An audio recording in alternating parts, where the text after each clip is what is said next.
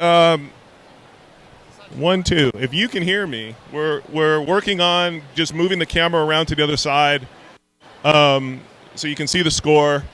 There's a series of cameras here. There's one set up for the mall. This is Jace, by the way. So that everybody in the mall, there's like this huge audience.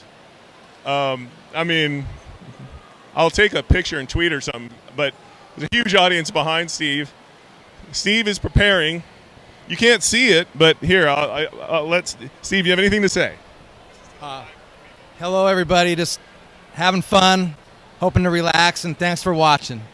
What he means is Robbie Lakeman's got nothing, and that's all he had to say about that. So we're trying to get the score in the shot. It's hard with all these cameras and the tripods and trying to have room for Steve. But we're about to get there. If you're in the chat and you can hear me, please type something that you can hear me, because I don't really have a good feedback loop. I mean, I can see in the broadcast software that my voice is registering, but someone type something and say that you can hear me. It's black. The feed, something's not connected. A plug got pulled. Is the camera on?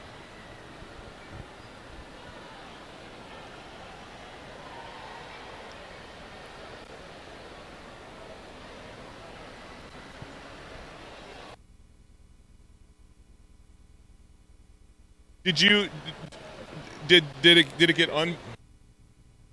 That's the only difference between that side and this side.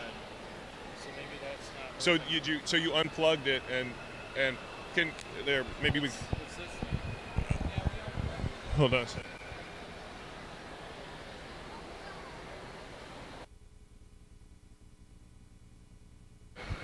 Hold on.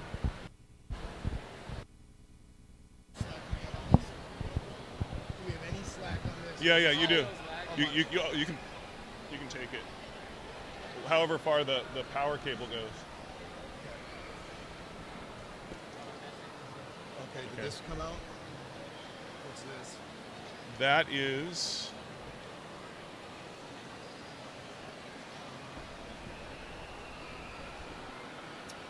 Okay. So, for whatever reason, when we plug in this stuff. Yeah. It lose it. Yep.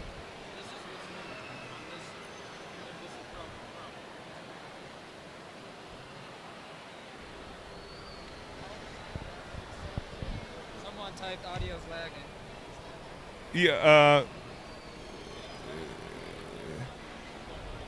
Well, it's not lagging. It's just that their feed is 15 seconds.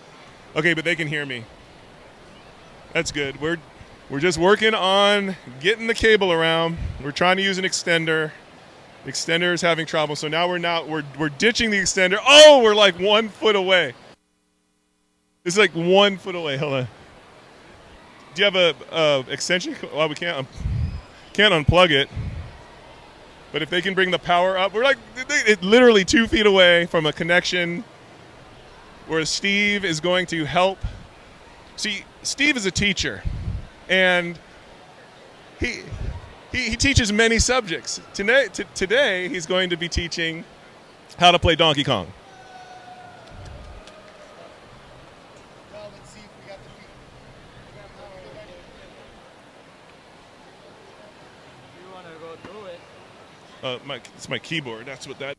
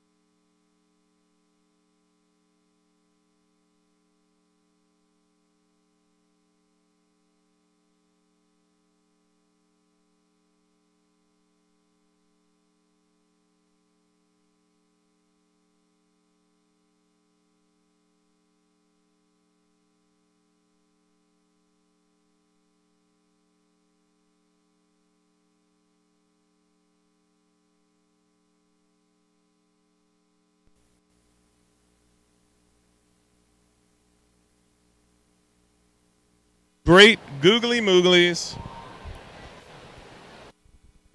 That was a fiasco, but I think we have something workable.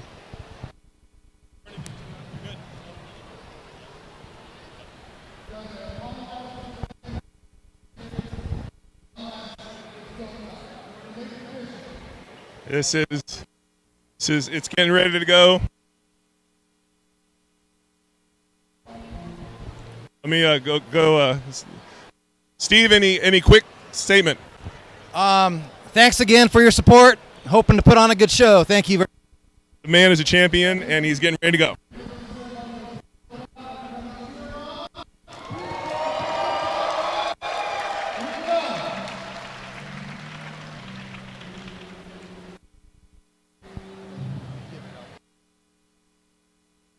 There it looks. There.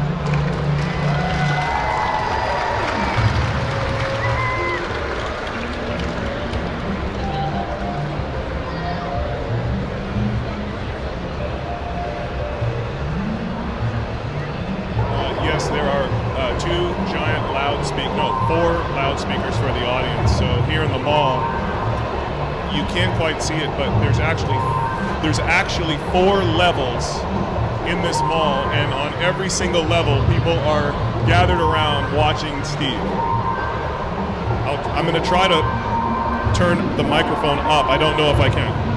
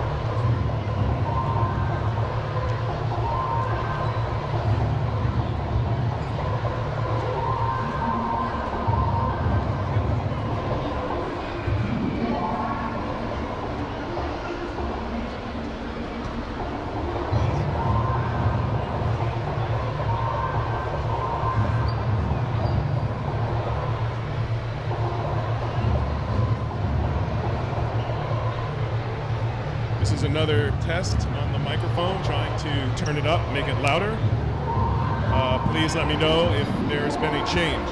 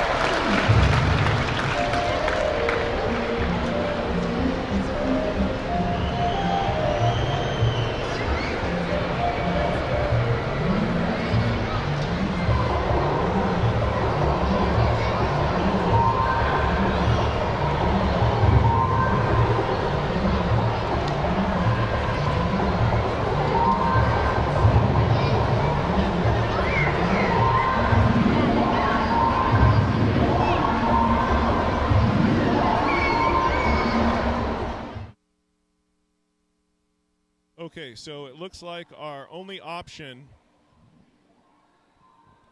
Oh, let's see if we can adjust this microphone for a second.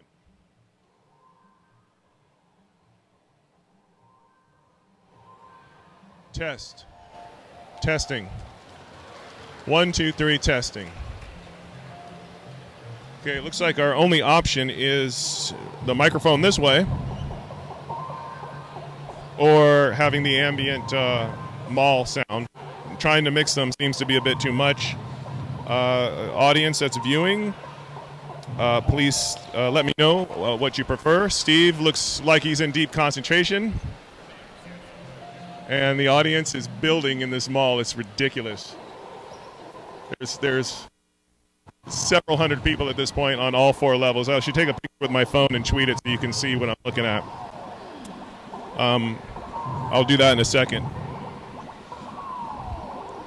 But let me know if you would prefer commentary or if you just would like the ambient mall, or if you want me to alternate between them periodically, because I can interview the people in the audience and get their reaction. I had a conversation with Steve before the exhibition, and he gave me some interesting insights, and I will tell you that in a second.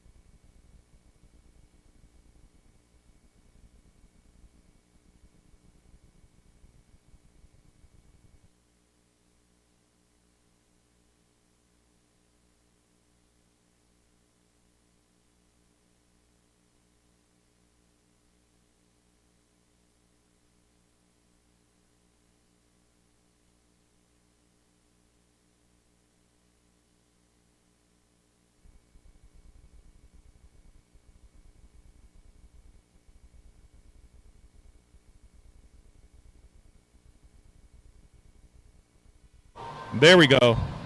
Now we're good. I was just informed that the mic had turned itself off, so now it's back on.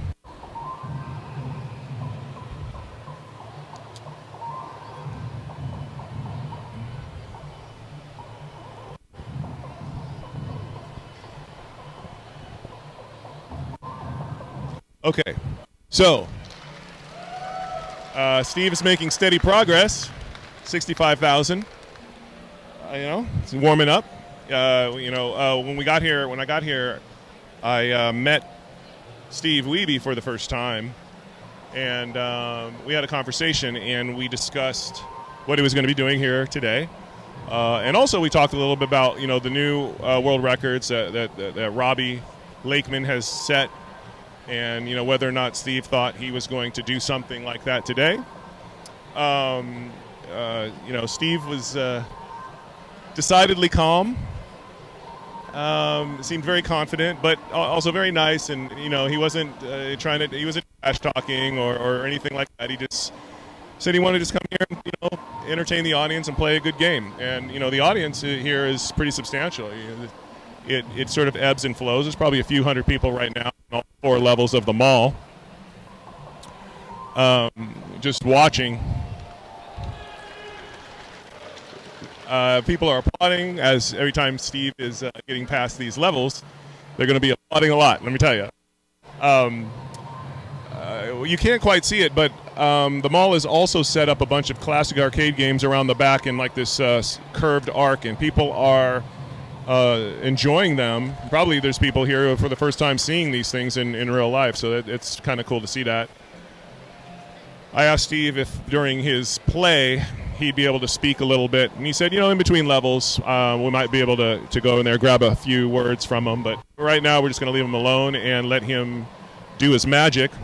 I'm looking at the chat, so if you have any questions, I'm happy to try to answer them. It was interesting because Steve did not really realize that we were going to stream his performance live and that the Donkey Kong community would be able to watch. And so when he found out that was taking place, he said, "Oh my goodness, more pressure." And I said, "No, everybody was really positive and supportive, and was hoping that they might see Steve do something." So there you go. I got a call from Billy Mitchell the other day in regard to this event. He had some choice words about it. He said that he is excited for Steve and wished the best performance for him, and he was very complimentary. And that is from Mr. Mitchell himself. So looking in the chat, I'm seeing Krispy Kreme, P. Tudos, Eddie Rickenbacker, Timmel. Speaking of Steve Sanders, he couldn't make it today. He didn't see a reason to, having scored $3.2 million in the game and no one coming close to that. No, I'm just kidding. Come on now. I'm teasing. Steve's a very nice man, good family man. So I jest and I tease. But what's really cool about this is Twin Galaxies to be here and to help bring exposure to the Donkey Kong experience. And because the Mall of America they were not planning on live streaming this out, and when they found out that we could do it and get it figured out, they were really excited. And of course, Twin Galaxies is always very excited to expose people to professional level video game playing, and certainly Steve Wiebe is at the professional level in this game. I'm looking around the audience. I'm seeing a lot of young people, and they're seeing this stuff for the first time, and they're getting to see a top-notch player do his thing in a game that is very easy to understand, very easy for people to understand the objectives.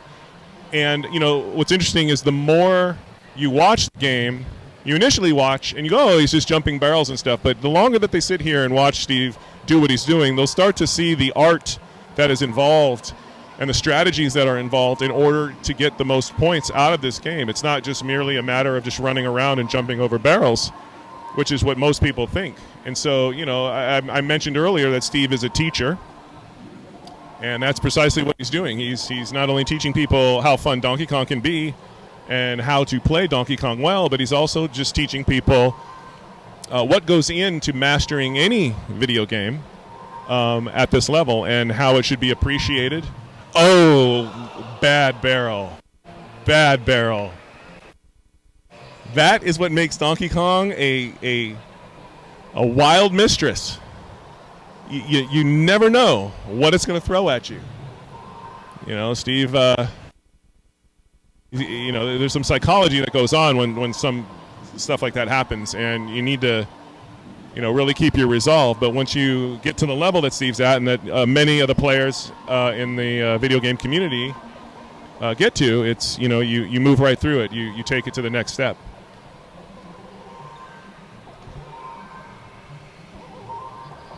Double Entendre, you are welcome for the stream. I'm on a very long delay to see the feedback, but I'm definitely looking at it. Yeah, now, another thing to note is a lot of, playing on a stage in front of everybody while live streaming, knowing that your peers in the game are watching, it's as high pressure as it pretty much can get, and so you start putting big dollars on the line and stiff competition to get to the top in a tournament or something. So, Steve looks, he's got his concentration, and he's moving through this smoothly, and also we talked about how many games he's going to play. He said he really didn't want to restart a lot. And, at home he would probably restart. If certain things would happen, but here he said he's not going to necessarily do that. He's also playing for the audience, not just for the record or what have you. So, which I admire that, because I told him, dude, just get up and end the game, start over if you have time to get the record run in. Just go ahead and do it. He's like, maybe once or twice or something like that, but he really wasn't interested in, turning the audience off with that, with that sort of stuff.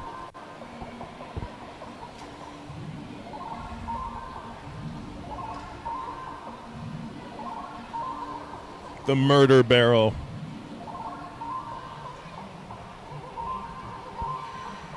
QED, you are welcome, but don't thank me.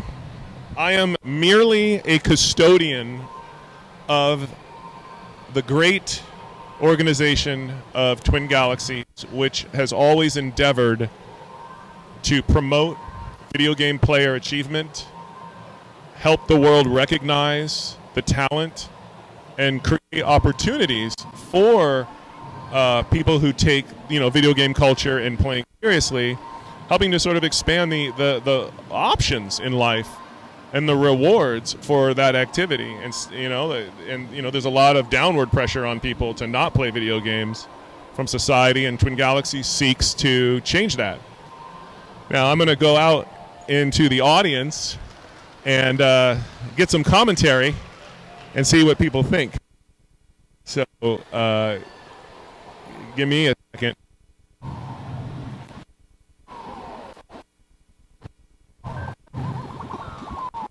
Walking by the speaker.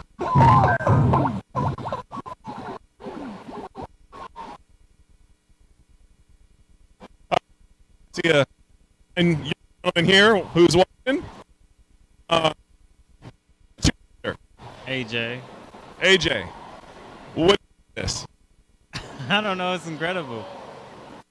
Does it look hard or easy to you? Have you ever played Donkey Kong on the arcade before? Yeah. Have you been able to get this far? I got first level, man. What do you think of classic style of gameplay as compared to sort of the newer modern game? The old games are always the better games, man. There we have it, ladies and gentlemen. To see the amazingness. And Steve, move on to another audience member. Let's look around. I'm just wandering around aimlessly. Clown. I'm the aimless clown. Let's see, who can we find? I don't want to. Everybody's so entranced. Actually, you know what I'm going to do? I'm going to take a picture. What I see. Then I'm going to tweet it out on the Twin Galaxies Twitter so you can see what's happening.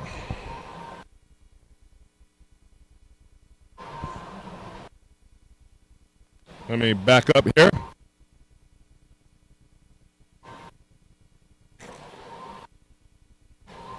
It's the audience is a tiny little bit on the upper levels, but I'll try to. Okay. So now,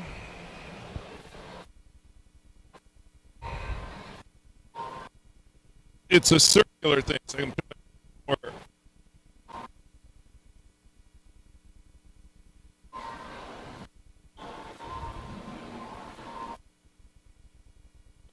They have it up on this big screen. I'm snapping pictures, so I'm sorry if I'm kind of quiet.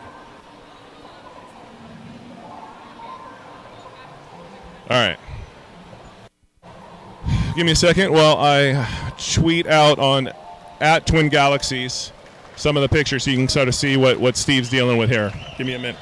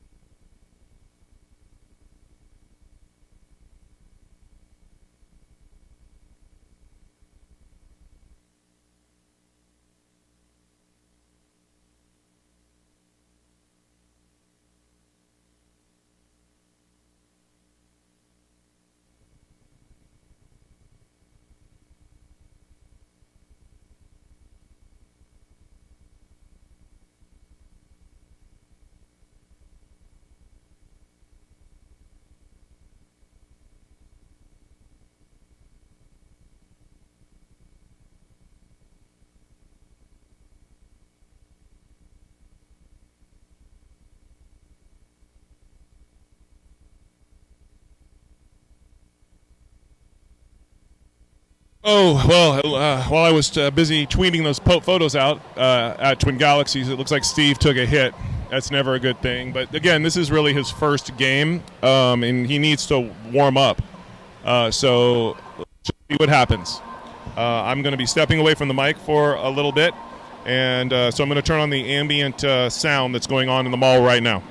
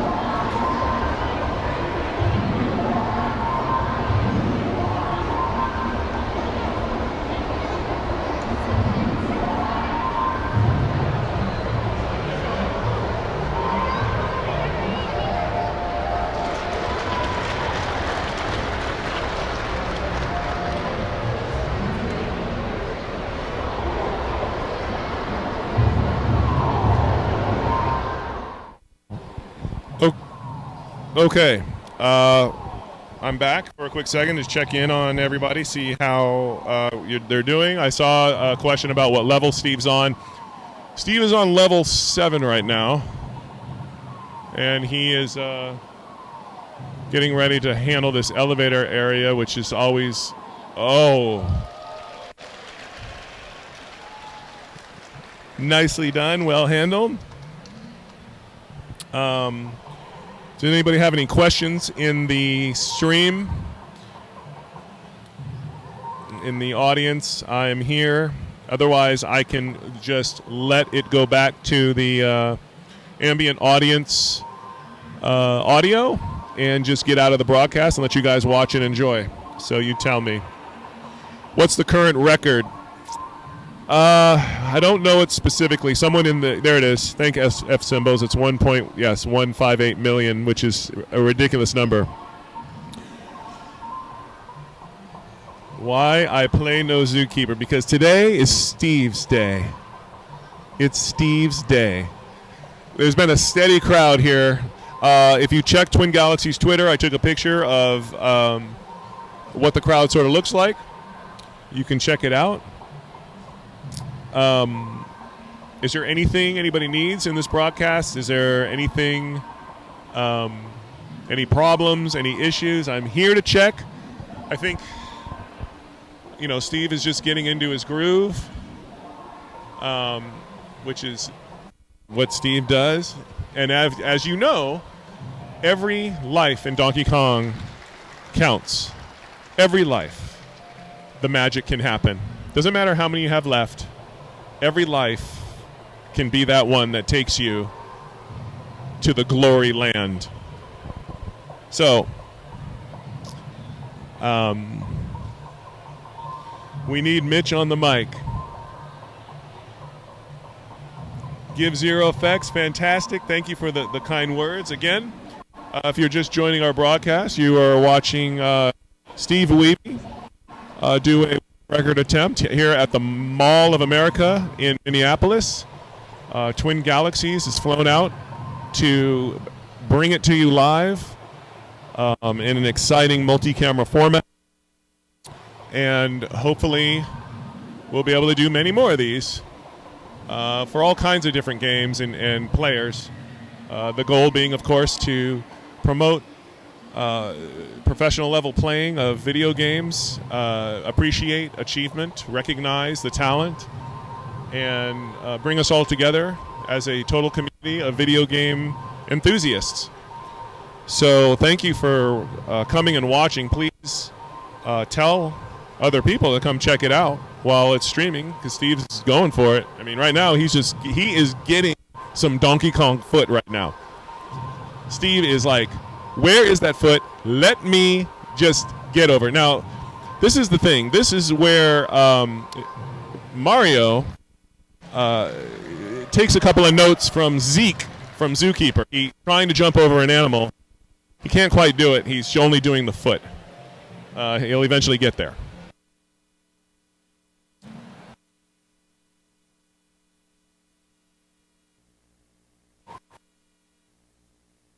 There's a big dude called Mitch Elliot who is there. He is a DK pro. He can help with game specifics commentary. All right, let me look around. I have no idea how to find Mitchell Elliott. There's like a ton of people. If any of you have his contact, just tell him to come walk over to me and say he wants to do some commentary. I will hand him the mic, and it will be amazing. So get a message to Mitch, come talk to me, and I will give him the mic gladly. I mean, of course, I can educate you on Donkey Kong. I mean, I know all the specifics. I mean, I'm not quite up at 3.3 million yet, but I will get there. Here's some commentary, Jace Hall style. So there is this big monkey at the top of something, and then the monkeys stack on top of each other. And then you go to a place where they make pies. They're not really good tasting pies. They're pies that will actually kill you. It's the worst kind of fast food. And living, breathing fireballs that have intelligence also tend to want to chase you down while you're being threatened by this junk food. Your goal, of course, is to not die. There you go. That's the Jace Hall Donkey Kong educational commentary. I hope you enjoyed that.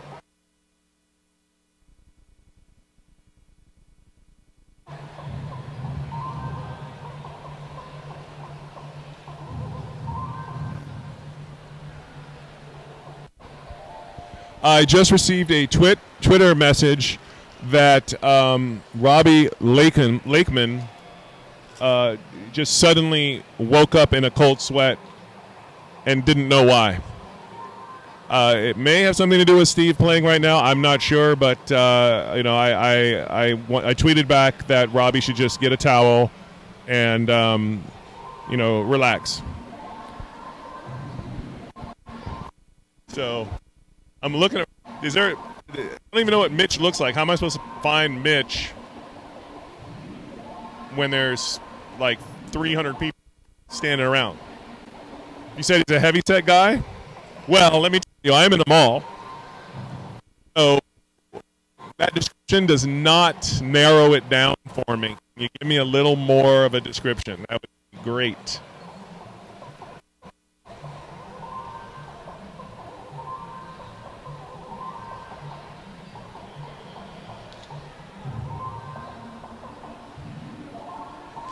There's Lakeman.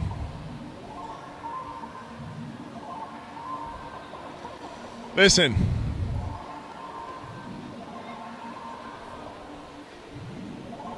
Robbie Lakeman just tweeted me again privately. It said, all it said was, I feel a small twitch in my lower back. I don't know why. And I said, it's probably nothing. And then he said, okay. I don't know if that has anything to do with Steve playing. And that would be speculation. That's not what I'm saying. That's not what Robbie's saying. Nobody's saying any of that stuff. But it's important to always keep in mind that there are speculative forces out there, and they can work for you or against you. I'm taking a second to look at the chat. Give me a moment.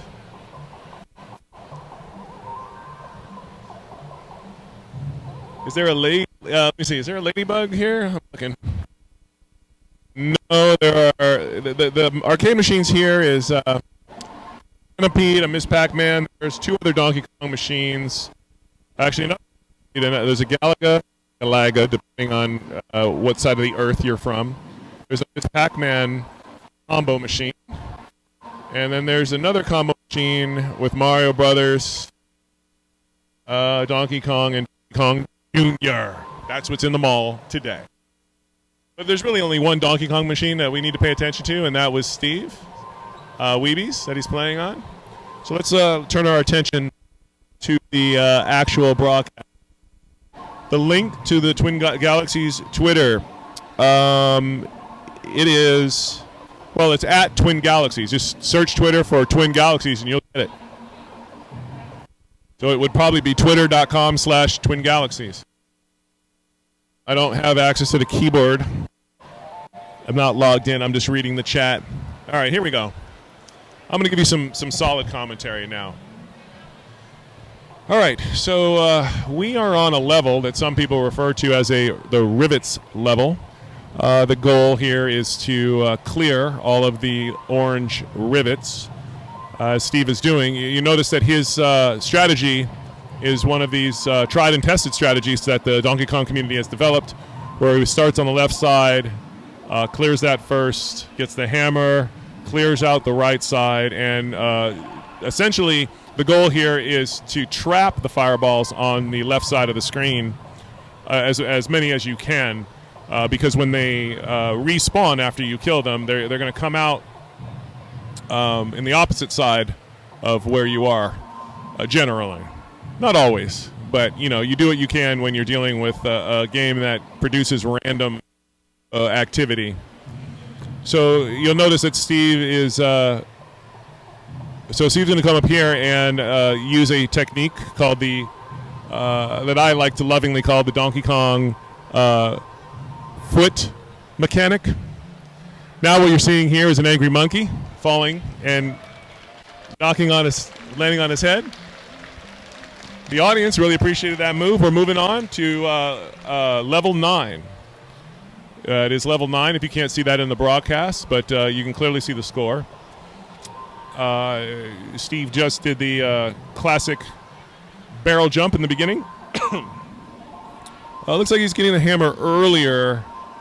And see, now, when you get the hammer on this particular girder level, it's sort of dictated by the level of experience that you have in terms of anticipating what's going to be coming down the pike. Sometimes you can hang out a little bit more and extract some more points down there. Other times you need to get a hammer more quickly and get control of the situation. And now what we're seeing here is Steve really doing what he can to pull out as many points as possible. Oh, that was a little close. A little random murder barrel coming out. The upper right corner, as you know, it has the bonus, which is essentially the timer. If that reaches 0, the Mario character will have a brief moment before the game will kill him. Steve looks like he just wants to put this level behind him. I'm glad he did it. You're glad he did it. And he's moving on. Now, this level here, some people refer to as the pie factory because of the pie-looking things on the conveyor belts. No one's really quite sure exactly what it is. One would assume that it's like a coal conveyor belt, but Mario's a plumber, not a miner, so it'd be questionable. Is it actually coal? Maybe it's dog food. We're not sure, but regardless, it can kill you. Now, Steve just did a great job of using the hammer and collecting a bunch of points there. The decision here is going to be, are we going to go left or right? He wants to get the umbrella, but it can be costly. He's seeing an opportunity to clear the screen, and I think he's just going to take it and just get out of here. Yeah, he's just moving it forward. This is probably the smart thing to do. He only has one man in reserve. You don't want to take too many chances. You see, you notice when he ran, he did a jump early on. That's because when you jump, it slows your pace just a little bit for a second while you land. He did that so that it would perfectly time the next follow-on jump. So which is a very traditional move. Looks like he was able to pick up some points before having it the hammer here. Now looks like he's going to get quite a few points with the hammer. This bodes well for this level. Looks like this one timed correctly. He's working the ladder. Oh yeah, excellent move on the jump there. Now he's going to try to pull as many barrels down on a ladder. For those that aren't in the know, the way the game's logic works, depending on the location and position of your character, it can affect some of the choices the games make in terms of causing barrels to roll down ladders. So you'll see Steve take various positions on the map and do various movements to sort of trigger the barrels to come down so that he can get some points on that. And that technique is referred to in the Twin Galaxies community and other communities as point pressing. Steve seems to be doing it well. He's playing fairly conservatively, not taking too many risks at this stage.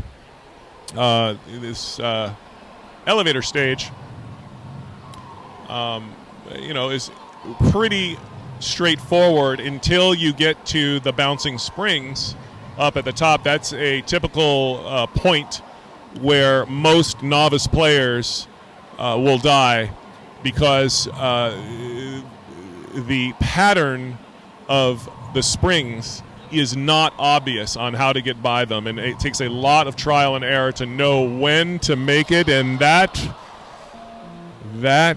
was exactly what I was talking about. Even some of the best in the world can get caught on the spring level. It's what eats lives. It's broken hearts. There was. I remember when baby Jesus was away in his manger with no crib for his bed, and he was trying to get past the elevator stage, and it took him out just like that. And he cried. It was oh, he did it. That was close. That's a relief.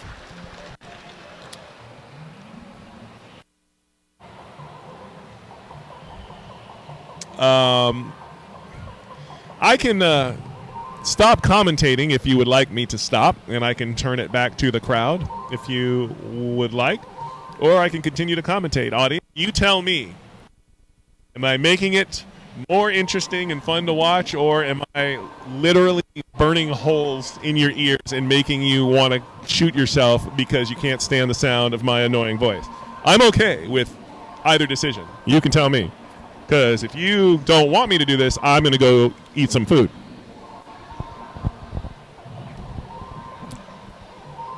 Let's see what the chat says.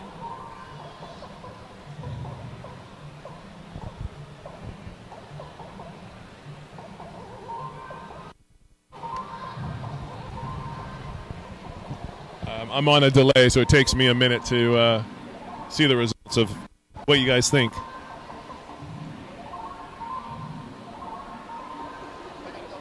Oh, you're out? Yep. All right, sir. Thank you. Wait. Question for you. Yep.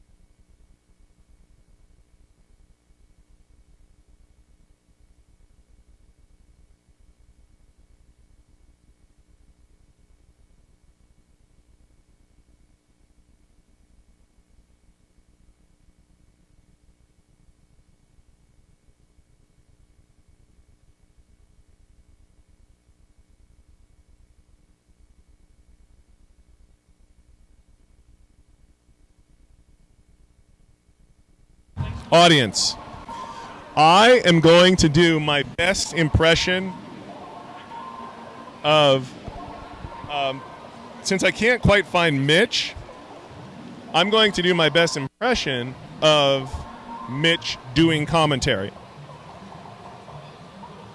Okay? So, here we go.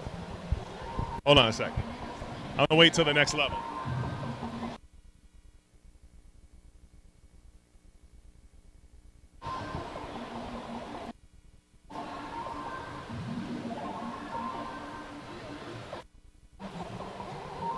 Okay, I'm going to get my best impression of Mitch doing commentary. Hello, guys. Can you hear me? I see Craig and Dave. And who else is in chat here? 17 people.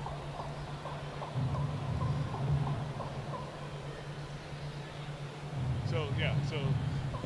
All right. Oh, Ethan, my mate, is in the chat. Robbie. Phil Tudos. Yeah. I'm going to grab some food. Okay. Can you do commentary? Yeah, I'll do some. And just keep an eye on the stream over there. Okay. If you see it like, if you see the little green in the upper right-hand corner of that screen? Yep, top right corner. Yeah. If that's not green, then wave your hands or something. Okay, where are you gonna be? Wherever there's. All right. Shouldn't be gone for too long, but at the very least, if it isn't green, there's on the left side of that, there's a stream button. You just click it with the mouse. Okay. But it should be okay. That's just Flash Media Live encoder, right? No, it's a Wirecast. Oh, okay. So it should be okay, but I'll wave to you. yeah, it's fine. Is that what you were spending trying to get going at the start? Well, they're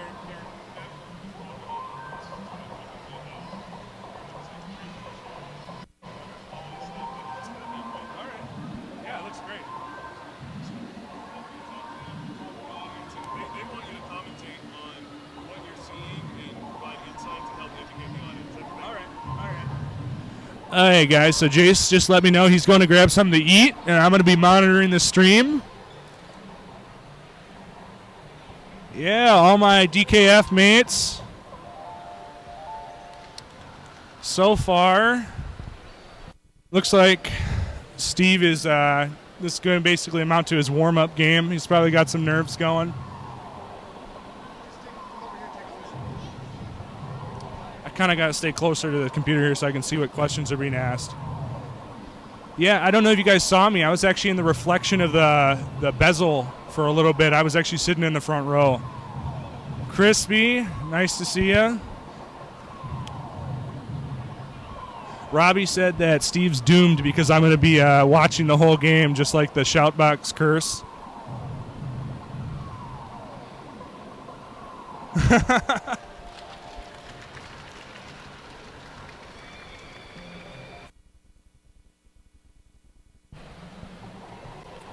Yeah, so obviously, this is stated as a world record attempt, but it looks like Steve's mainly just going to get over 1 million, get a safe kill screen. I don't know if he's just a warm-up game.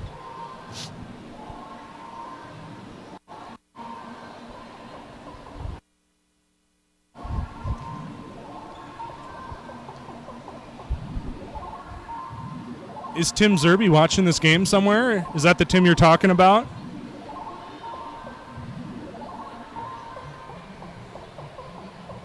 So the all-time high score is 1,158,000 and something. I can't remember what the hundreds were. Robbie can fill you in. He just set that record like a week ago. My best on Donkey Kong, I think it was 886,000. Just a little kill screen.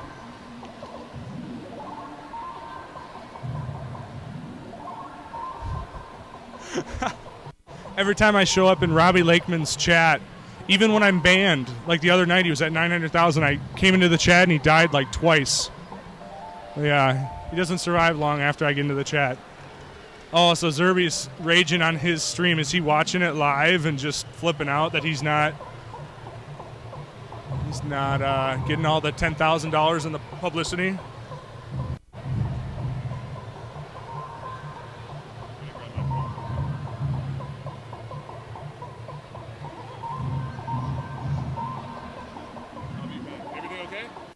Yep.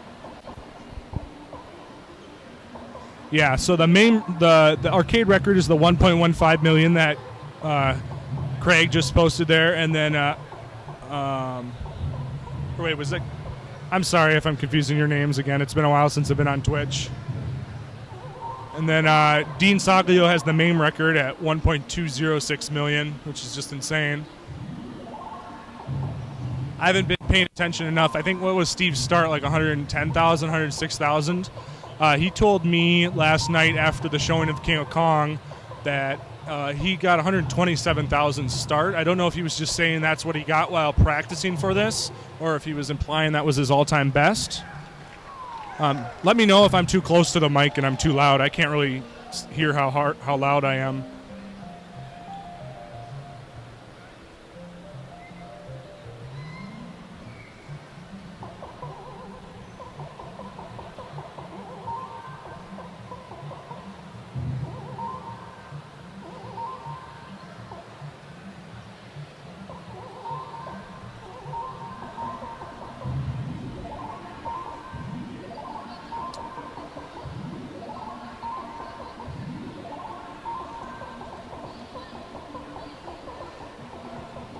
I don't know if this stream was live during the question and answers just before Steve started going, but he said he had practiced about like a week before this, and then he took the last couple days off just to give himself a break. He told me last night that he had been practicing some new techniques for pressing, but to be really honest, just looking at this gameplay compared to the last Kong off, it doesn't look like he's utilizing them at all.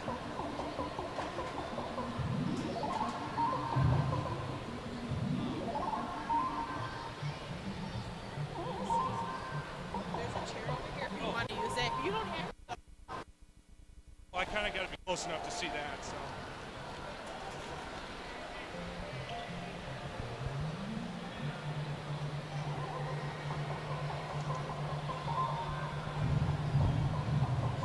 Velvia 90, there is a track for the lowest kill screen. What you basically do is you run all the boards trying to get as little amount of points as possible, and then you try to waste the time to lose all the bonus timer points. And is it Robbie, did you set the record on that, or was that Vincent that did that at Fun Spot? But I think somebody got a 500K something kill screen, but I think the potential is, somebody calculated the potential lowest kill screen is something like in the 100,000s or maybe even less. I'm not sure.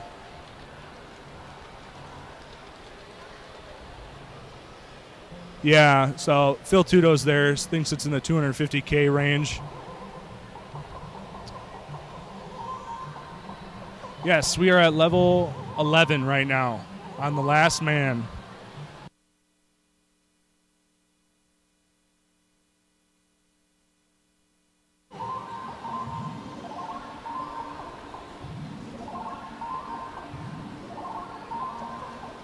Hey, Vincent, nice to see you.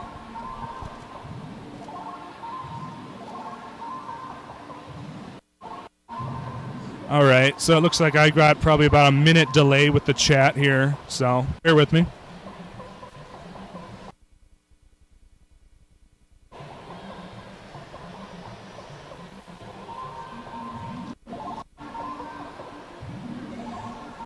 Yeah, the reason I say that this is most likely his warm-up game is just based on his first death. If you saw, he did the typical get to the fourth girder and jump over a barrel and get hit by a wild barrel at the same time, and just had to grimace at that. But he's probably just nerves. Usually after an attempt or two, you really get all your Donkey Kong instincts honed in, and you get all the nerves out of you. So I imagine his next game or two, he'll probably only have time for a few more attempts, serious attempts. But his next few games will probably be the ones to watch.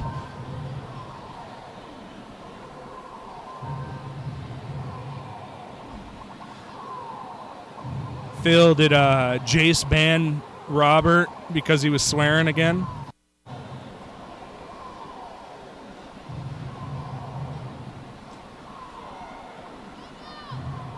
Yes, Velia 90. Somebody did make no kill screen ROM.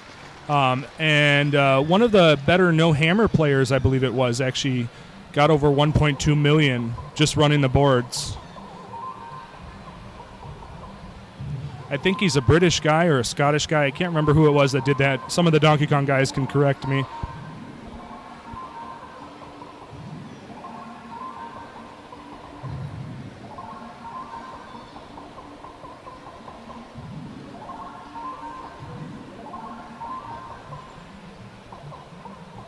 Yeah, I'm not going to mess with the stream. If Twin Galaxies has somebody banned, it's their place to unban or ban. I'm just going to be commentating.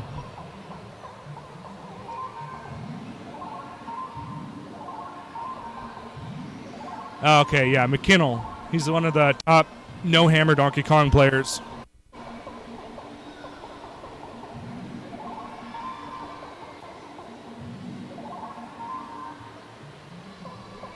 Yeah, so I notice up, I don't know how delayed I am with the gameplay. Let me, oh yeah, what I'm looking at live might not line up with what.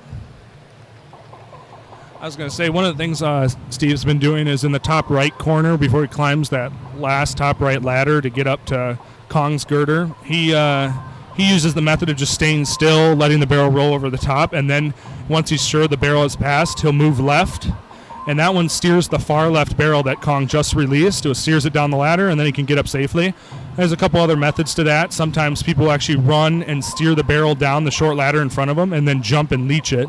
That's the method I prefer. There's just little differences in technique that Donkey Kong players can pick up on. I'll try to share some of those as I see them.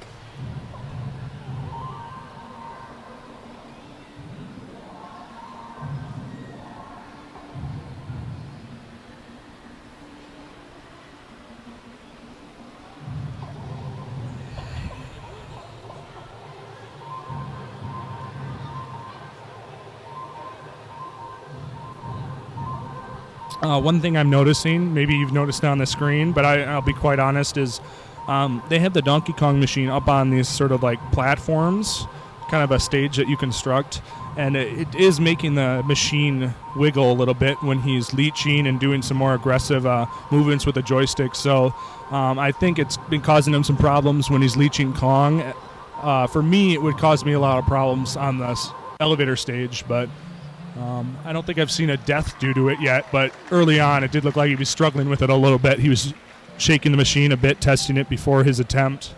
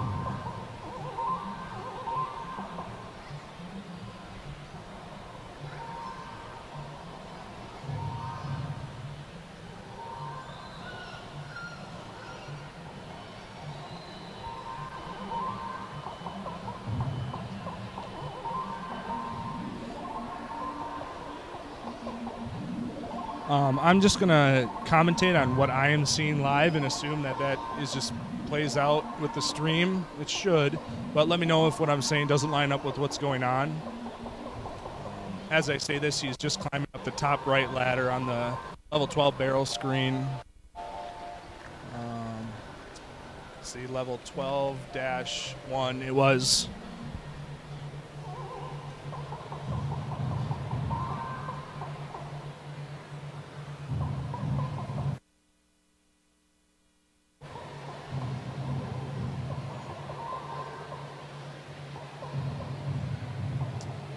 He told me last night in the Q&A after the King of Kong showing that the conveyor, or otherwise known as the pie stage, is actually his favorite stage.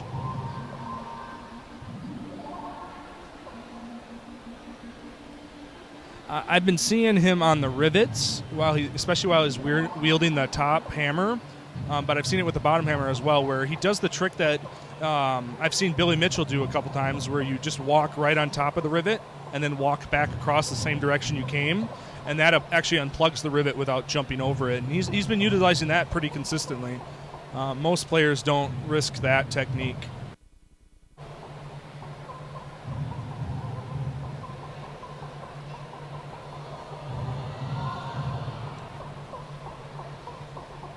He's having some trouble here. He's trying to be insistent on going up the right side because those fireballs are on the top left. He's going to have to risk it here. He's not going to make it. Oh. So that's his first attempt there. I'm sure he'll take a little break and he'll come back even stronger. Awesome. Thanks to you for confirming that my voice is in sync with the video.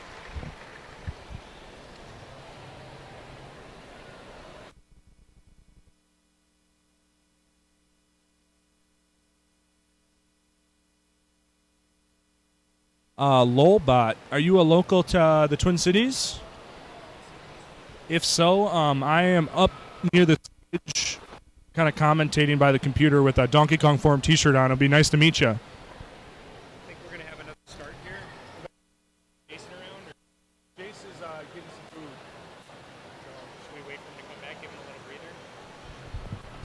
much of a breather you want? You want a little break or right back at it? 402.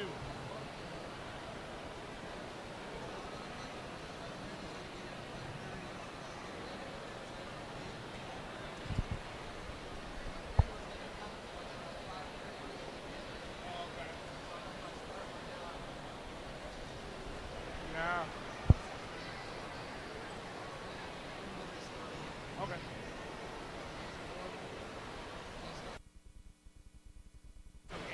Yeah, go ahead. Yeah, go ahead. Listening to you downstairs. Are you mobile? What?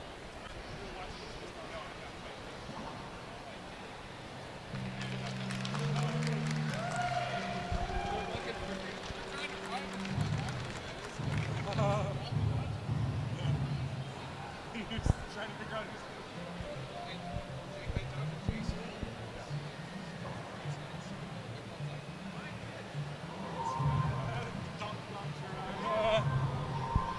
All right, take number 2 here. Let's see if he uses the same strategy. The first time around, he got both hammers on level 1, and then he skipped the bottom hammer on levels 2, 3, and 4. Seems to be just a safe strategy to guarantee he doesn't get a death during the start, because levels 3 and 4 are typically more dangerous boards than all the levels after that. So he probably gets the hammers on level 1 because it's so close he can just restart if he dies. But then after level 1, he pretty much doesn't want to have to restart.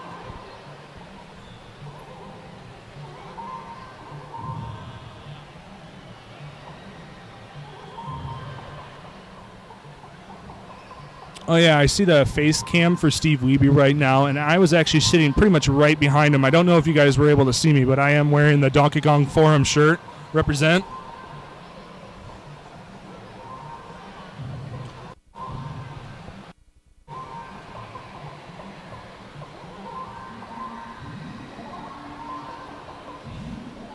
All the 1-1 jokes, you haters.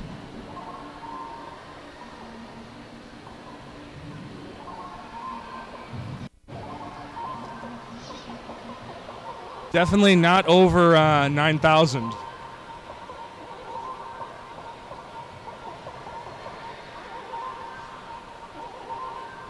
Yeah, Vince, he's definitely not going for 1.2 plus space, so you might as well just leave.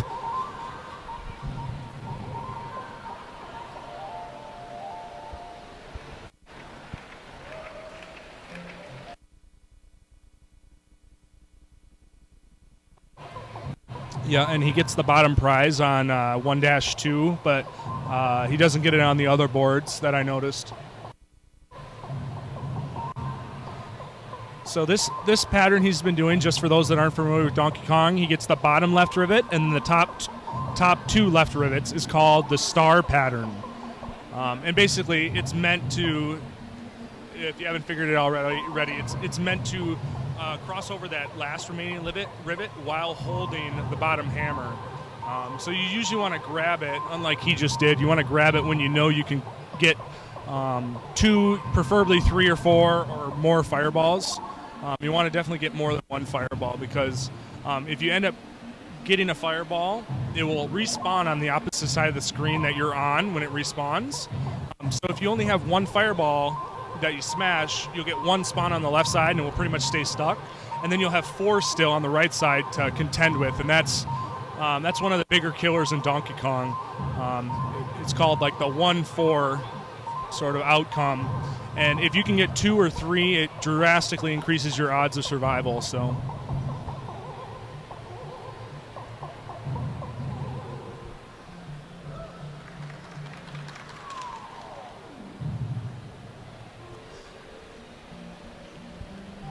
yep, this is Mitch Elliot commentating for those who just came and joined us.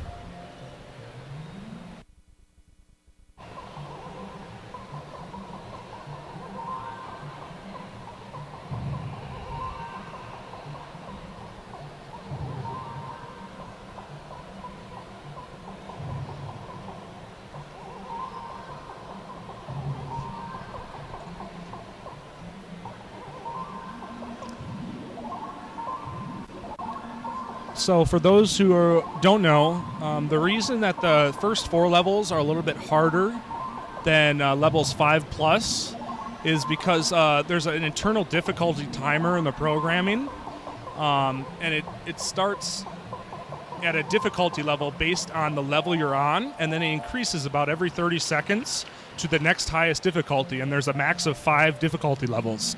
And it's actually the case that difficulties 1, 2, 3, 4, in some respects, are actually more difficult, especially difficulties 3 and 4 are more difficult than internal difficulty 5.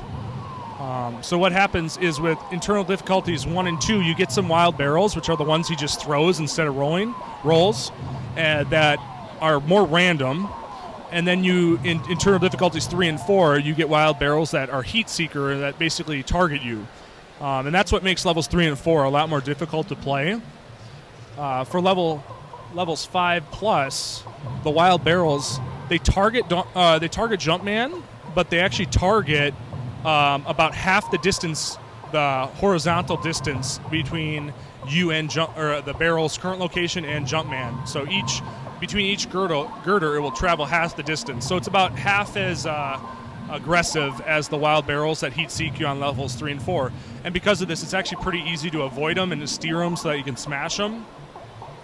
So once you get to level 5 plus, the internal difficulty always starts out at internal difficulty 5 and just remains there the whole time, so you don't have to worry about the changes in the internal difficulty. One of the strategies people use because of this is on levels 2, 3, and 4 especially, they'll either skip the bottom hammer or they'll be more mindful when they're going up to the top hammer. One way or another, that when they're on their way to the top hammer is pretty much when you usually die because of those wild barrels. On level 2, you'll start out with internal difficulty 2, which isn't that dangerous, but you don't have the heat seekers yet. And sometimes if you get the bottom hammer, by the time you start going up to the top hammer, the internal difficulty will have already changed. And so it will catch you off guard with a quick switch. Sometimes he'll throw a barrel, and it will look like a difficulty 2 barrel, and it will hit a girder, and it will immediately change it to a internal difficulty 3 barrel. And so that's a big killer. I think the death he had, his first death in the first game actually was level 5-1, so he actually just jumped into that one. But a lot of times on that 4th girder in the barrel screen is where on levels 2, 3, and 4, you should really keep an eye out for the wild barrels, because they can pretty much stretch all the way across the screen.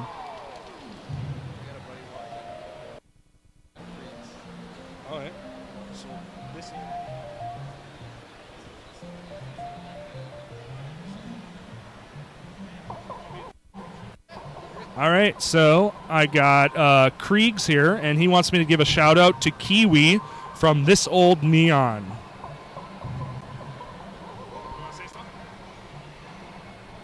Hey Kiwi, it's Kriegs. I'm at the event. Everything's pretty sweet. It's a good turnout. Everyone's really having a good time. There's a lot of casual fans here that are really actually having a pretty exciting time. So thanks for watching.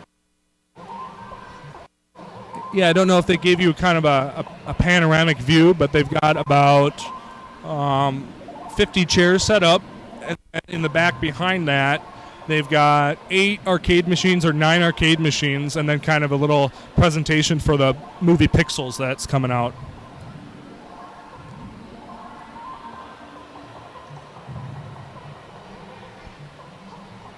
Oh yeah, did I accidentally say Mario or Mario? It's actually Jumpman.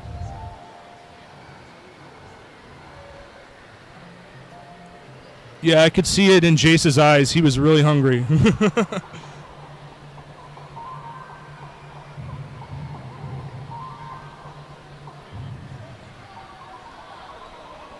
Oh, no. I was reading the chat. I wasn't paying attention.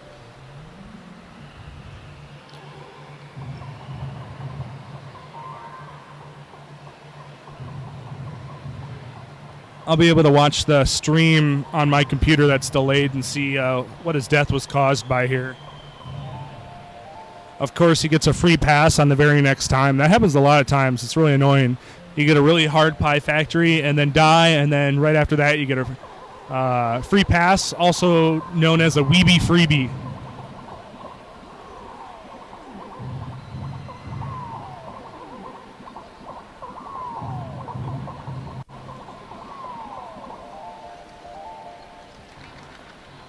All right. I'm watching my stream on the computer here to see how he died. Oh, man.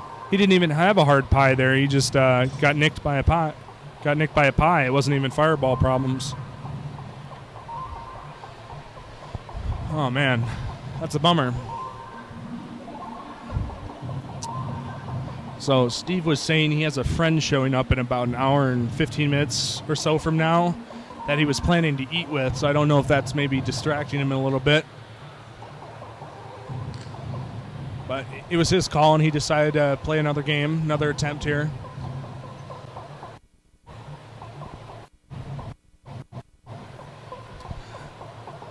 So in this setup on this ribbit, he's used the bottom hammer already, and he's got 5 fireballs on the right.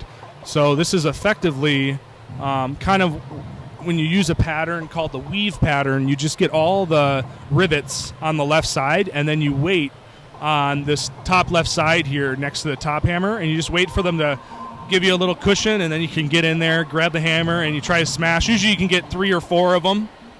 But that's the other main pattern people use for the rivets. All right. So if you see there in the top right, that fireball froze. And as soon as he froze, Steve Wiebe knew that he was safe to go up the ladder as long as he waited for him to unfreeze and go down the ladder, because the way the freezers work in Donkey Kong is I believe it's 2 out of the 5 fireballs are what are known as freezers, and they'll freeze after a while in the game. And when they freeze, they will unfreeze. When they unfreeze, they'll go to their right and up or down the first ladder to their right. Oh, so right there he just had a type 2 wild barrel, so internal difficulty 4, and so he had to dodge that. But what I was saying about the freezers is if you're above them, they'll go to the right and up the first ladder, if there's a ladder. Or if you're below them, they'll unfreeze and go down the first ladder to the right. Uh-oh. Oh, he survived that wild barrel there. So just in case you're curious why he was all cautious and then all of a sudden he just charged up there when he saw the fireball freeze, it's because he knew it was going to freeze for a little bit. And then as long as he just stayed a little bit below the fireball on the ladder, waited for it to unfreeze, it would unfreeze, go to the right and down the ladder, and that would give him some time. So when you're really trying to get good enough to get a kill screen, all those little strategies and tactics really help out. It gives you just a little bit more head start to get to the hammers, get to the end of the stage or the rivets.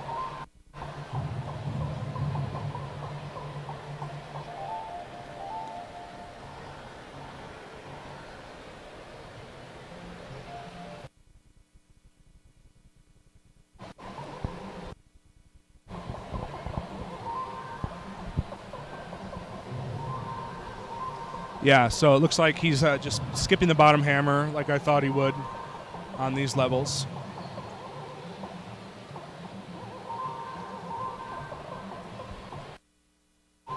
I guess something else I should share for those, just in case some people aren't familiar.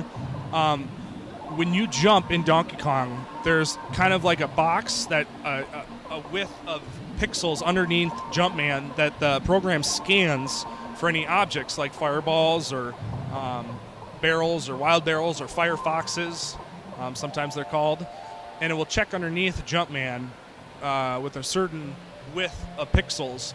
But if you actually hold a direction left or right while in the air, it actually expands that search area and will increase the range. So that's what allows it, when you jump over multiple objects, to get credited points for those multiple objects. Otherwise, you'd really have to make sure the barrels were lined right on top of each other. But what it also contributes to the game is it allows the possibility of a lot of different point pressing techniques, like steering barrels down a ladder, running towards a ladder, steering them down from the uphill side, and then you're able to just jump in the air. And if you hold the direction right or left, you'll actually be able to leach barrels they don't even pass underneath Jumpman. And so you might have been wondering what was going on there, and that's kind of in and outs of what's actually going on there.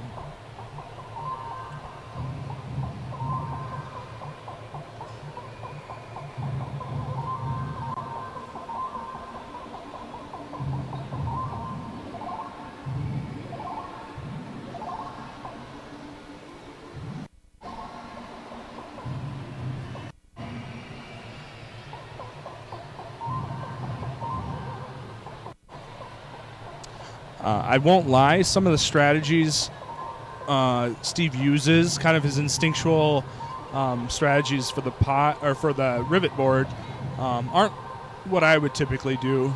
But so like in that case, and there's been some other cases where he'd actually go down, where I would tend to want to just go up, wait by the top hammer, and let the fireballs ascend, smash them, then go back down. But the randomness went the opposite way it usually does that time around. I was just kidding there. Just throwing in a Kong quote for peeps.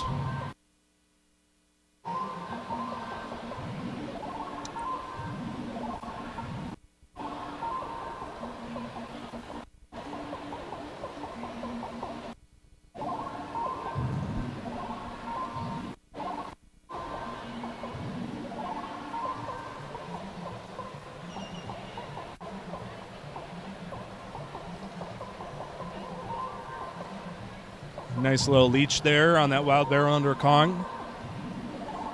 Yeah, for the most part, I think it would be an accurate description to say that Steve Wiebe has kind of been a lone ranger in terms of learning a lot of the point pressing techniques all on his own. So for those of us that stream a lot of Donkey Kong and watch each other's games, a lot of our gameplay starts to look very similar to one another's. But Steve's got a lot of little quirks that if you're a fairly good Donkey Kong player, you'll pick up on and you'll realize, oh, that's kind of unorthodox. And it's just pretty cool to see all those little gameplay traits you're not usually used to seeing.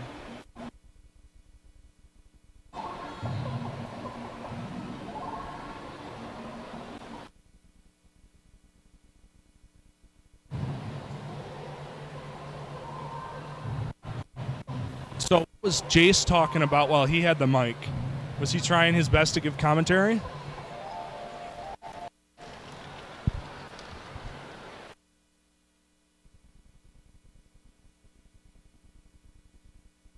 One thing is you never really know with Steve. He's one of those guys that he could lose 3 lives pretty early on and then take his last man for 600K.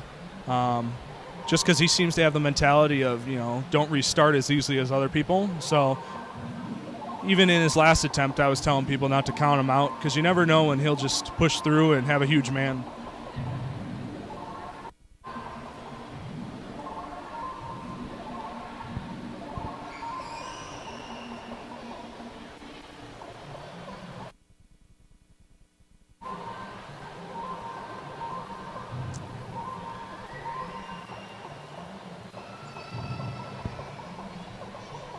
Another little tidbit for those that aren't used to Donkey Kong, maybe you've picked up on it already, but if you count the girders on the barrel screen from the bottom, you got 1, 2, 3, 4. On those first 4 girders, you typically want to use the long middle ladders to ascend the structure. And this is because even though the shorter ladders are shorter and might seem like it'd be quicker to get up another level, it actually puts you downhill of more ladders as you ascend. So even though you climb up, it makes it more difficult to climb up while on the girder, to go right and then left on the third girder and the fourth girder respectively. So typically you want to be more stubborn, unless a fireball gets in the way. You want to be stubborn and try to use those middle ladders. It just causes there to be less complex barrel patterns above you that you have to deal with.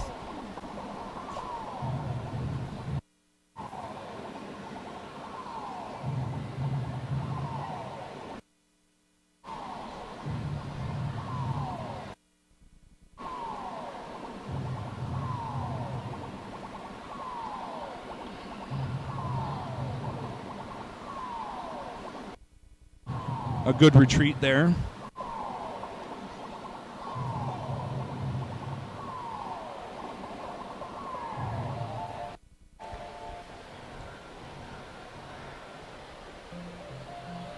Every once in a while you get one of those nerve-wracking spring stages like that where you just got to calm yourself and refocus.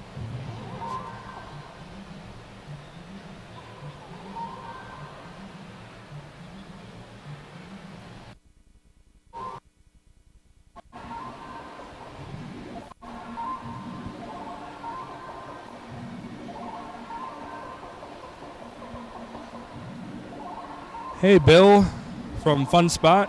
Nice to see you.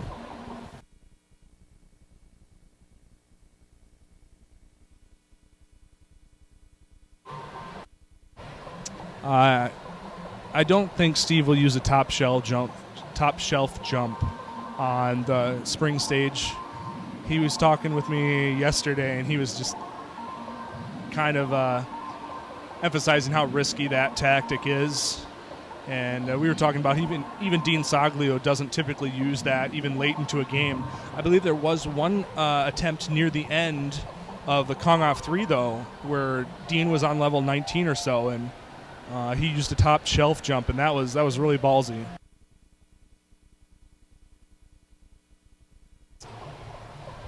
Because you really have to get the jump onto the down elevator spot on for that strategy to work. Otherwise, you have to abandon it. So I don't think Steve's going to utilize that.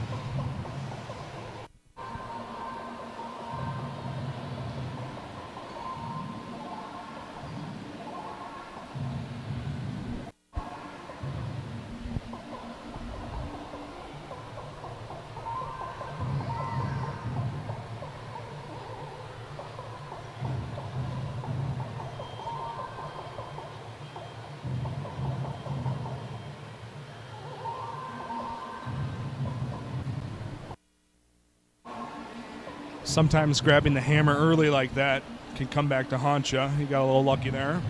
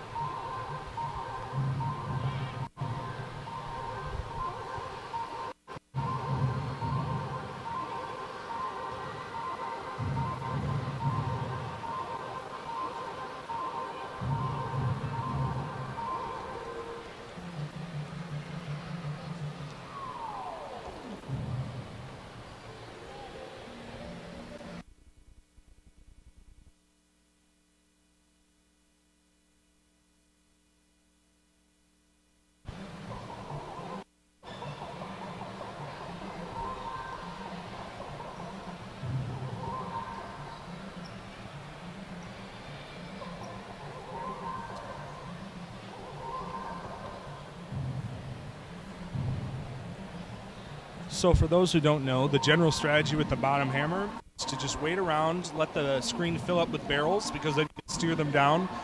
You try to get something close to like 10 barrel smashes, I believe it is, with the bottom hammer, but you usually wait till the screen's at least filled up, and then if the fireball comes up, it's doing it right now, but if it had come up a little bit early, that's usually your sign to just grab it and smash the fireball so it's not tailing you on the way up. So if you can do both of those things with the bottom hammer, that's a good sign.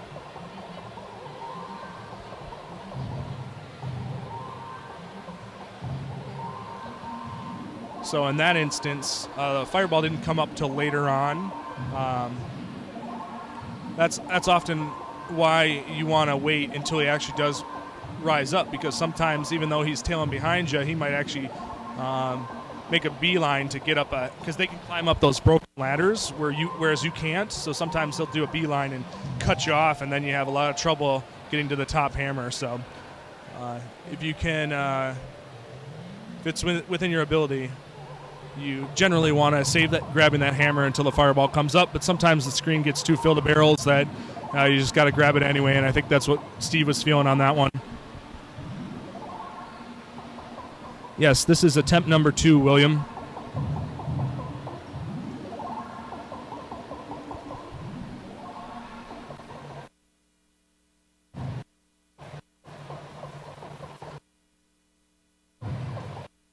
Yeah, other than that fluke death on this attempt, it looks like he's coming out a little bit stronger on this one.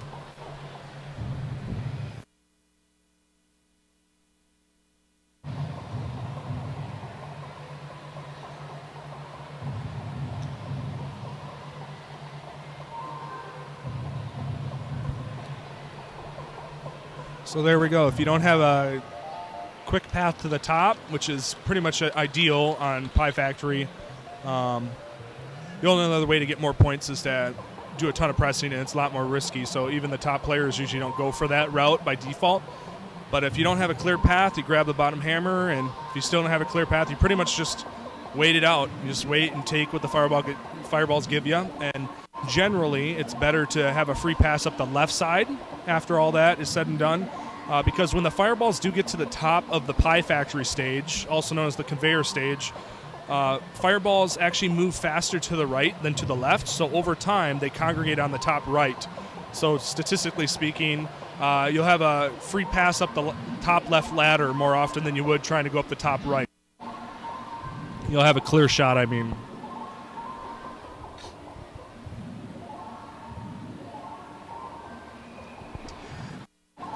Yeah, Sanjuro Tsubaki. Yeah, if you aren't getting credited with points for jumping over a barrel, that usually means that you let off the direction you're holding. You need to hold a direction while you're in the air. Because the barrel, if you aren't holding a direction, the barrel pretty much has to be right underneath you. There's a little bit of wiggle room. But if you do hold a direction, even if you're just doing a standing jump, you jump, and then while you're in the air, then you push a direction. Jumpman will just still jump straight up and down like normal, but it will expand the search underneath Jumpman that the program does, and then you'll get credited pretty much no matter what. I mean, you'll see maybe Steve will do some leeches here where he jumps next to wild barrels, and you'll see he's not even close to underneath to overtop the barrel, and he'll still get credited points. So it's a really effective way to gain a lot of more points on the barrel screens.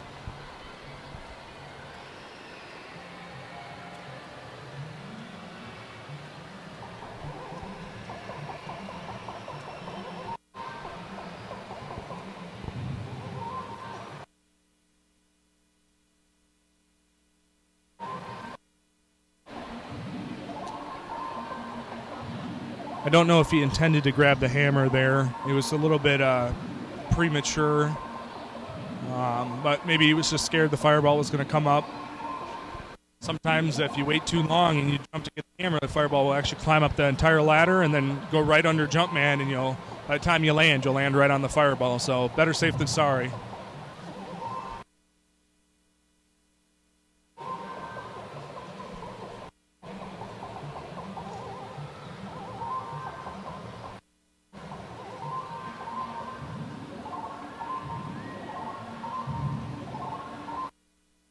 Yeah, I'm not 100% sure what the pixel width is again. I think it was something like 4 or 5 or whatever the units is if you just do a jump, but then if you hold a direction, it's like 17 or something like that. If you go to DonkeyKongForum.com, there's a Donkey Kong manual there, and I believe we have the exact pixel width or whatever listed there.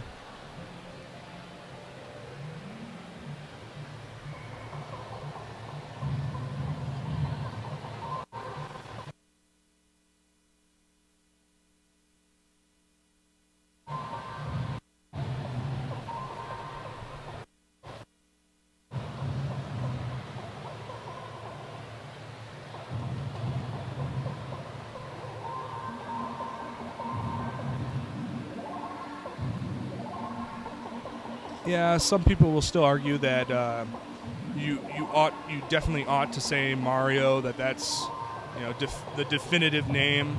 It might be the case that the people working in the factory use that term more frequently than the public, kind of like the Galaga versus Galaga issue. But the fact remains, on the actual machine it says Jumpman, so that's what the public learned. So that's why I'm using that terminology.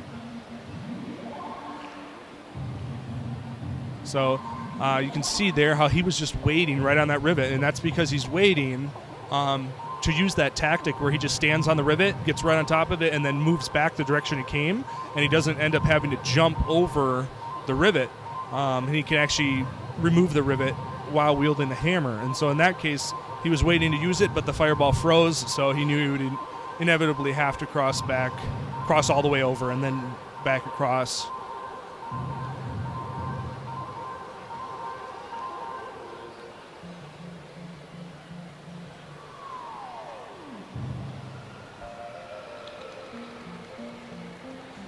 Steve was also saying, I asked him in the Q&A before this attempt.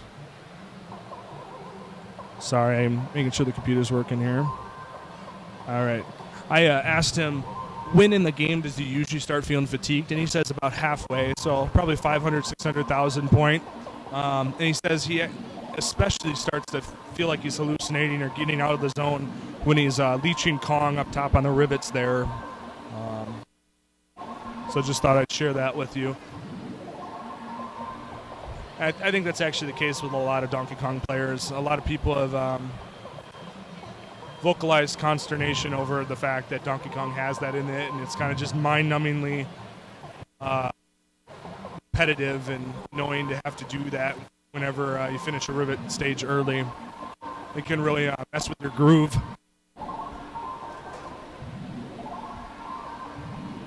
We are on level 7, yes.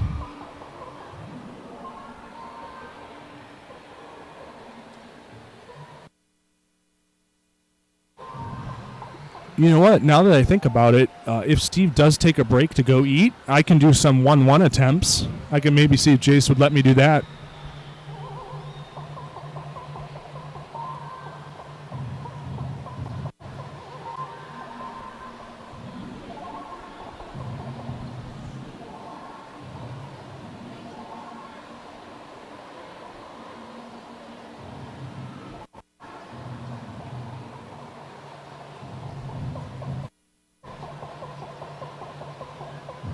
He does have a freezer up on that top left there, so this may be a tough one to get to survive. Oh, both freezers are on the top left middle section there. This is gonna be tough. So he's gonna have to wait it out. Hopefully get around these fireballs and go up the right. Ah, man. I think he's just gonna try to go all the way on the extreme left side. Was his hope. Okay, he got one to go up there, so there we go. He should be good. Oh, the ladder's going to go down. He should have enough time, potentially, to make this one. He's going to have to risk it a little bit here. Oh, no. Ooh, he got lucky. That away, Steve.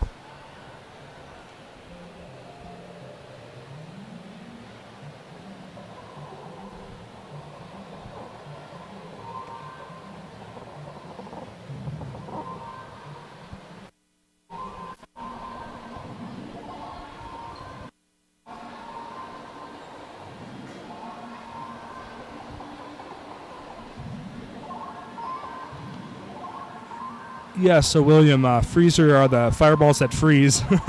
They'll freeze for a few seconds, and then they'll bob around and then freeze a few seconds, and they basically have a freezing cycle. I can't recall offhand exactly what triggers it and when. I think it's often a change in the internal difficulty. I'm not sure.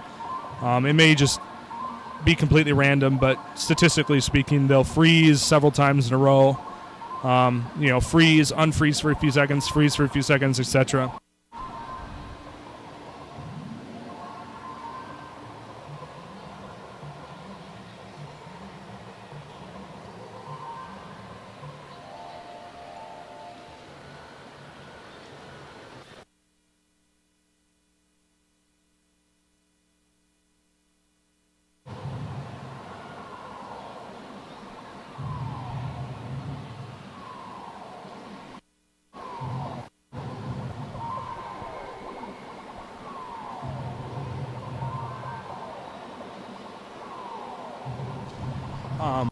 One thing I have noticed in Steve's gameplay on the elevator stage is I think it was at the Kong Off 2, he was still using the strategy of standing on the bottom to get to the island with the fireball on it. The first island you cross, you go up the elevator and get to that island that the first fireball's on.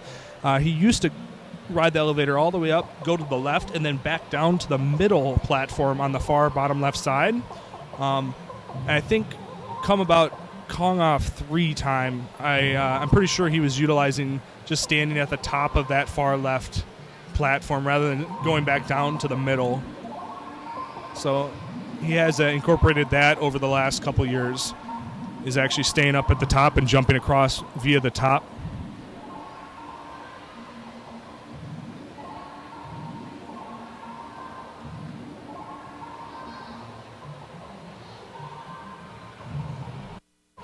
Senjuro Subaki, sorry if I'm mispronouncing your name. Most people that play using MAME, which is the computer emulator, do use keyboard, but there are several different companies that make actual control panels. A lot of them are like Street Fighter, sort of set up with like 6 or 8 keys or whatever it is. But there is a good one that I've heard about, X Arcade control panel. I've heard is pretty good. That a lot of people that play a lot of different classic arcade games will get that one. I don't recall exactly what the price is. It's somewhere between $100 and $200 to get like the one that's really good. But then other people like Jammy, if he's in the chat, I think he's blocked. His name's Robert. He actually is a Canadian. He actually made some custom control panels for some Donkey Kong players. I think it was for the Kong Off 3, maybe for the Kong Off 2 as well, just to help them practice on the actual control panel if they were mainly used to keyboard leading up to the tournament.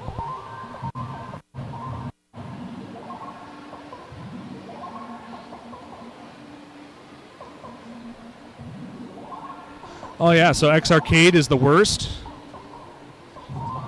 What's the one that Ben Falls uses and I'm trying to think, is it Ken House and Steve Wagner? Whatever the one is that they advocate for.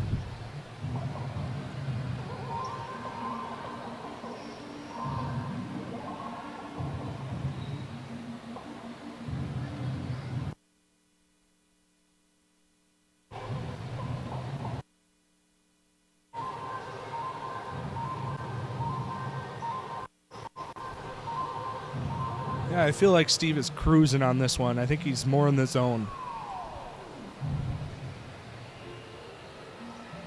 All right, X Arcade is not great for DK. Fair enough.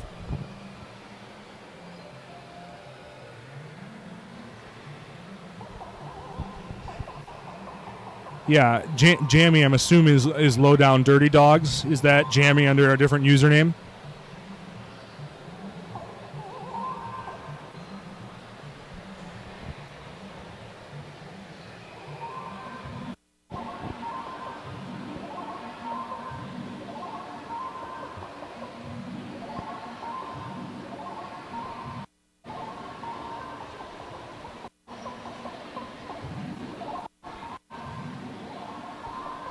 All right, so we got some people here that are chiming in saying the X Arcade actually isn't all that good, so I'll just defer to their expertise. I actually don't own one, so I was just going on the word of some other people.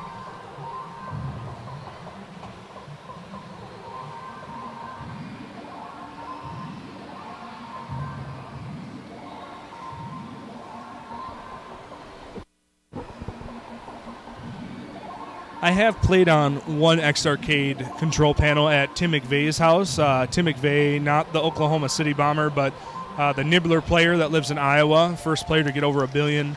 I was at his house for the Twin Galaxies card show last summer, and I got to play on one, but if I recall, it didn't have a 4-way restrictor on it, if that's even a thing for it, and so it was actually pretty hard to play Donkey Kong, so I just ended up playing track and field.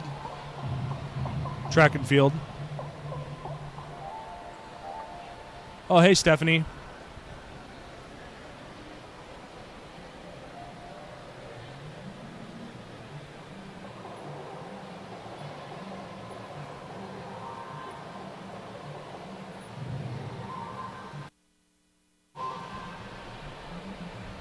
One little thing that I'll note in Donkey Kong that's actually not that apparent, even to people who have played Donkey Kong for quite some time, is that so you can steer barrels while walking, running, whatever you want to call it, and while in the air, if you're holding a direction. So it's essentially just the holding of a direction is what steers barrels down ladders. And later in the game, it ends up being, I believe it's 75% chance of steering barrels down the ladder.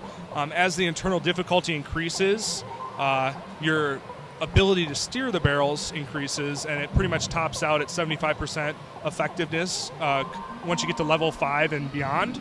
But there's one other way to steer barrels in Donkey Kong, and that is actually being on the same horizontal axes as a barrel.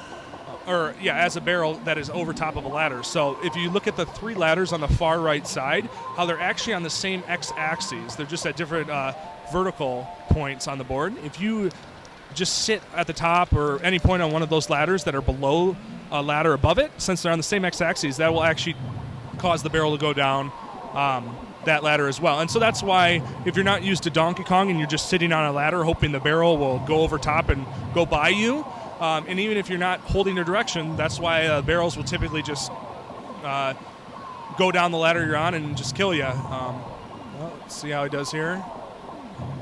There we go. So that's an important thing to know is you can actually steer barrels by being below ladders. And that comes into play on, I believe people call it Kong's ladder, the broken ladder that the barrels tend to roll down first, right next to Kong there.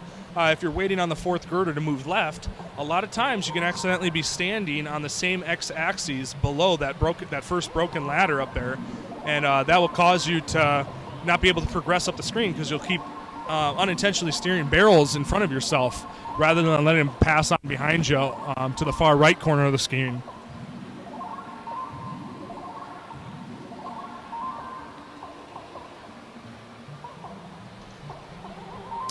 Oh, yeah, I'll mention, when we get to the conveyor screen, I'll try to remember to mention that.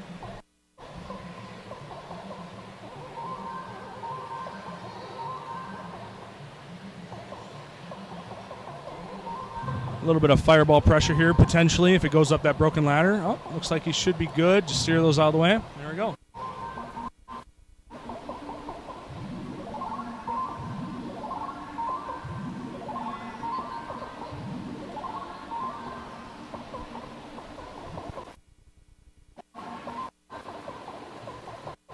So this situation is pretty trouble, and I was actually going to mention it just a few seconds earlier, but when you have that setup there, going up to the top right small ladder on the barrel board, sometimes your hammer can be timed just right, so it's going to expire right while there's a menacing fireball below that broken ladder up there, and lots of times that's a death that a lot of really good Donkey Kong players will succumb to, where the hammer runs out right before you have a chance to smash that fireball that's giving you pressure. Really annoying death. He was able to get lucky there. The fireball went left rather than right. So fireballs, when they climb up ladders, they will always climb to the top of the ladder and they'll go left first no matter what. But sometimes they will go so minutely to the left that it actually looks like they go right first. But we have had people confirm, yeah, it's a rule. It always has to go to the left at the top of ladders, but that doesn't mean it's going to go far to the left. Lots of times it's, for all intents and purposes, it's it can heat seek you, basically go straight to the right.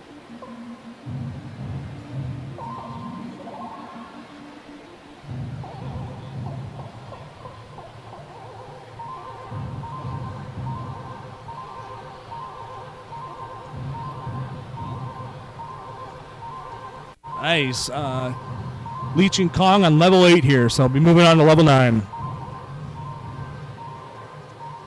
Walter Day is not here.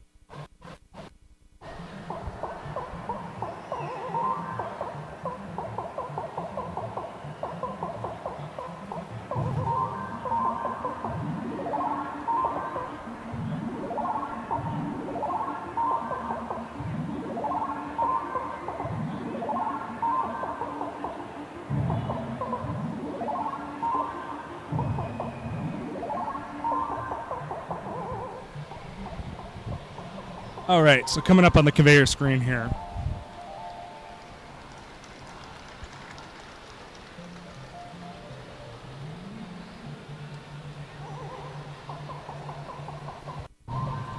All right, so I think it was Adam that was asking me to explain the conveyors. Will actually change direction. So if you watch the pies on the bottom of the screen, if there's even time, they'll start going from the right to the left, and then they'll go left to the right. And I believe, if I recall correctly, it's every time Donkey Kong goes. Trying to visualize it now. I think it's 2 times, or is it 1.5 times across the screen? I'm blanking on it. It's been so long since I played Donkey Kong. But yeah, you basically have to watch the monkey and see when he gets to that point when you can pretty much measure it based on where Donkey Kong is. I think he has to cross the screen twice. People can correct me here. Feel free to correct me if I got that wrong.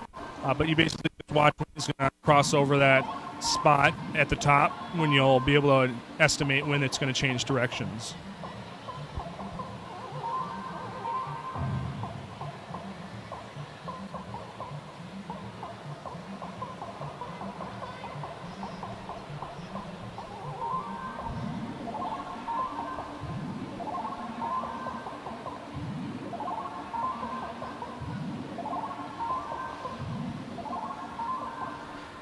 Thank you, Ed and Rickenbacker.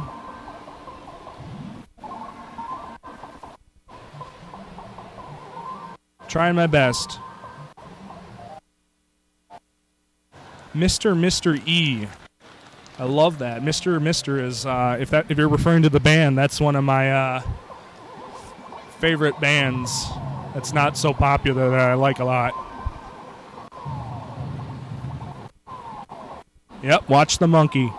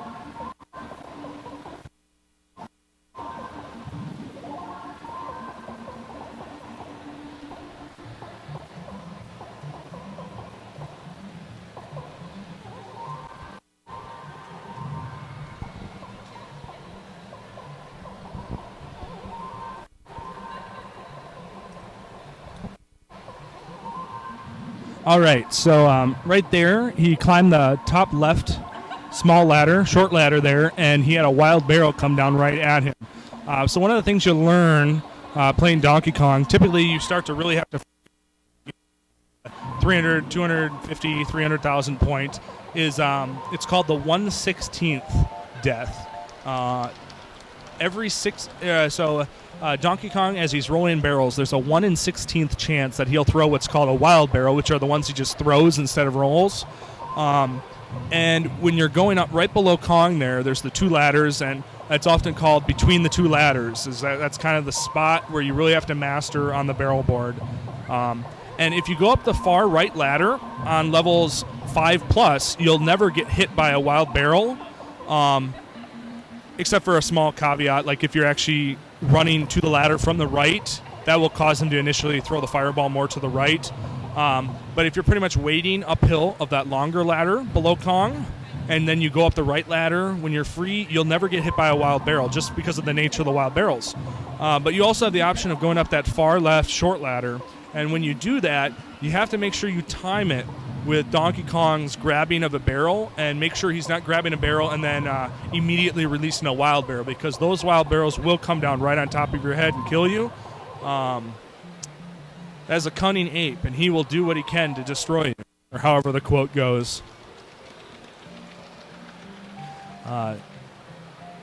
So you really have to be patient. You have to make sure you're timing it. Keeping an eye on the monkey. That's the other time where you tell people like Alan Stahl, you got to keep the eye on the monkey.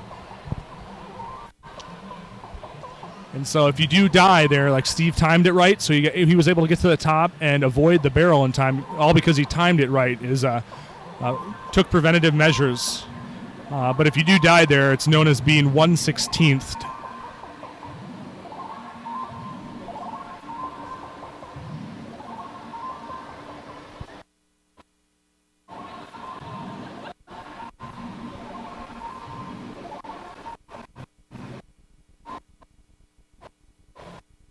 I believe Steve lost his first man at something like 80,000, 85,000 or something like that, so he's been having a pretty good man here.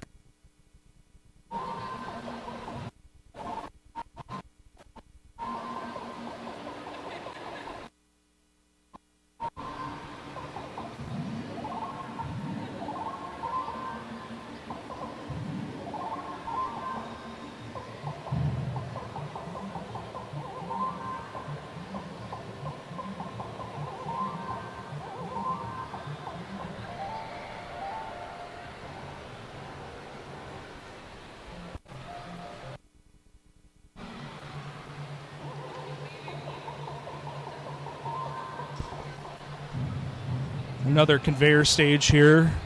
I'll actually admit this is my worst stage, the stage I die on the most in Donkey Kong. Out of my 4 deaths, on average, probably 2 of my deaths per game are from this stage. Oh no, I jinxed him. He had a freezer underneath him, so he did have to risk it. That freezer was probably going to go up the ladder underneath him. So he had to have one shot to get it. He's got 2 ready on the board. He's got to hurry up. Of course, he gets a free pass after dying on the conveyor stage.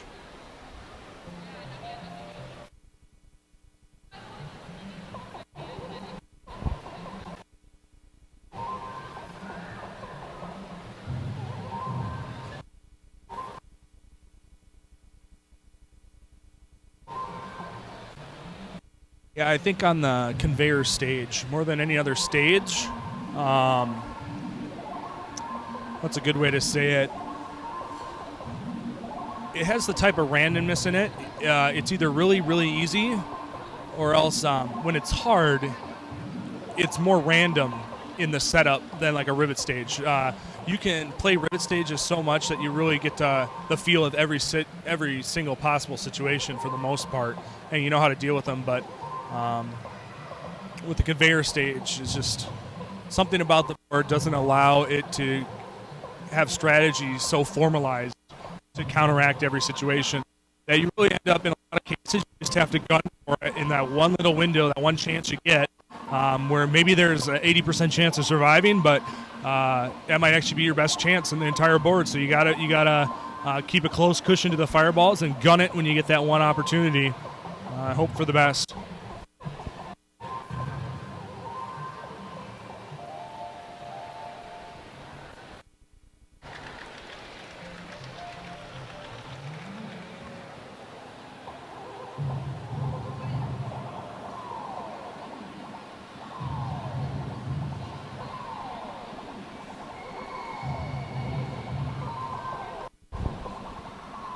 Hey, Crispy, you should have me commentate for one of your games sometime.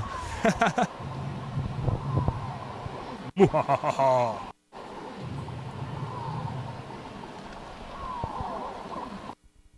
probably break his bezel in frustration.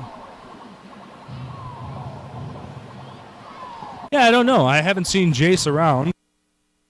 I asked him where he was going to eat, and I don't think he really knew. Maybe he found the Chipotle. I think there's 1 or 2 Chipotles in this whole place. I know I'm craving Chipotle.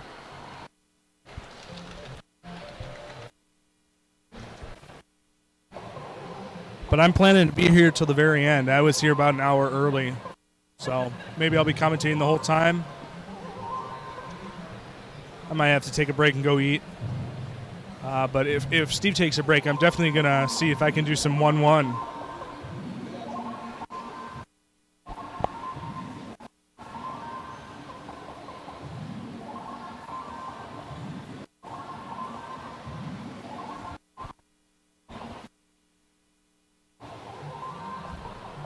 Most people that play Donkey Kong don't even survive a minute I mean, it's just absolute brutality.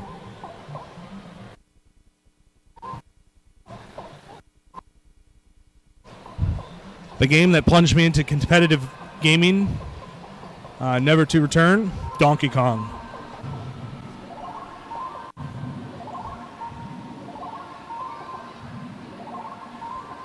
Well, I think our chance for a burrito op went out the window because he just went and ate, so it wouldn't be really fair. But I'm sure if he's there at the next Kong off, we'll be able to do one. Maybe add him to Hank in my tradition of doing a. He has to eat a burrito. I have to eat two. See who can get him done first.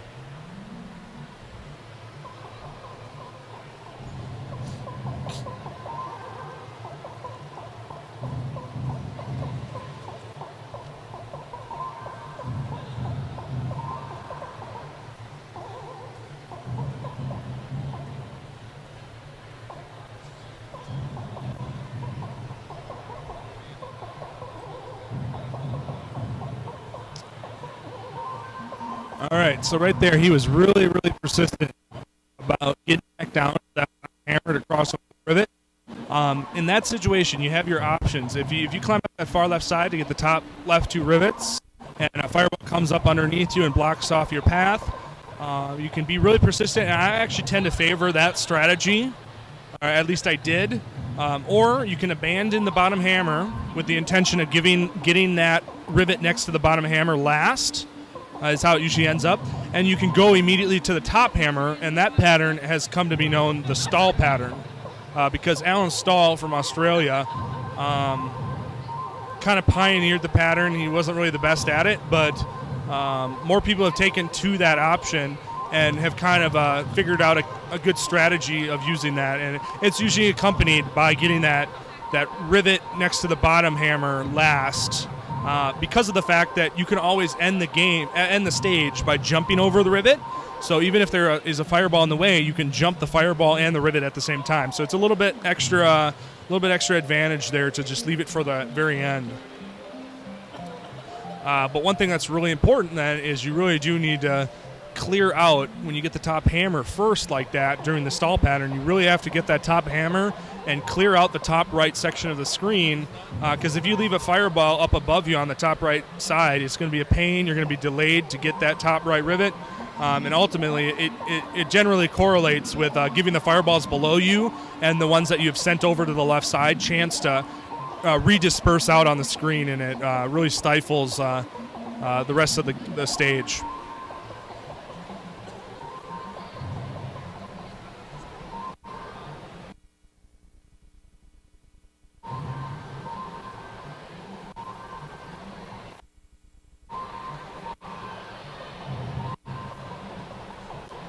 He's got some fireball pressure here. He made it past the fireball, so he should be good. And he got that top hammer there before that tough combination. That would have been a pretty tough one if he didn't get up. So now he's just got to worry about this fireball on the fourth girder coming up this broken ladder right as this hammer expires. He probably should have steered that barrel. Okay, there we go. He's good. So when you foresee that situation coming, sometimes it's worth it. Probably a safe strategy is just to steer the barrels down as much as you can, so you don't end up with that situation where you can't climb that top right ladder because the barrel's over top. That way, even if the fireball is ascending, you're still free to climb up right away. Oh man, that was really risky right there. That fireball could have kept going left. So it looks like it's converting into a free pass, but he's got a freezer up top right there. So he's going to have to wait for it to freeze and hope it times out right. So he'll wait for it to freeze right here. And got it. There we go.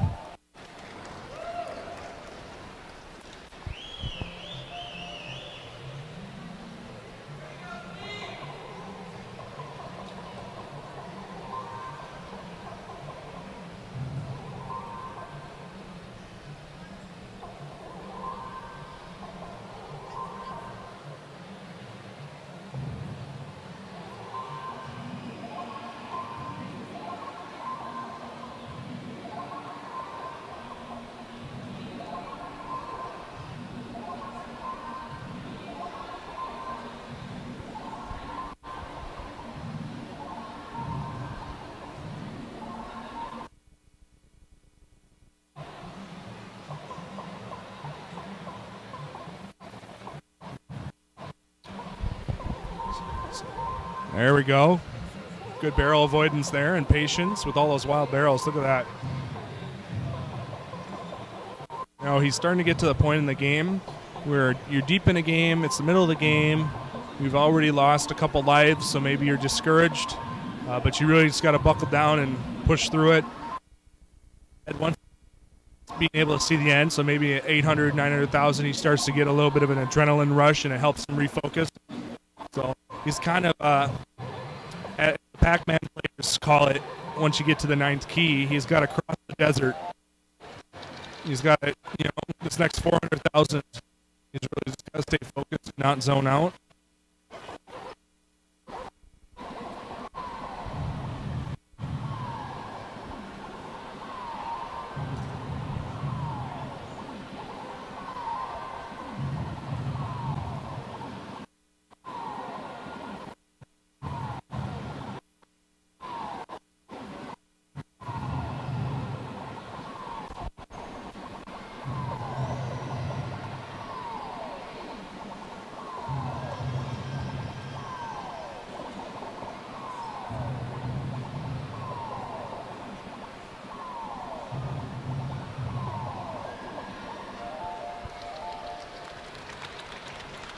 Is it wiggling on you? Oh, okay. Yeah, Steve was just looking over at me and saying he was having trouble seeing the springs on that one. Maybe it's just me, but the machine was wiggling quite a bit, so I don't know how much that's playing in, kind of hindering him. I actually asked him if the machine was wiggling, but he was just saying he was having trouble seeing the springs.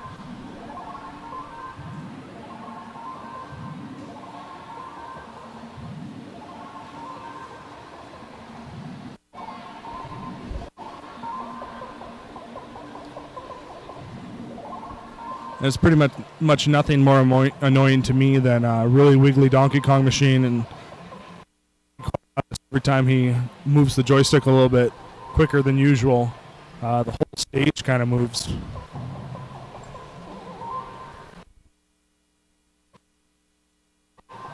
I mean, it's not egregious, but it's enough to be annoying.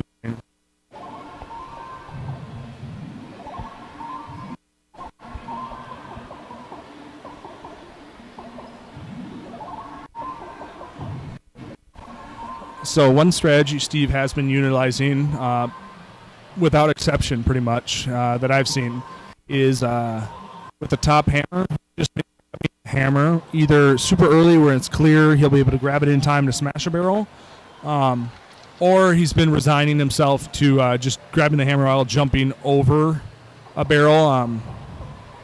He hasn't been grabbing it and jumping over a barrel while doing so and then smashing that barrel. It's kind of a riskier strategy, and it takes a lot of practice to get down, but a lot of the best Donkey Kong players get pretty deep into the game. But just based on his pace that it looks like he's trying to get. Oh, nice ribbon removal right there. All he really needs for what it seems like he's trying to do is just a nice safe hammer. Any unnecessary pieces of skill would just add risk to his game. So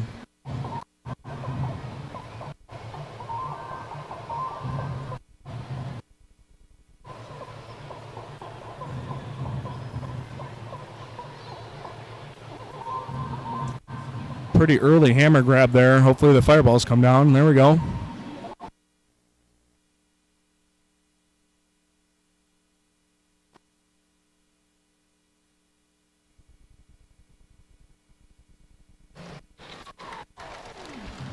The one question that's always in the back of my mind is, how does Phil know?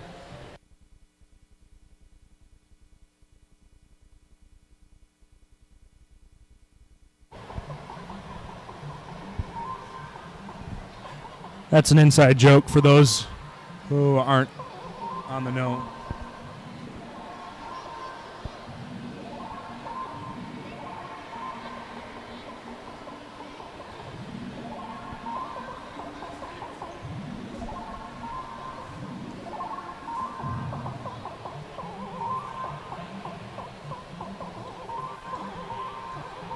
Oh, nice. There's some good back jumps over barrels there. Phil knows.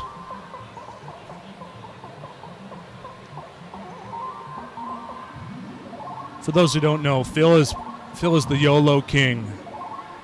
So Phil loves that stuff. Love it?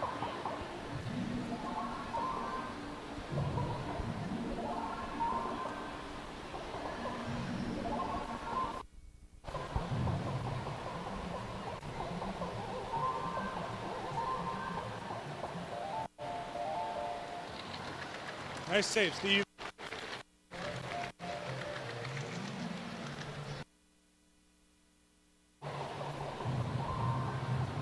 Steve actually just was massaging his biceps, saying that they're cramping, or his left arm is cramping up right in his elbow. He's obviously trying to stretch it out. I can see he's keeping his arm straight in between boards, drinking a lot of water.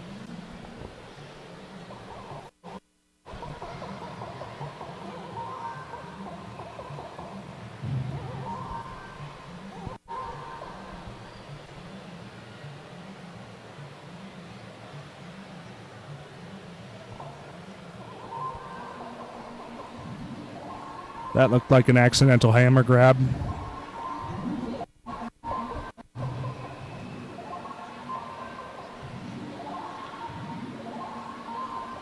Hopefully Steve can tough it out for this game and come back with a meal with more energy.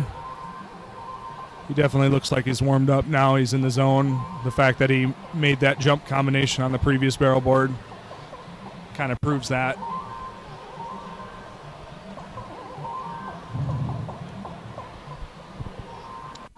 Yeah, I think he didn't go for that umbrella because that was right after he was telling me that his arm was cramping up. He might have been just distracted.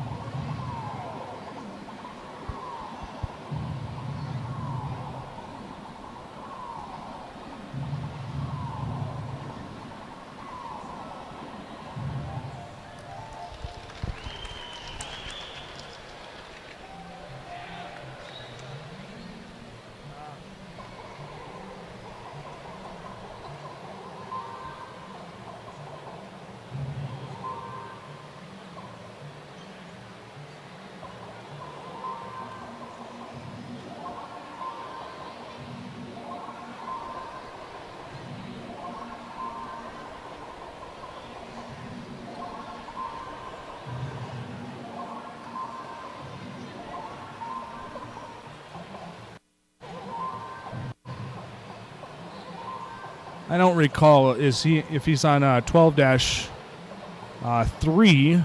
I don't think he is. No. He's on 12-5. I believe 12-3 is the halfway point of the game in terms of number of stages. Again, feel free to correct me, Donkey Kong guys, if I'm misremembering. He is not using his own control panel that I know of. A local guy, Adam Coulier, I believe is his name. He's a pretty big collector on Clov. Supplied the machine. He said on Clov, he said he basically recapped everything. He had it run for 6 hours last night to make sure it all worked out well. I've actually been to his place for a summer bash party that he does. I went there a couple years ago, and he's just got a great basement arcade.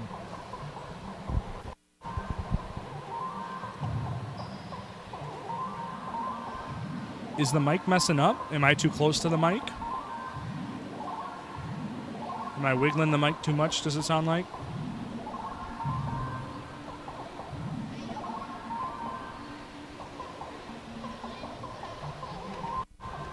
Just let me know exactly what's going on if I'm cutting out or something like that. Maybe I'm tilting it too much.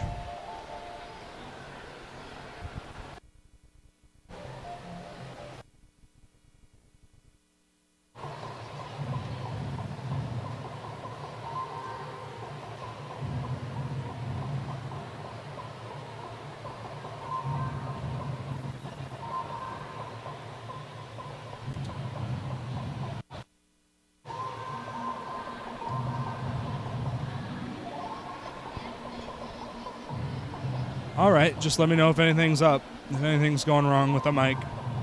Hey, Ethan, mate, nice to see you back again.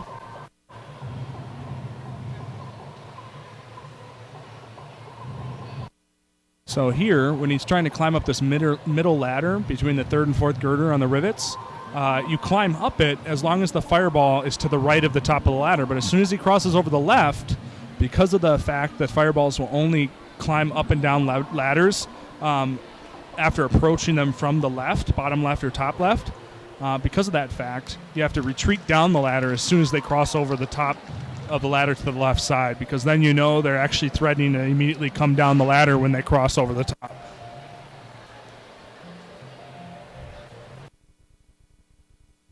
And you'll get used to, as you play Donkey Kong, if you play it, you'll get used to the amount of cushion you need to give the fireballs on each respective internal difficulty level or stage, however you want to remember it. Because lots of times it's easy, the natural way people learn Donkey Kong is you start learning to give less and less cushion to fireballs along the x-axis, and it's only later that people start realizing, hey, I need to inquire a strategy of giving less and less cushion, or I guess more, give yourself a more efficient position or setup for the goal position.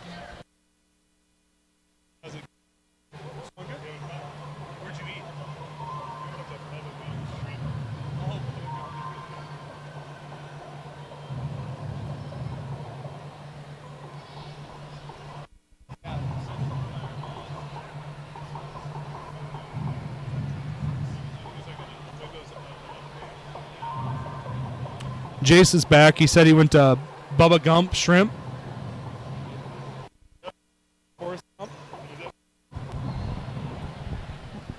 Lieutenant Dan, I got a wound in my buttocks. They say it's $1 million wound, but I haven't seen the money yet. I may not be a smart man, but I know what Donkey Kong is. And that's all I'm going to say about that. And then something bit me.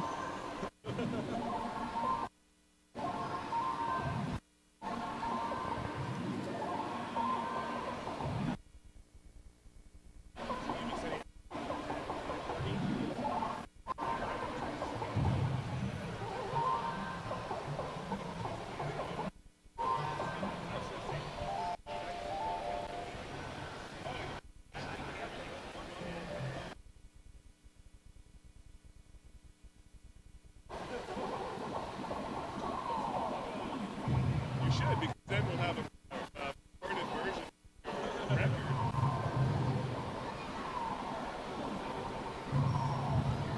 Give Steve a break. So I just talked with Jason. It sounds like we're a go for doing some 1-1 stuff once Steve gets on a break here to eat.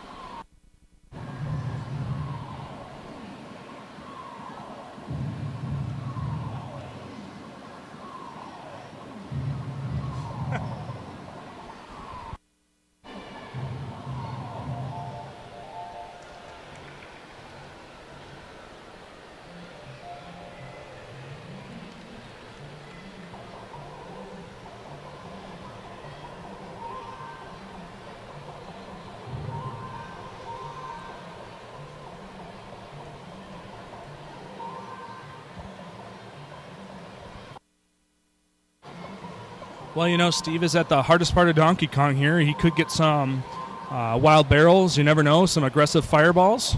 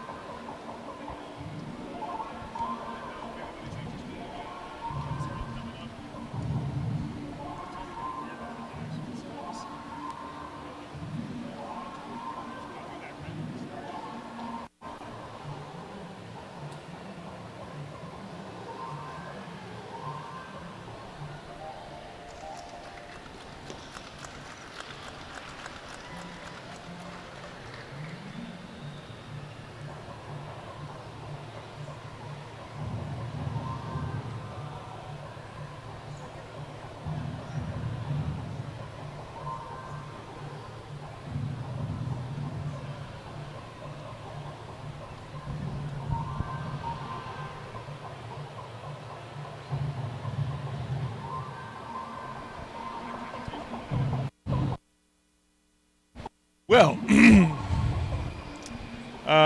looks like I'm going to commentate for a little bit here. I'm trying to figure out if my laptop will charge my phone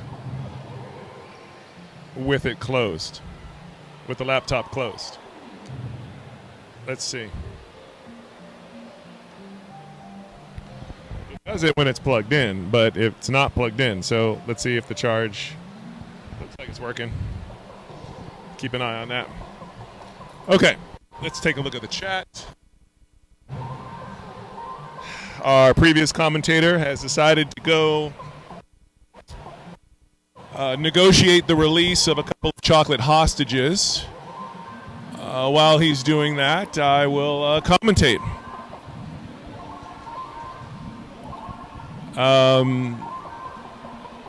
It's very possible that there might be a Donkey Kong kill screen coming up. If you're interested, stay tuned into the channel.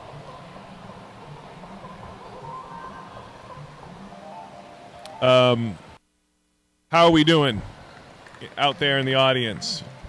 How are we feeling about Steve's attempt? Looks like he's busy making pots. Now, let me tell you, for those of you who don't know, there's a lot of background in Donkey Kong that I can inform you about and sort of educate you. Even I actually noticed that the Donkey Kong community itself, even in the deepest regions of the most knowledgeable people in that community, there are things that they don't know about Donkey Kong. And seeing as I do know them, I figured this would be the appropriate time to share them. Like, for instance, originally, Mario was not quite comfortable in the outfit that was assigned to him. He said as he jumped the barrels, his pants kept falling down. Oh, that was a close one there with Steve at the little wild barrel. Back on the story, though. So it was Mario's idea, actually, to have overalls because it would keep the straps keep the pants up and the boys secure while he jumps the barrels, which obviously is a very dangerous activity. So that was decided, although Nintendo insisted that the overalls be red. Mario just gave in to that, but he was very upset, and so in protest, he actually literally dyed his hair and his mustache blue to specifically clash with the red. But he was under contract, so what is he going to do? That's the only way he could protest, and they didn't have any say over what goes on his face. And so there you go. Oh, wow. Steve Wiebe just performed an amazing move passing that elevator stage.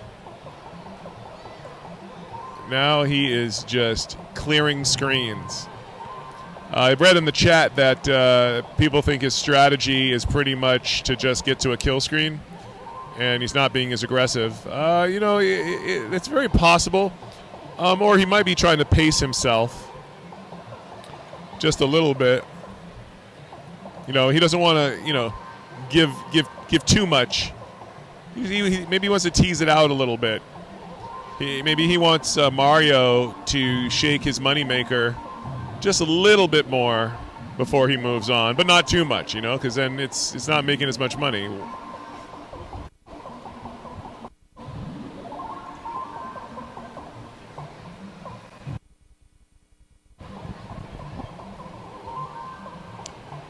Mitch Elliot just came back. Apparently, he successfully negotiated the release of the 2 chocolate hostages. Free. Nothing. He had some extra time so that he could his torpedo chamber for later. Yips. Sing a few songs. Dirty up his thong a little bit. the usual. All right, it looks like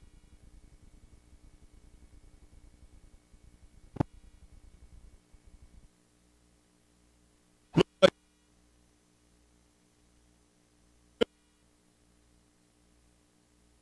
fireball coming down a little bit.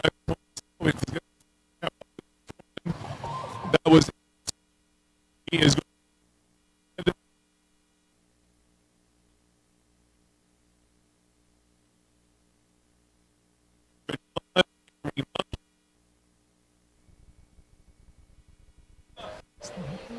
Yep, he's doing it. Kill it. They're theorizing. That's what you're doing. Steve meant that he thought he'd mix it up a bit and just try to kill screen this sucker. But just take a fork machine. You know, effectively just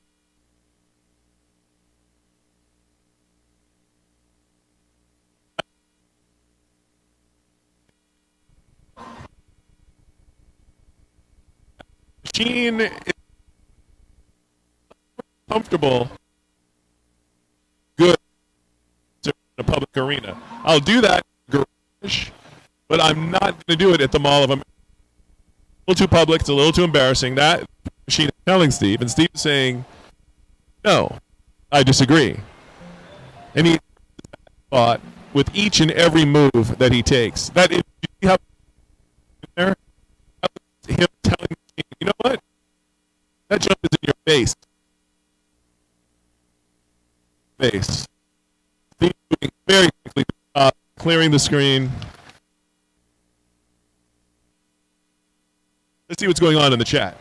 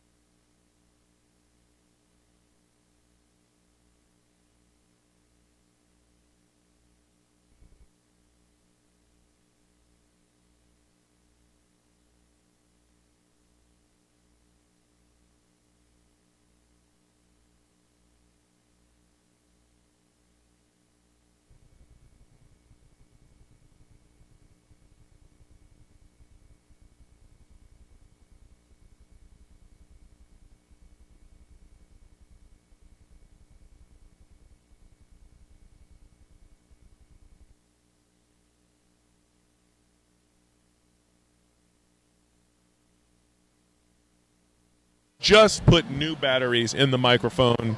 Is the sound okay at this point? Okay. For those of you just joining the broadcast, you're watching King of Kong movie star Steve Wiebe make attempts at some world record activity here at the Mall of America. If you are looking and your eyes begin to hurt, that is because the eliteness that you're seeing on the screen is starting to burn your eyes. If you feel any other kind of pain, just know that that is nubatry leaving your body as eliteness is soaking in while you bear witness to the great gameplay of Steve Wiebe. Most of you watching were probably born on Noob Mountain and baptized in Noob Lake. If I cut you open, noobberry juice would come flying out. But you chose to watch this broadcast, and by choosing that, you are exorcising the noob demons and becoming more and more elite. Each second your eyes lay upon Steve's quintessential, existential, and super potential moves. I know some of you out there may be crying on the inside, because that's where you cry. Your karate man cries on the inside. and these are tears of joy as you finally feel fully fulfilled as a gamer, having seen visual nirvana as Steve Wiebe handles this rivets level the way your mom handles the potatoes when she makes mashed potatoes for you. You know what I'm saying?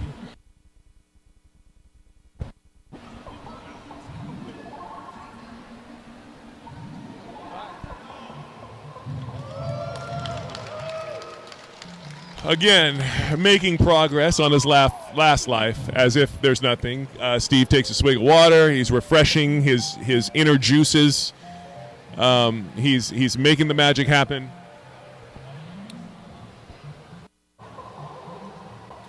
All right. J.C. Harris wants Mitch.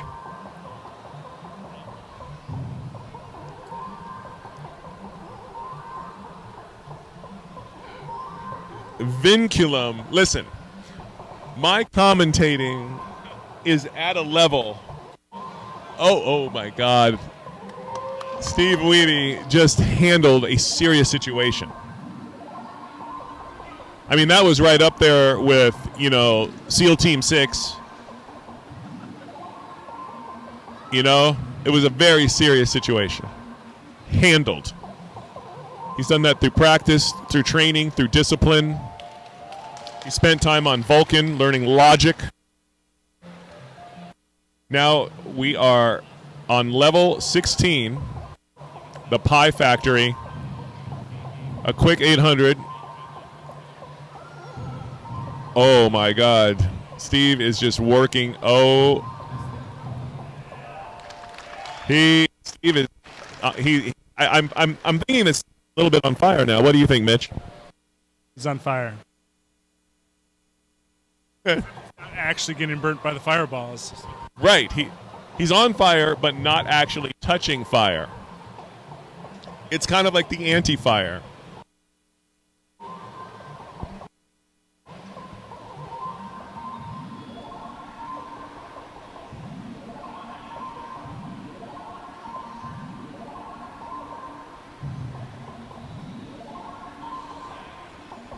He is taking care of business. That is for sure. Now, the background info on Steve. Steve, originally born Jeremiah Ecclesiastes Stirrup, changed his name back in '76 for political reasons, and studied the art of eliteness from a very early age. His mom was quoted as saying he was born with a joystick in his hand. I don't know what that means. There's several interpretations, all of which can't be confirmed. That being said, Steve decided to pursue greatness with a passion. He did not know what greatness lay ahead of him, but he clearly knew greatness was upon him. This is a very tricky situation. He's trying to time this. I'm going to be quiet. We're going to concentrate. He handled it like a champion. At the age of 6, Steve fell down and skinned his left knee. Normally, that's an inconsequential thing and it heals, but it was at that time that he happened to look up and see a Donkey Kong machine in the distance. This was incredible because Donkey Kong hadn't been invented yet. It was a vision given to Steve by the almighty powers of the video game universe. At that point in time, Steve knew greatness was going to be upon him. By the time Steve was 8, he had been receiving complaints from his teachers. He would go into school wearing a fake mustache and some overalls, and it was inappropriate for the school dress code. His parents didn't understand why, and they chalked it up to just a phase in his childhood. By the time Steve reached high school, he joined the track team. But he was interested in his own track event, where people would roll things at him and he would jump over them. He wanted to see how many things he could jump over that were rolling at him. He did not understand why he felt that urge, but occasionally he would do it while holding an umbrella. It was all very strange, but as we all know now, it led to greatness.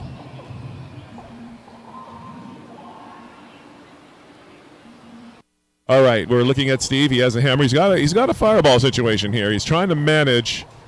He's trying. He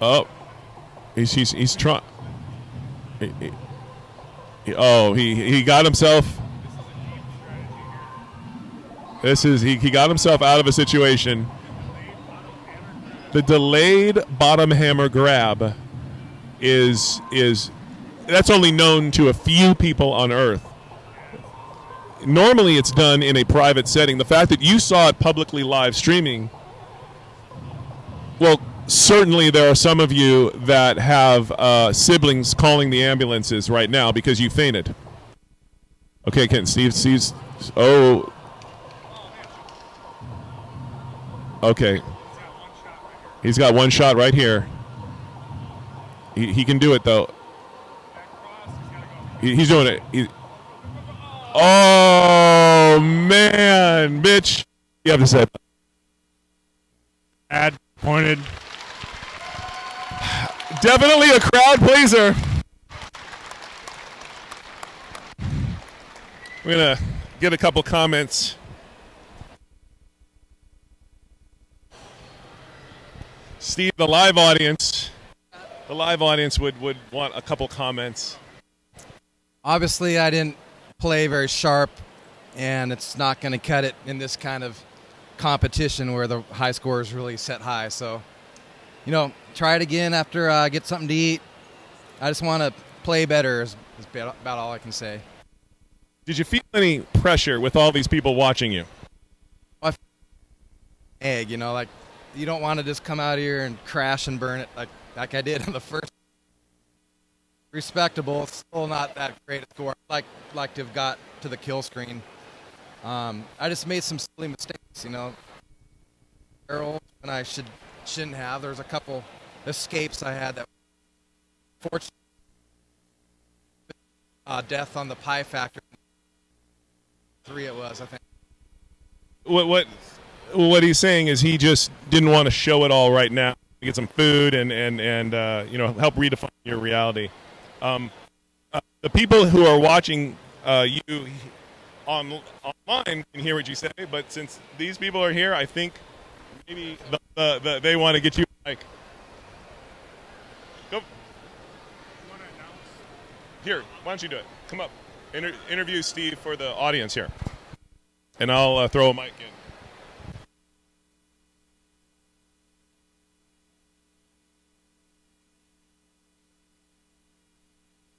I'll put it by the speaker. I broke the world record.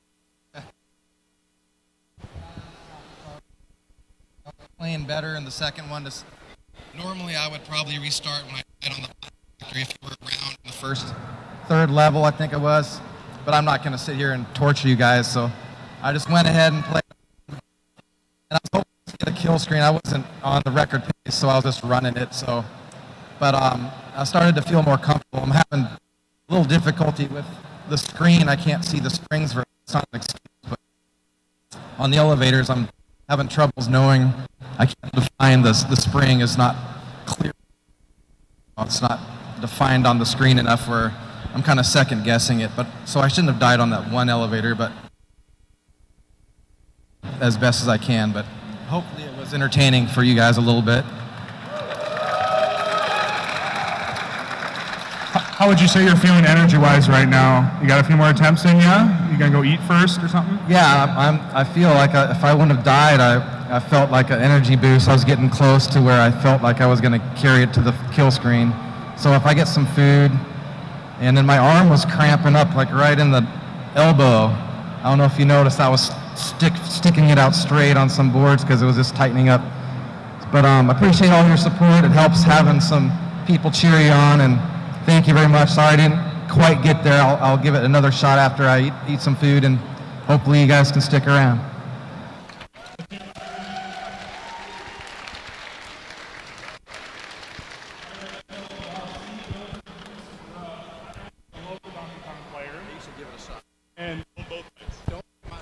We got some people watching on a stream here, so I'm holding both mics.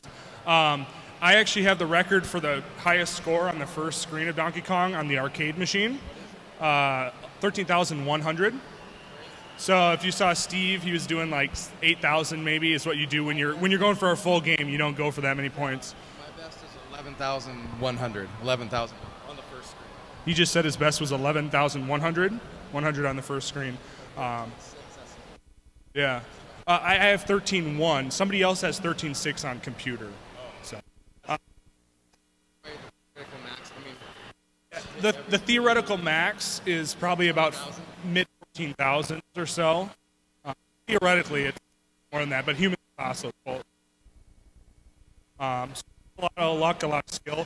So if you guys want to hang around, I'm going to be doing some of that stuff. I might, if a good score on the first board, I might keep going and try some community. Like there's a website I have the shirt on, DonkeyKongForum.com, where we track those records. Cool. Good luck. Yeah. Hope you do it.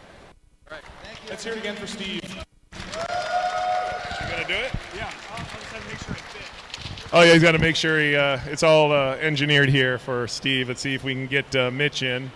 It's a little bit of explanation of what he's going to do and why it's so hard to do what he does. The very first screen of Donkey Kong has a timer. I don't know. Do you need a quarter? I don't have a quarter. He needs a quarter. Oh, there's tokens up. There's a timer in the upper right-hand corner of the screen that counts down to 0. That's the maximum amount of time he has to finish the first level. So what he has to actually do is try to get as many points as humanly possible before that timer goes out on this first screen. It's incredibly difficult to do it. You're going to see it here. And Mitch is, in fact, the world record holder at performing this very specific act.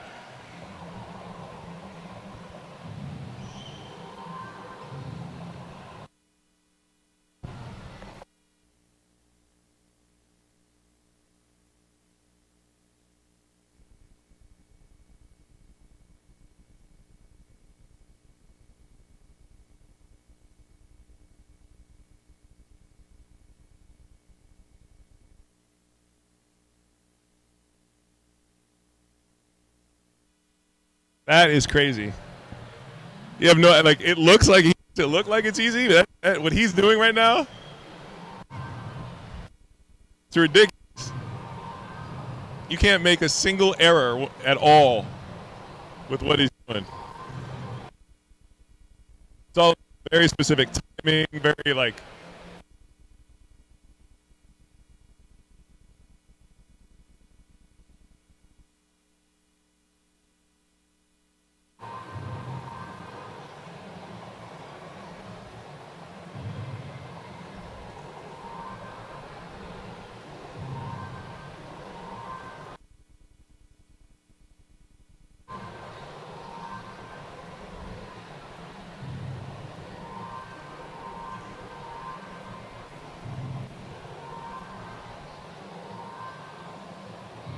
wow, that's just.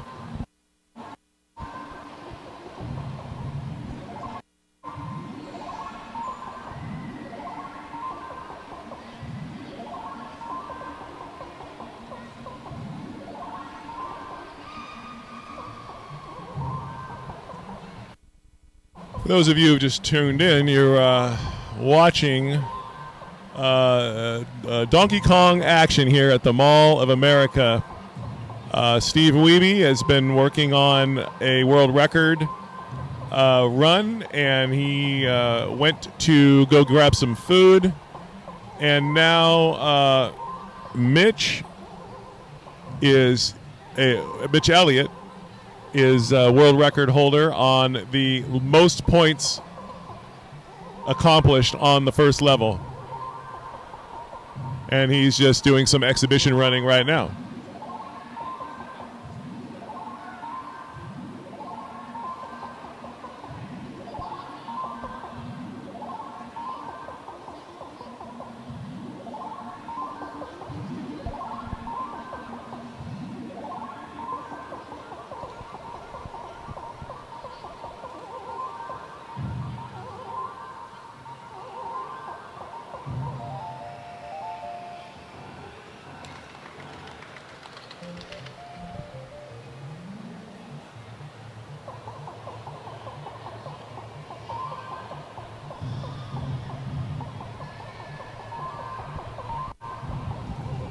As Mitch plays, I notice that all the ladies in the mall are slowing down and taking notice, taking a look. Is it the game or is it Mitch? It's very difficult to tell. It's a matter of opinion, point of view. No one's making any claims here. Just observations and insights.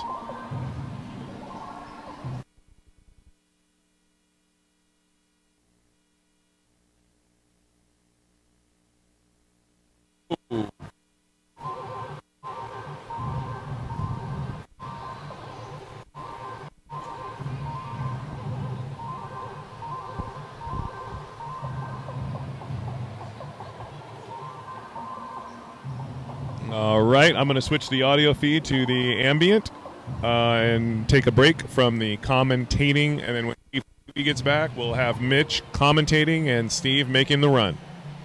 Great.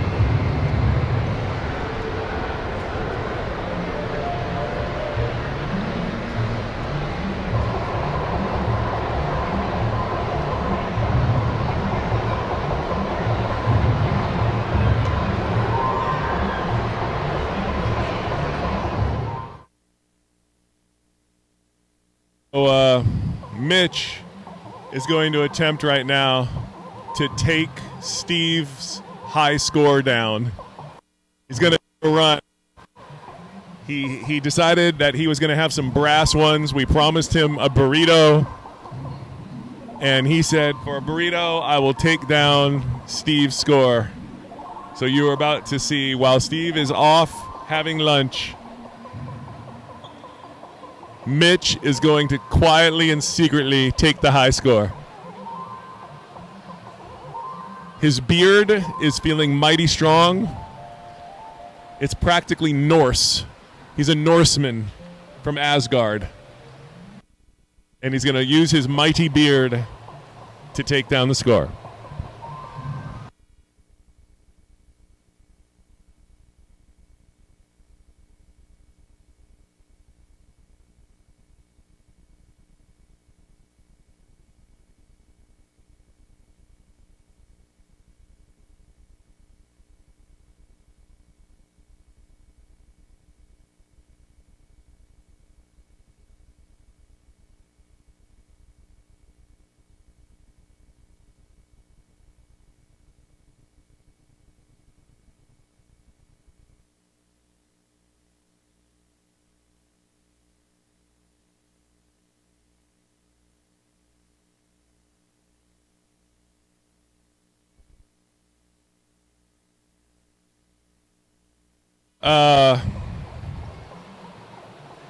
Alan Stahl wanted to come, actually was invited to come, but he couldn't take the abuse, so he was gone.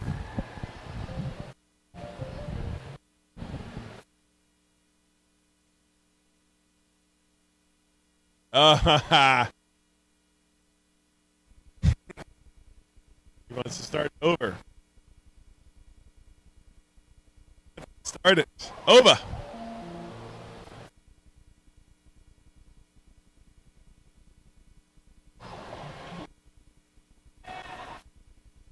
Mitch's last name, Elliot, I believe. But I've been up for 40 hours, so my brain is a little scrambled at this current time.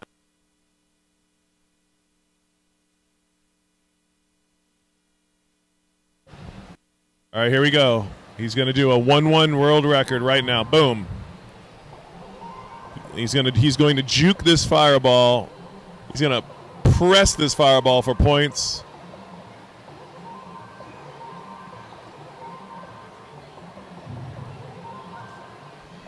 He's going to work every barrel.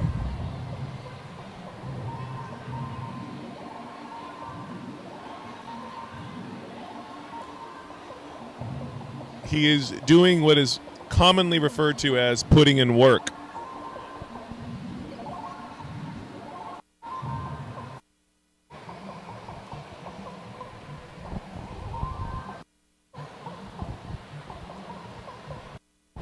Mitch Elliot is the world record holder.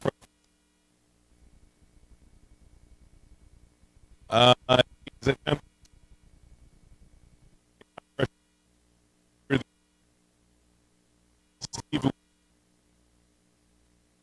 hundreds of people.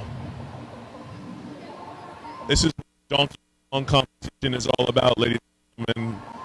This is where men are men, gods are gods.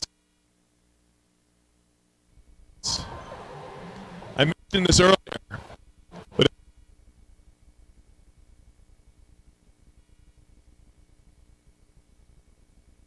but witness elite players brought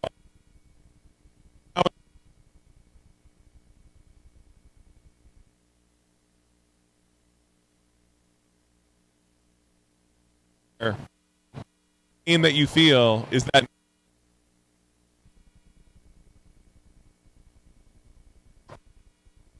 mind.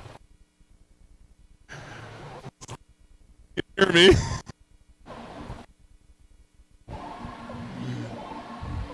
If you stare at the screen long enough while Mitch plays, you too will grow a beard instantaneously. And then your powers of Donkey Kong will grow.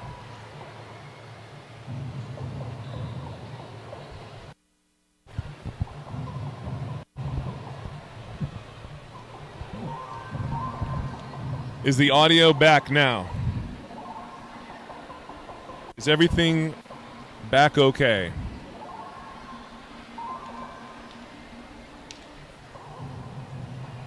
Listen, if I'm eating the mic, it is only because I am terribly hungry.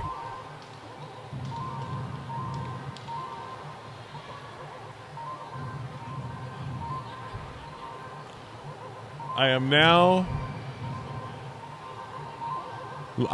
looking at Mitch, who is just racking in the hundreds over Donkey Kong's foot. This is a little known fact, but if you actually jump over someone's foot, you will get 100 points. You should try it. Just ask someone to stick their foot out and jump over it, and over your head, actually under your feet, will appear the number 100, and you'll get 100 points for jumping over a foot. Of course, you may send your friend catapulting down into his doom by jumping their foot, but that's what you'll get. All right, Mitch is looking excellent. He's on level 2. The beard is fired up. Hundreds of people watching him make moves. A calm, cool, collected Mitch, feeling no pressure whatsoever. As far as he's concerned, he's alone on an island by himself with a Donkey Kong machine and a mission.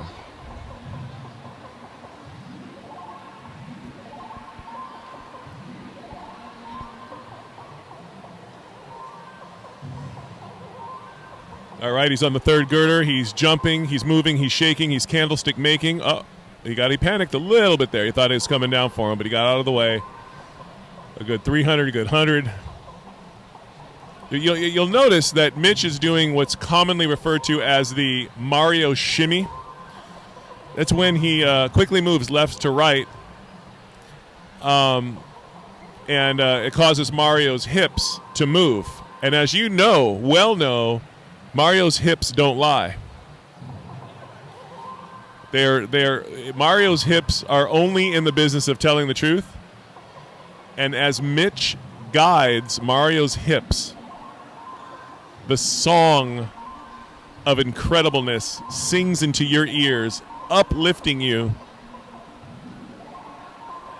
There's a really, really rare story that very few people in the Donkey Kong community know, but I'm going to tell you.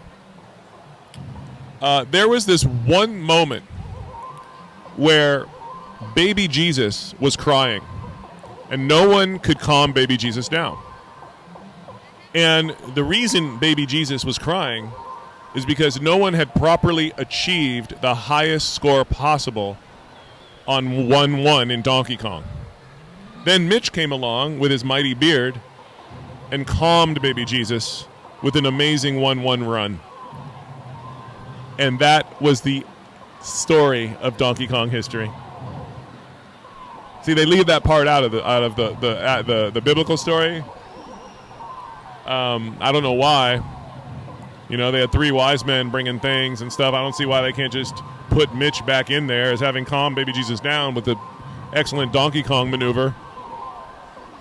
It's not like it's going to hurt anything.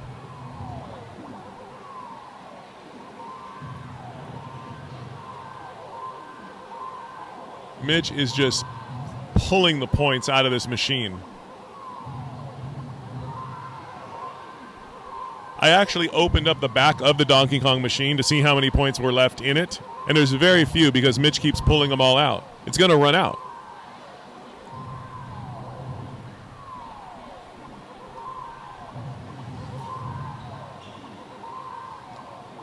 Mastodon.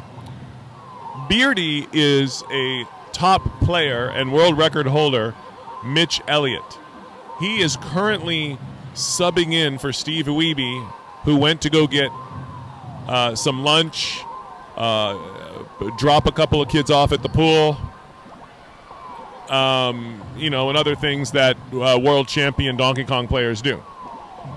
So while we wait for Steve Wiebe to get back from the negotiating the release of a couple of chocolate hostages, Mitch here is playing an excellent game, setting a tone, and making everyone here in the mall feel good.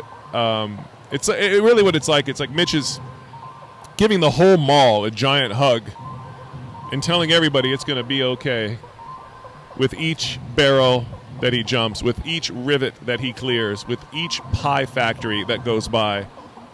He's telling everybody, don't worry, I'm here. You're not alone. That's the power of Donkey Kong. That is the power of a top player.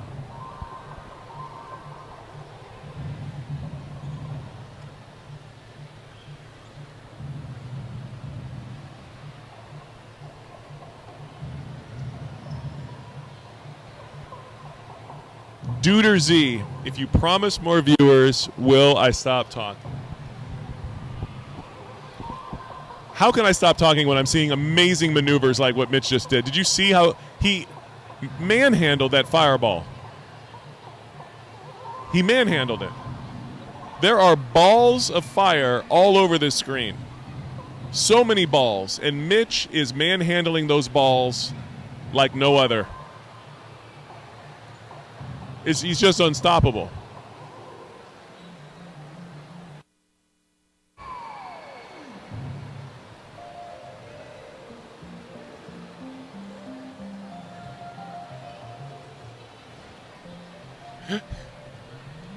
Listen, Duder Z, this commentator is not giving you cancer. That feeling that you have is nubatry leaving your body as leetness seeps in from this broadcast. You are being baptized in the fires of Mitch's incredible skill, and you shouldn't fight it. You should just let it flow through you. I understand with the blast shield down, you can't see the remote. You have to let it flow. Feel the force of Mitch. Let that guide you as you see this excellent gameplay from a true gaming master. Wow, 2 mad barrels. He totally just, wow, that was impressive. Very impressive. He's playing a good game.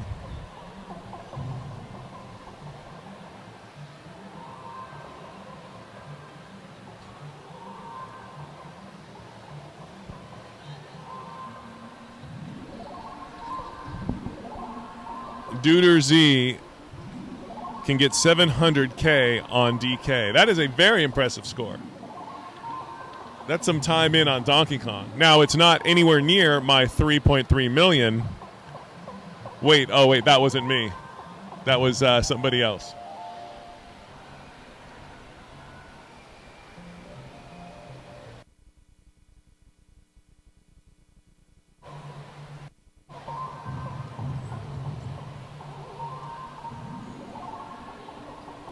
Listen, Mastodon. Of course Mitch works out. Do you have any idea how hard it is to move that joystick every single day?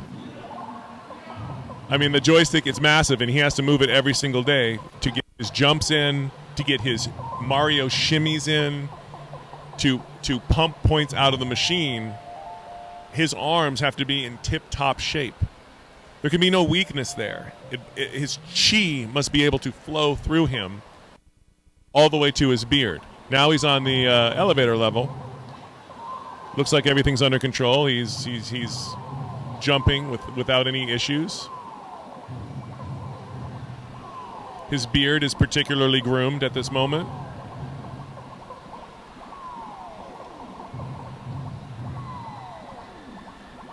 He's being very conservative in dealing with this.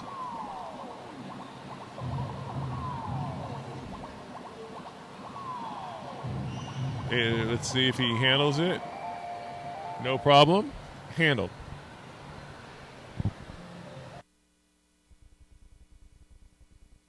Curly Fries. Just by watching this broadcast, you have become better at this game. You don't fully realize that yet, but when you grab the controller next time, it will be as if your inner Mitch just flew through you and lifted your spirit and your skill.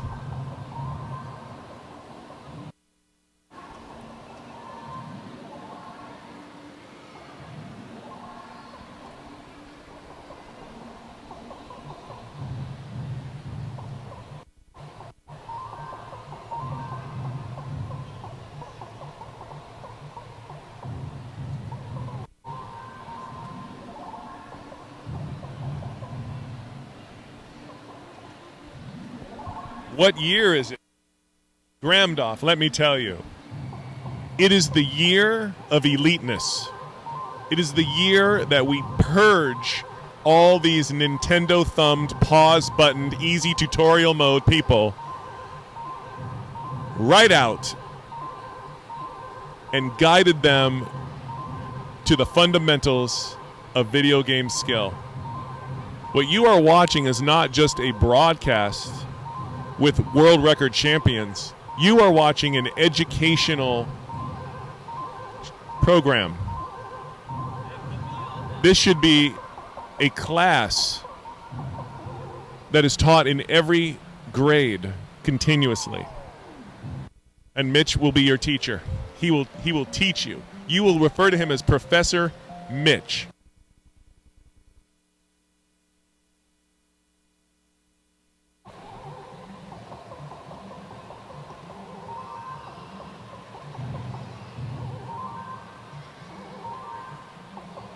Listen, duders, trash talk is very important, and I liked your trash talk. It shows that you actually have some lateness in your body, because true trash talk is eloquent, creative. It's not simple. You have to put some thought into it. You got to make people think and understand and know the true meaning of your excellence. Steve will be back. He went off to go get some food and fire a couple of torpedoes. So however long it takes him, maybe he's the kind of guy who likes to read the entire morning paper before he's completed his mission of dark matter. But he'll definitely be back, and he's going to do another run, and it will be the run, because I personally think he was kind of holding back a little bit. He didn't want to give too much. He just wanted to give a taste, because he knew Lakeman and everybody's watching. And, he wants everybody to feel comfortable. He doesn't want Lakeman to have any cold sweats. Lakeman's a good guy.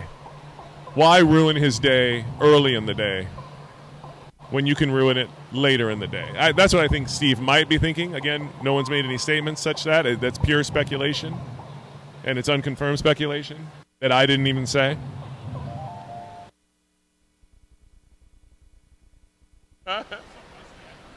Listen, your rust is a champion's performance.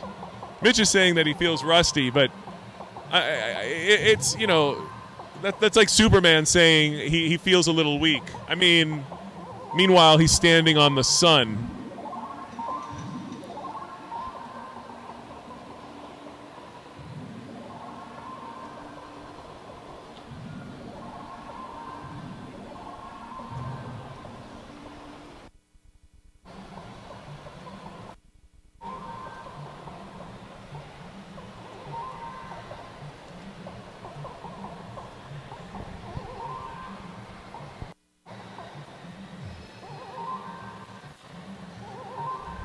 You see, all Mitch needed was an audience of hundreds of people, 4 cameras on him, and his beard to be in full bloom, and the greatest game ever happens to him. That's what you're watching, and it's being recorded.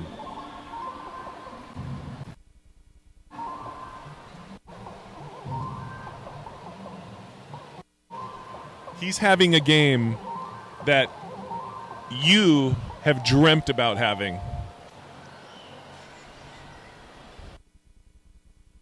I mean, when you really...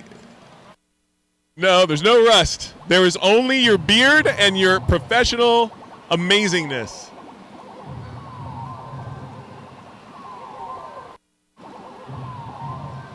This is a critical point in Donkey Kong. This is when the elevators get biscuity.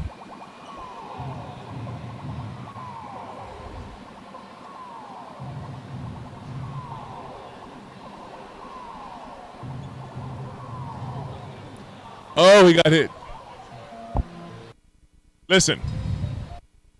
What he was showing you was how not to do something. Now he's going to show you how to do something. This is an instructional program and it's educational. What you're witnessing here is not only an instructional program, but you're actually witnessing the act of birth. You're seeing labor, someone in labor giving birth to an amazing performance. Mitch is going to be the proud father of an amazing Donkey Kong score. Oh, he got a little stuck on there. He had to pull it back. Oh, like a champion, Mitch does it. He quietly whispered to me that was for the Twitch audience. He blew that elevator pass over to you guys as a thank you.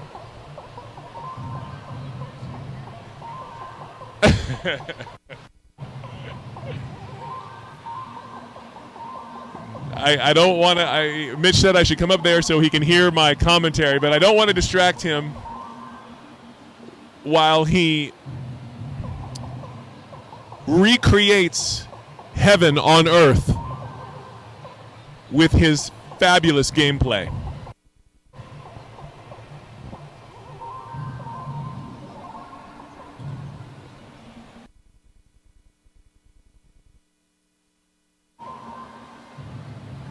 Yes, J.C. Harris, biscuiting.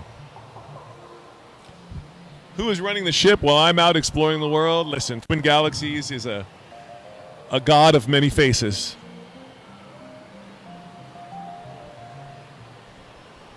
All right.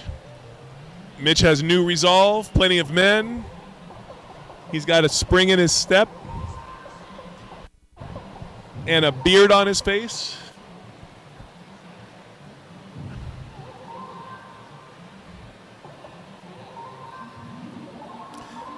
There's another legendary Donkey Kong story that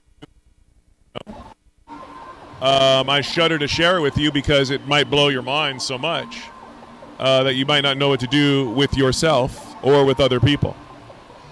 But what the heck? We're here at the Mall of America. Why don't I drop a little science on you so that you can continue to be the most informed Donkey Kong crowd that there is.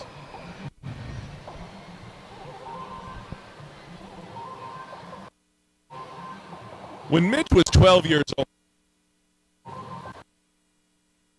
dream. It's the burrito. He digested in his taught him to have the most amazing dream. It was about a barrel, and it was just spinning and spinning and spinning. And as he looked closer at it, it had a face on it.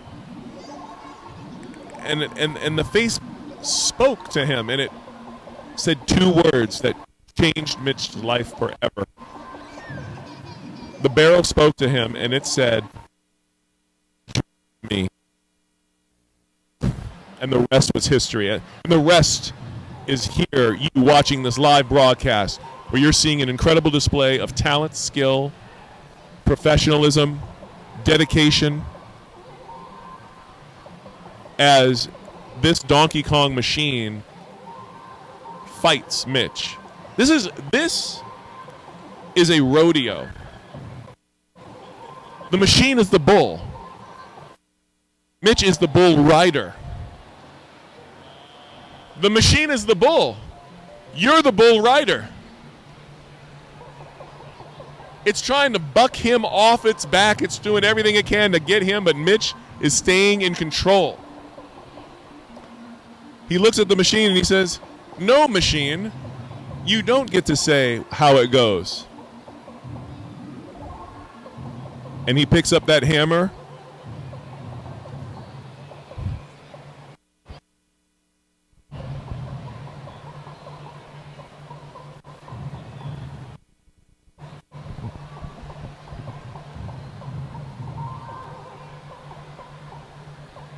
Can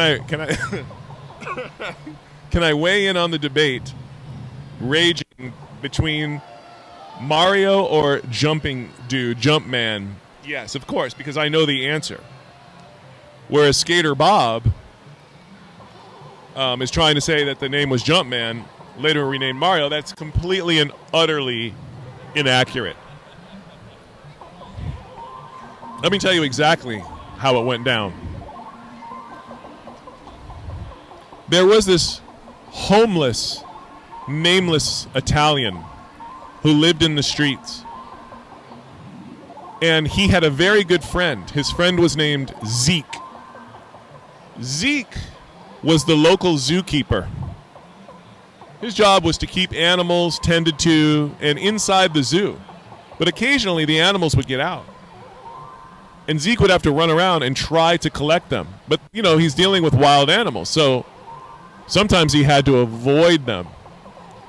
And in order to avoid them, he would jump over the animals, which would confuse the animals.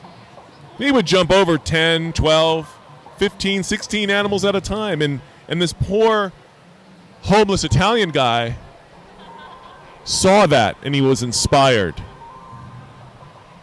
And so he decided that he was going to be Zeke's adopted little brother. And that is the name that he went by first. Zeke's adopted little brother. He never could learn to jump quite as high and as far.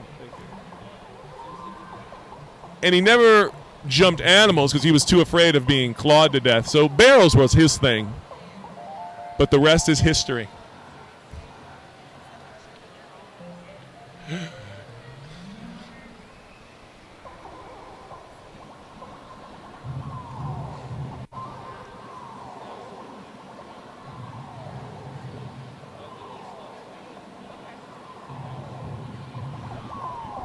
Yes, you're watching Zeke's little adopted brother.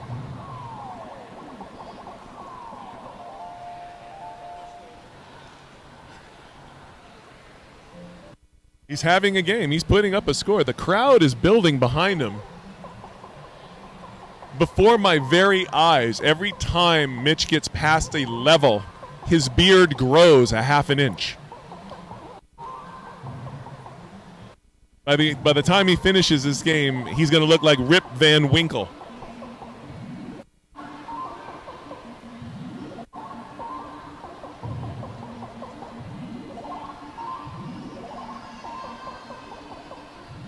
Now, where was I? I was trying to explain that what you're watching is not just someone playing Donkey Kong. You're watching an educational program. You're watching a professor teach his class. You are watching a live birth where Mitch is going to be the proud father of an amazing score. That's what's happening here. You're watching a baptism. Mitch is actually baptizing the audience with his blessings of skill and point pressing techniques. I mean, look at the points that he's stacking up here.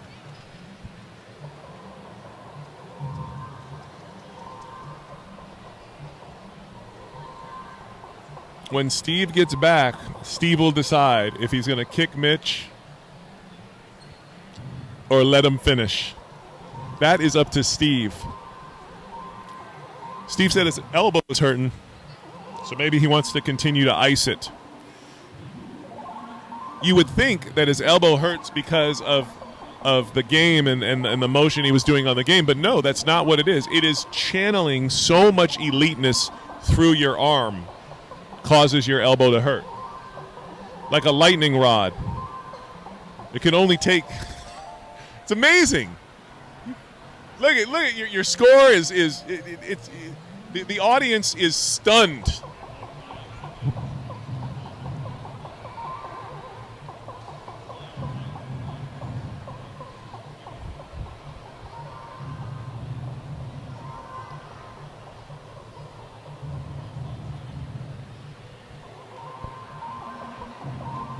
People have wondered why, when a barrel catches fire, It just stays permanently lit. It never actually burns out. Well, the reason that it stays lit is because it's not burning oil. You see, the barrels get so angry at being jumped that they generate this toxic fuel, this infinite toxic fuel called haterade. That is what fuels the fireballs. Hate. And as you know, there's an infinite amount of hate in this world. So those fireballs just keep going. Well, Mitch just grew a half an inch on his beard, finishing that level. He's now moving on. He's putting up a score that most of the viewers here haven't ever seen before, let alone could accomplish.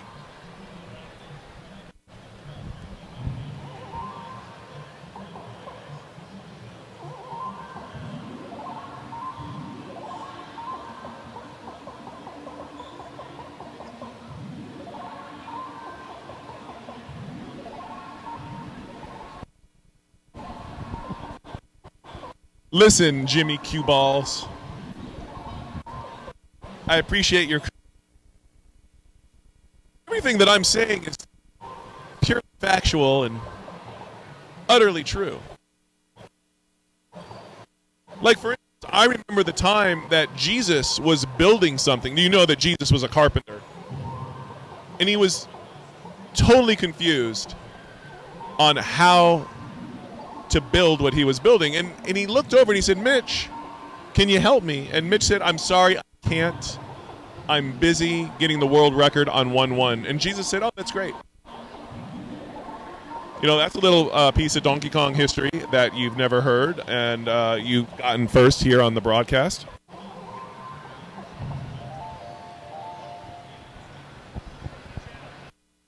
The chat is, it's blowing up with support for you.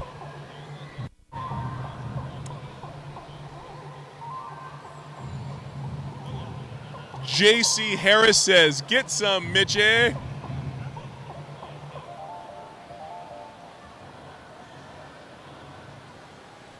Yes, Jimmy Q Balls. They are true stories.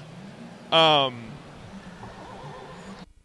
you can't see in the broadcast, Mitch is now on level 6, which brings us to a really interesting anecdote. When Mitch was 6 years old, he decided that he would try to play Donkey Kong blindfolded. And he did that, but he found it to be too easy. And that was the story. That's it. That's pretty much all that happened.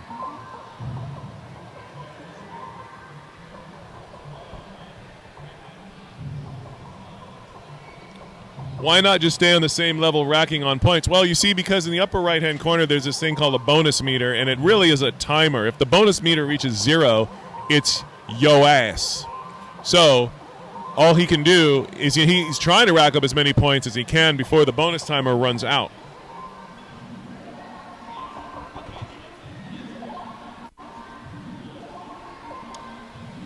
So very few people know this story about Mitch, but I'll tell you.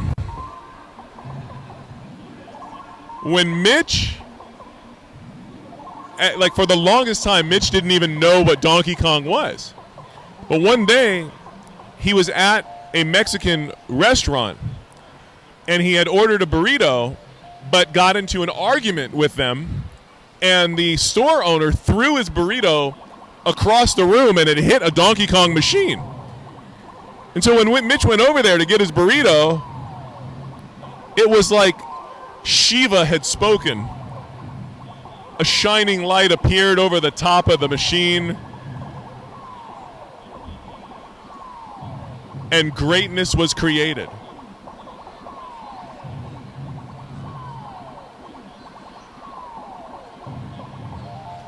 Mitch handling things. Mitch is doing it.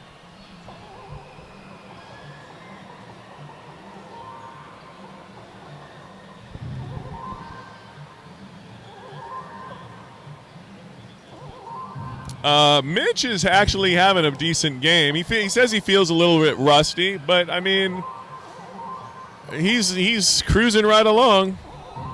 He probably feels inspired by Steve, who's right now out getting a burrito himself, and then dropping a couple of burritos.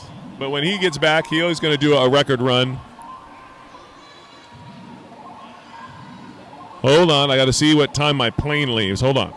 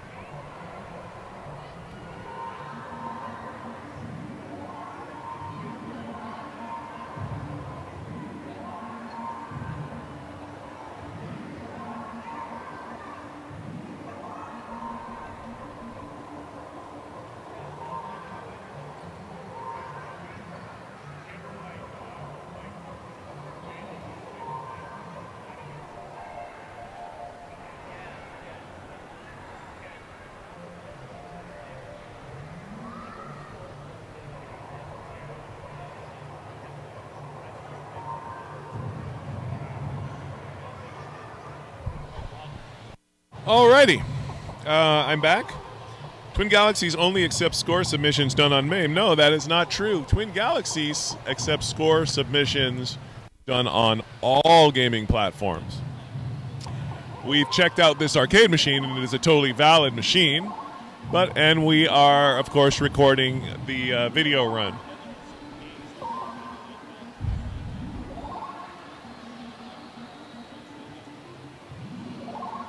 So the magic is happening.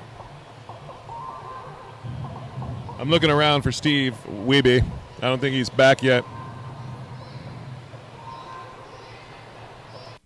I just see mystified people in the audience, entranced people in the audience, having witnessed Donkey Kong being played properly for the very first time in their lives.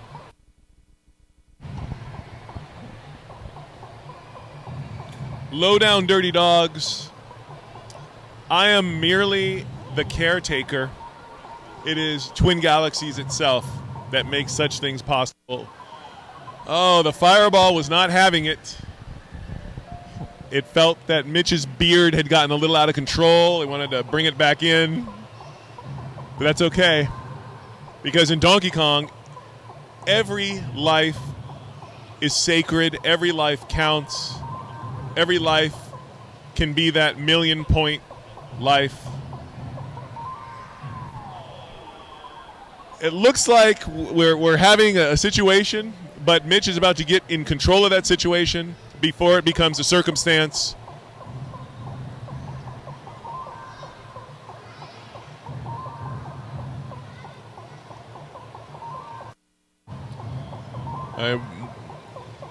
Let's see.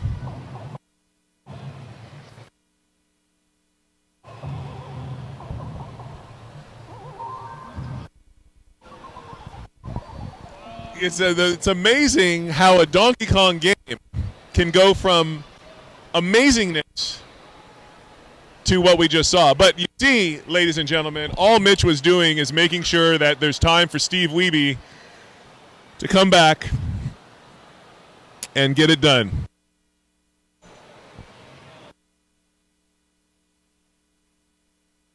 He had a game going, and then it wasn't going.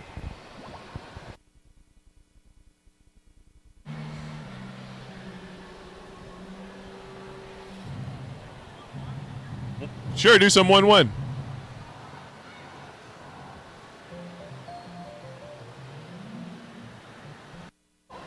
I don't know where Steve went. He goes to where all Donkey Kong professionals go, Donkey Kongville. And you're only allowed to go there if you play Donkey Kong.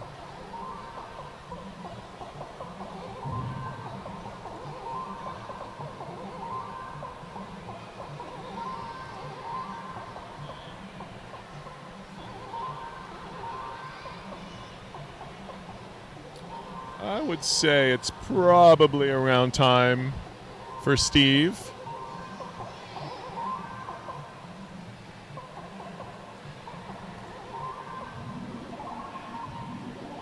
If we can find him.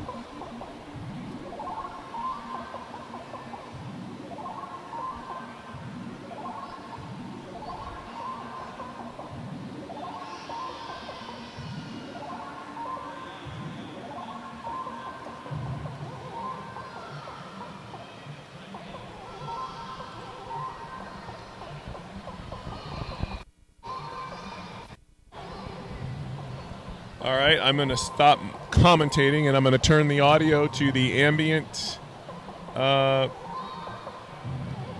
audio track.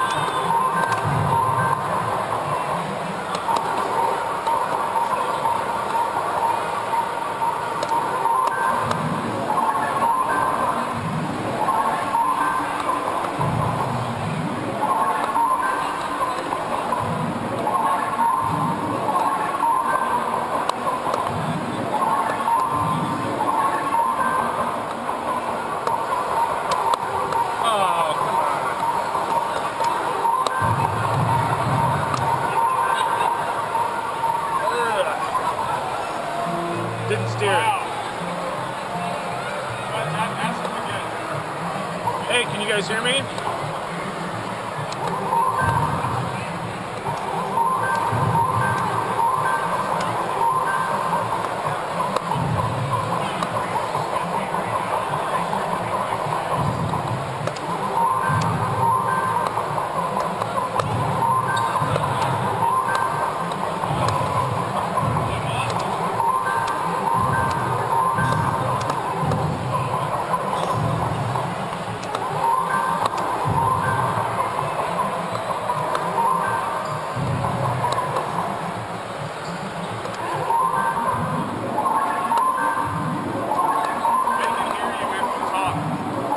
Oh, nice.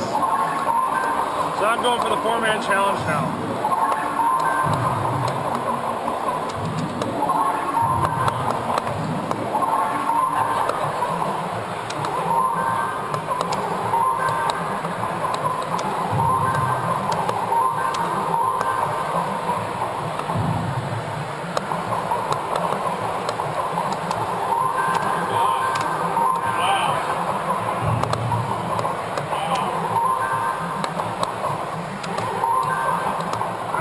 Grouping.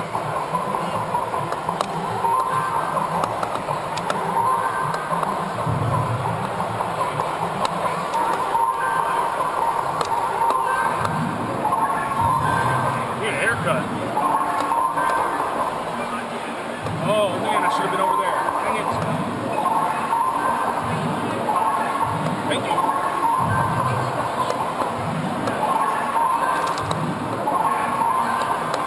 Oh, come on.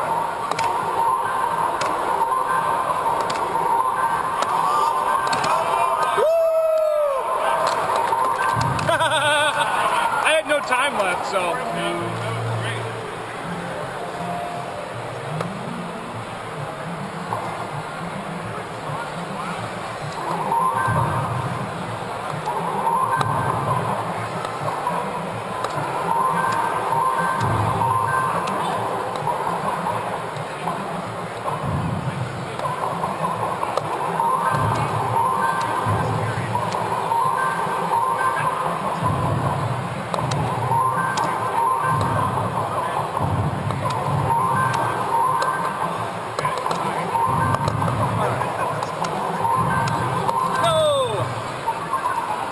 You gotta have luck.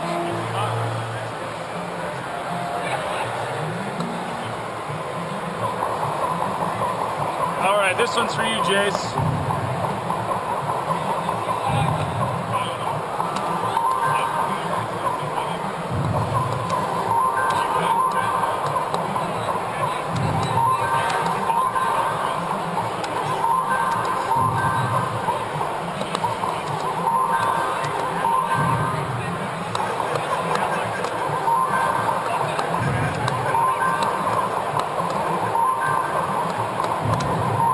Jace.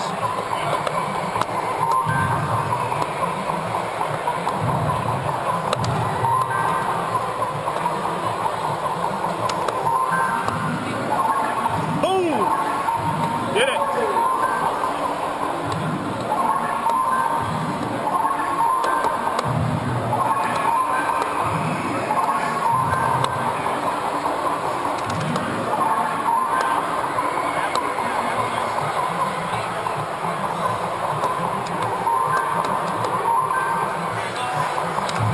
Come on.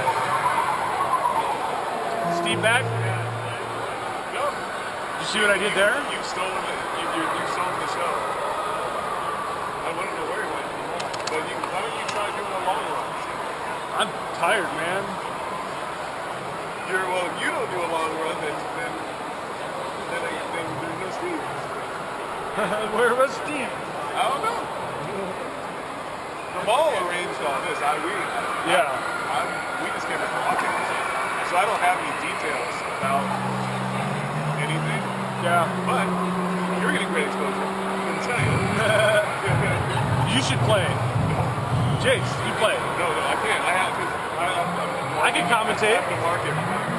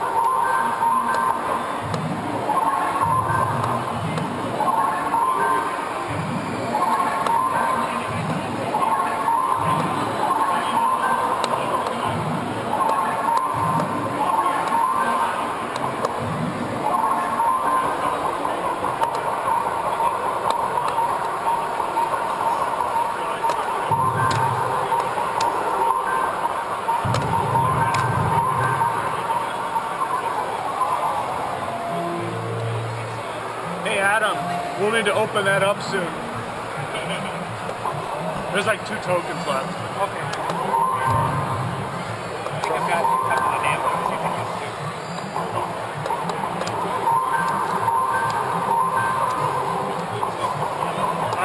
Oh, do you have the key to just open it up? Yeah. He's on top. Oops. The damn one's for Parker. I got 4 left here. Do you have any of the shows out there? Skydex. Oh, Skydeck has all those now? Yeah.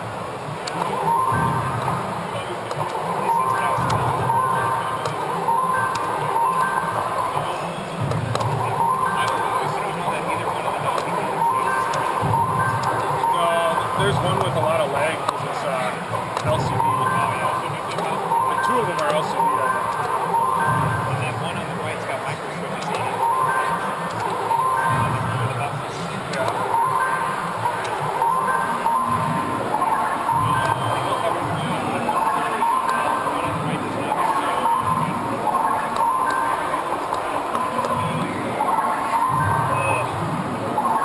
My chair I sit on is a lot lower than this, so my hands hurt from being like that. That's why Steve's got it. Oh, that might be sits lower in the pictures. It's a little lower, so that might be it. And he should probably take This is a test of the microphone mixed with the other audio source. Can you guys in the stream hear this microphone? see if we can get it a little lower.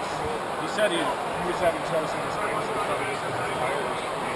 Yeah, well, he's Wiebe will be back in a few minutes. 7-ish is when he's supposed to be back, and it's almost 7 now. So this machine has been like really redone since he played it. I saw on Claude you said you like capped like everything. Like was that all like last week? No, so in November the machine started throwing the depth coming. So I started doing all the fixes here and there, trying to get that say 3 weeks ago was my first. How long did you know you were going to be helping with that? I found out 4 days ago. It's the machine I'm running. Who contacted you, Chris? Yes, yeah. Through Claude? Yeah, someone, Chris Rhodes. So they gave Chris Rhodes' number. Chris like, I don't have a machine anymore. He says, but I had just talked to Chris Rhodes and Dave Counts. And we had just been talking about how I got the machine really solid. So he said, hey, Dave, install me.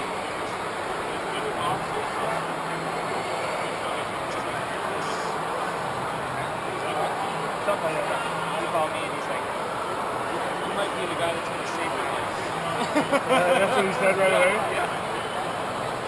So I volunteered. Well, I couldn't help out. My Donkey Kong machine is literally the worst Donkey Kong machine I've ever seen that's in the original cab. It's all beat up. I gotta fix it up. Yeah, it's missing the front board, and then the sideboards are worn out like this, so it tilts forward. And then it's like yellow and hanging off tape. Oh, yeah. That's awesome. Yeah. And I don't have side art, so I'm gonna, and there's like knocked up, so I'm gonna do the whole works, by my blue or red? I'm gonna check out the site because I've never been there. I've been to the log. Yeah. And that's cool. The site's pretty good too. I was sucked into that blog. The guy writes for them. Yeah, he's great. Well, I'm gonna run boards. Okay. He's coming back. He should be back in Soon, yeah. So I'm just gonna run boards.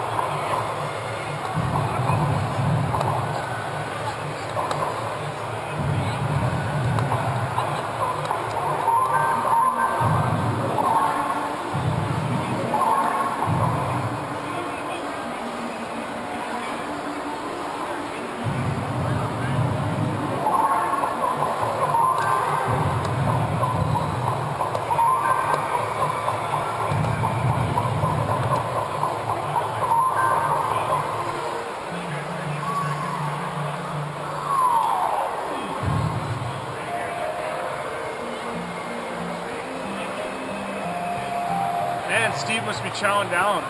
He's coming. You have like a few more minutes. Okay. I have to go get on an airplane. You're heading out already? Yeah, I have to go. So if Steve is here, will you commentate? Yeah, I will. Okay. Mike is over here. How are you getting your computer back? They're gonna send it back. Nice. This laptop is not mine. This is someone else. Okay.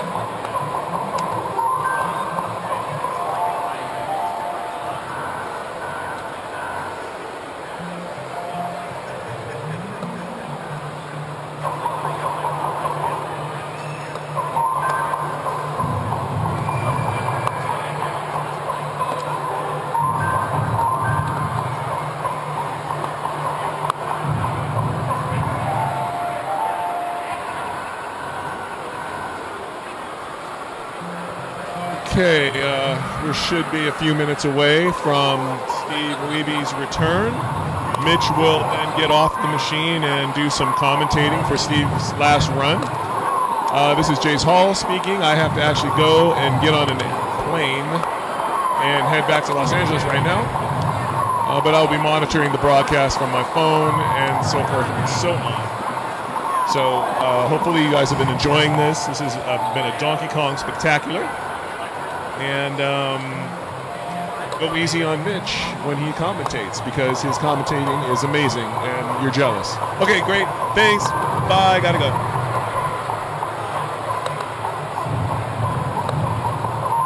You heading back to Cali? That was a quick trip. Are you going to be at the Kong Off? I'm not sure. I'm going to try. Okay. I'll be there.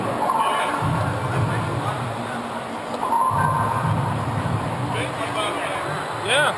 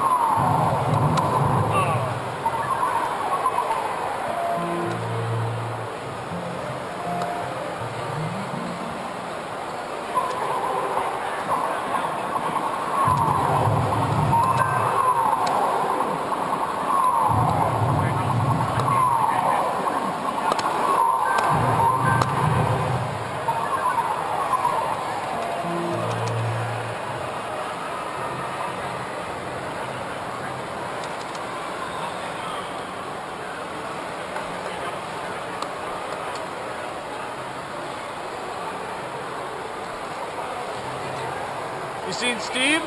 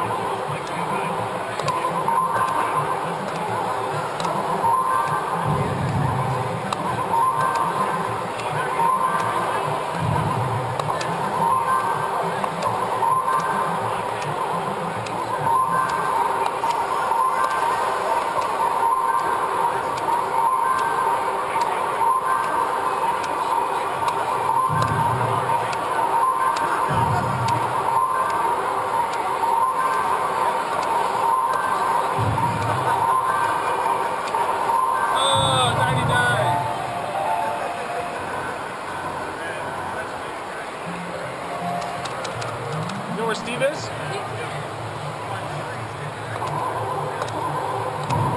He can go and come whenever he wants. He can play whenever he wants. Is he willing to introduce him? Yeah, sure. And like help out the crowd? Yeah. Okay. Sweet. Let me.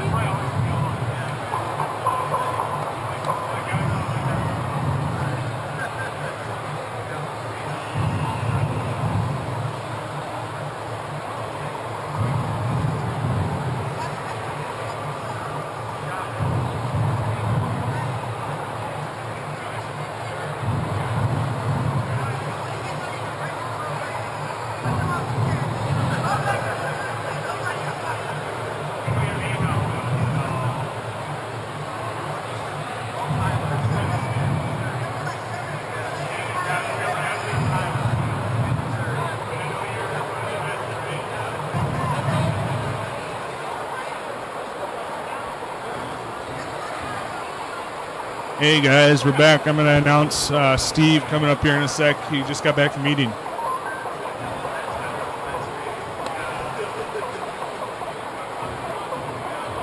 Hey, playing? No jump? I'm just trying to die. Took me a long time.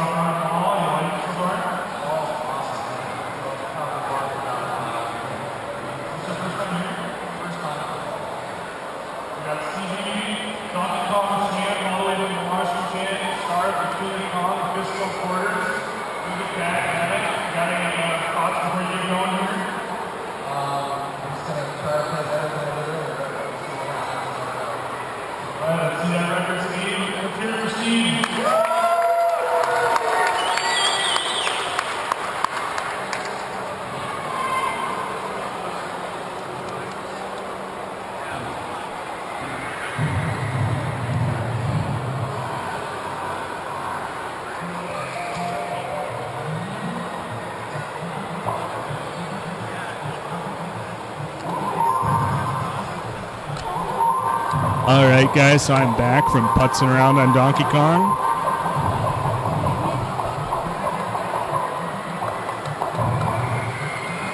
We got to catch up on the chat here.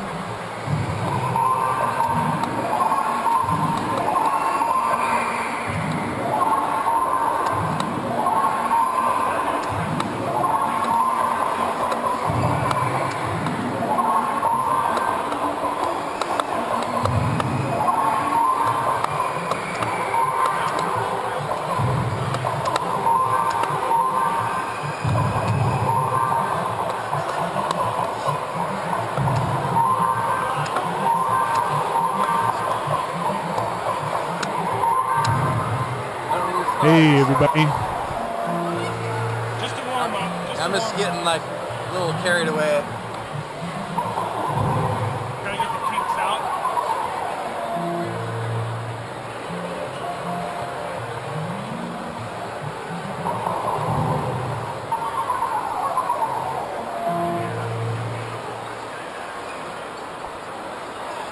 Hey, Rudy. Actually, I think Steve lost a lot of weight before Kong Off 2, I think it was. At least that's what I thought too. Welcome to the world of world records. Restart.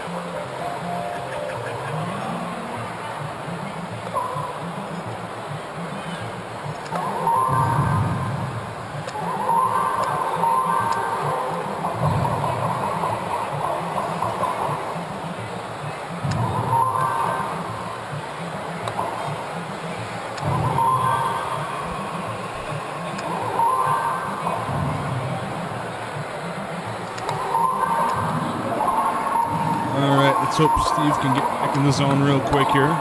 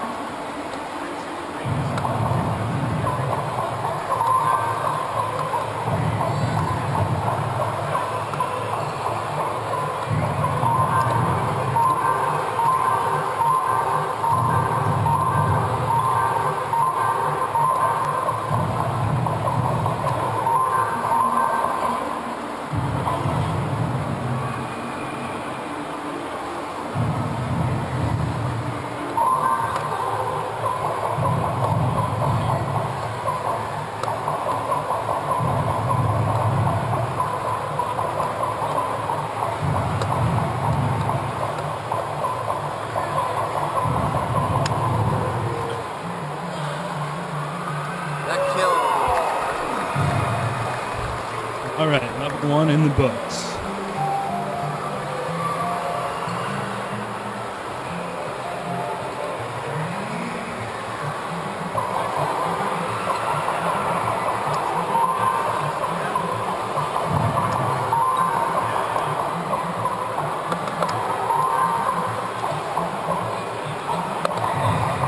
Creepy Kong, yes, I am here. Can you hear me?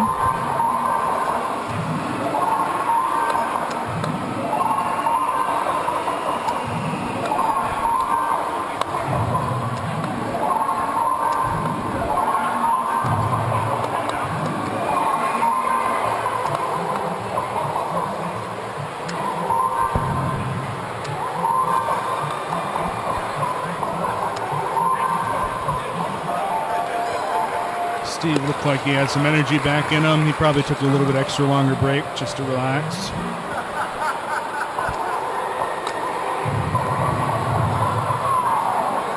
I have only had breakfast today, so I'm really drained. So I don't know how drained he was. Maybe he had just only a small hotel meal or something this morning. I don't know. But apparently he needed to eat.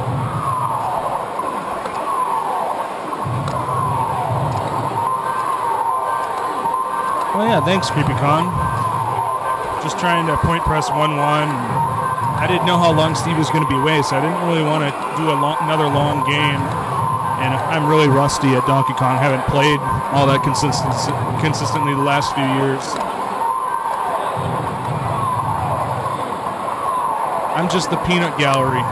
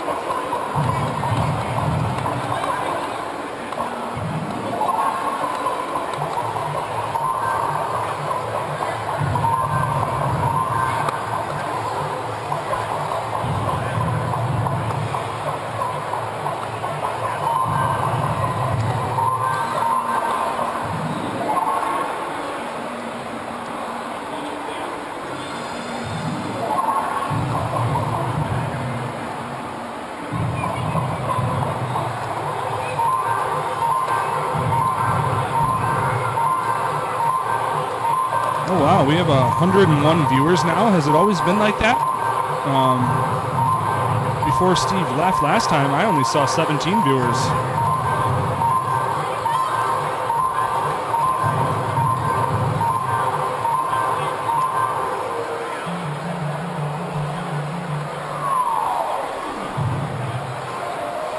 Really wish there were a few more local Donkey Kong players to be here to hang out with and enjoy it with, but it's great.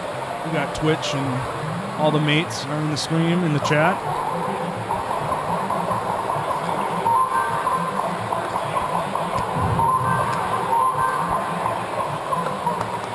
Although one mate in particular is conspicuously absent.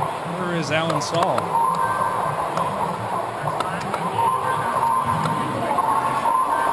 Looks as though Steve is just focusing now on playing it safe, chugging through the start. Same sort of strategy he was using earlier if you weren't here. Both hammers on the barrel screen on level 1, and then the next few levels, 2, 3, and 4, no bottom hammer on the barrel screens, just to keep it safer. Although some would argue getting the bottom hammer on level 4, given the time the internal difficulty changes, would actually be a little safer, but to each his own.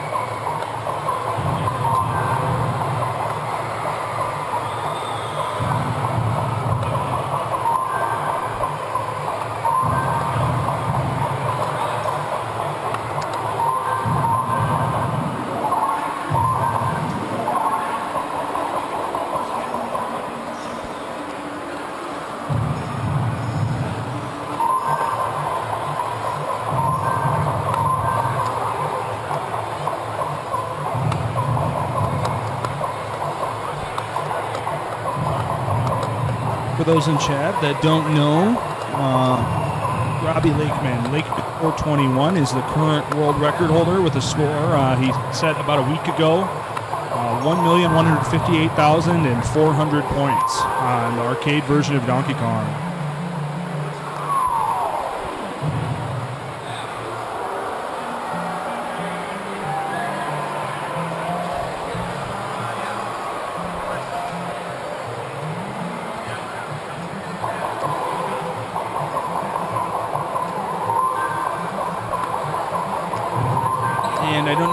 What percentage of the viewers are just lurking, maybe never seen Donkey Kong before, but I would highly suggest, recommend the game to you. If you're at all interested, there's a great forum, DonkeyKongForum.com, where you can community. Everybody pretty much cheers each other on.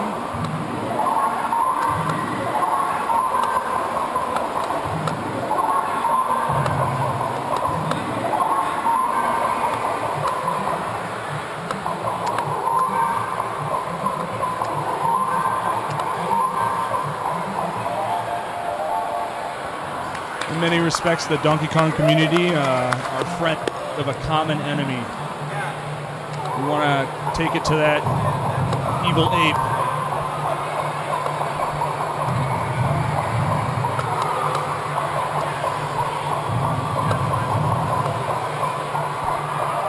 Another Wiebe freebie.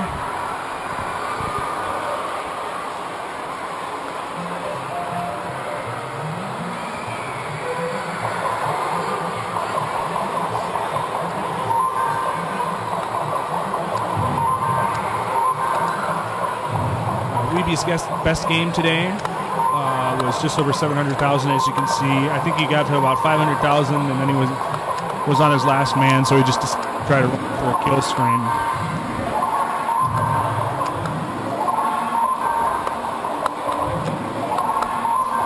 He seems to be flying right now, so maybe he's in the zone.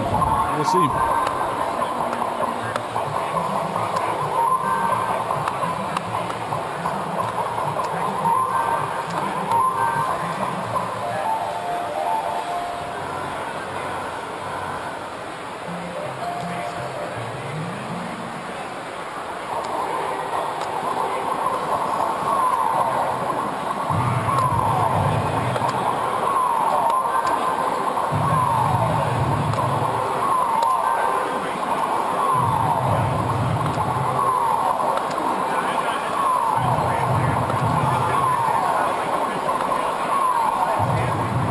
For those that play the game, it's just amazing how much the movements of playing this game over and over and over can just get burned into your psyche. Sometimes it feels like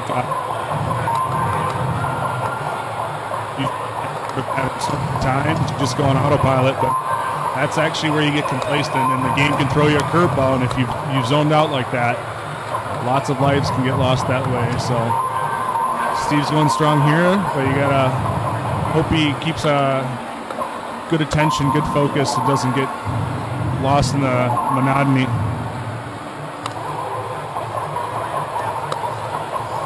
It's actually kind of funny. There's a ton of mall security guards. I'm guessing they're just security mall cops, but they're walking around and they almost look like Mr. Awesome.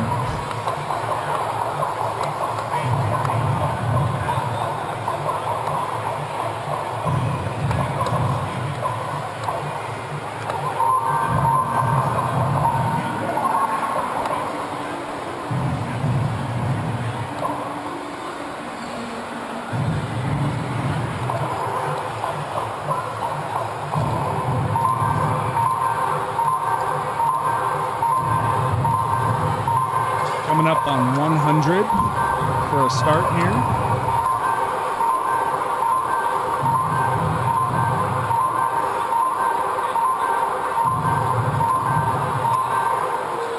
So, in 200.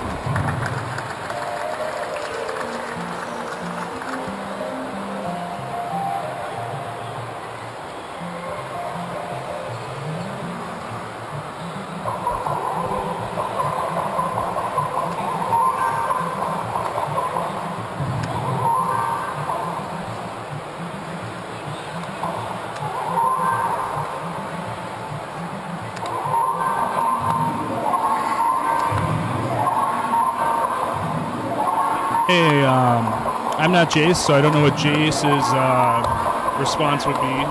But since he actually... Oh no, Steve just died. Huh. I didn't see what happened. I'll have to watch on the replay here.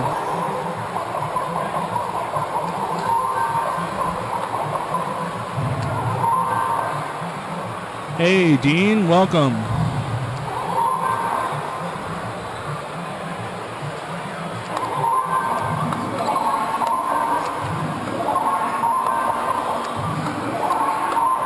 Oh, I saw his death now on the replay. So to continue what I was saying is Jace put me in charge of commentating on this stream, and I would just ask Rudy and those that are engaging with Rudy to just knock it off.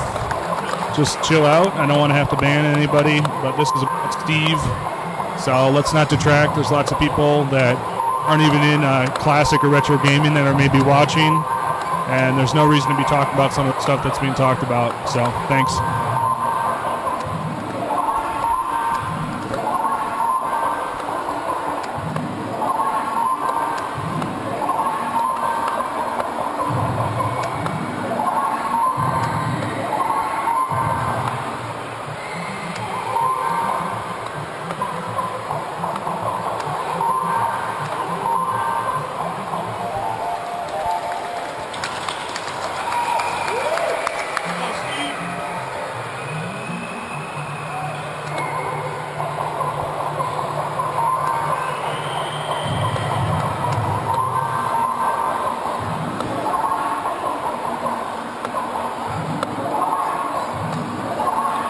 That's a good catch there. For those that don't know, if you're running with a hammer against the conveyor belt, you'll never get anything to slide under the hammer and kill you.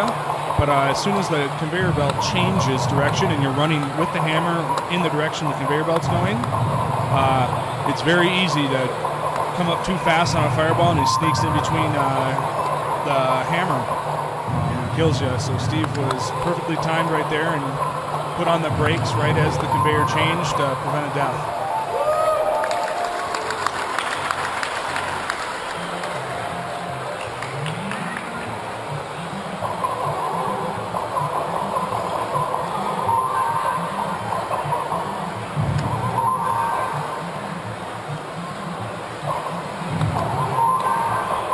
Walter, if you're talking about Walter Day, he is not at this event.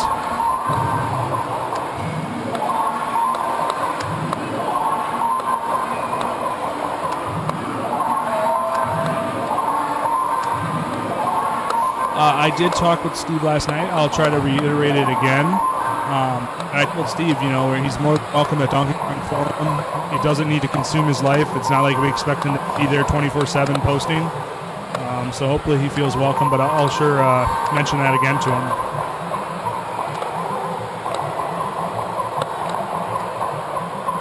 This is at the Mall of America. As far as I know, it's still the biggest mall in America. I think it's the second biggest behind the mall that's in Canada. I forget what that one's called. Minnesota.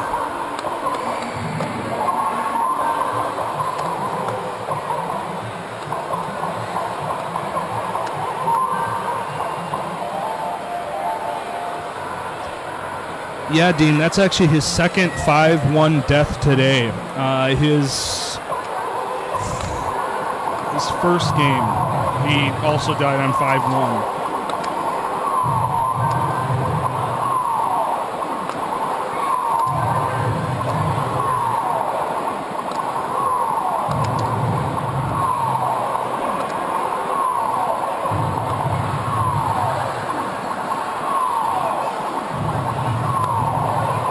For those that don't know, Dean Soglio is in the chat. He has the handle up to no good, NG. He has the world record on the MAME version of this, which is the and he has a score of 1,206,000, and I think it's 800. Let me just check on that. Yep, 1.2068. Legendary game.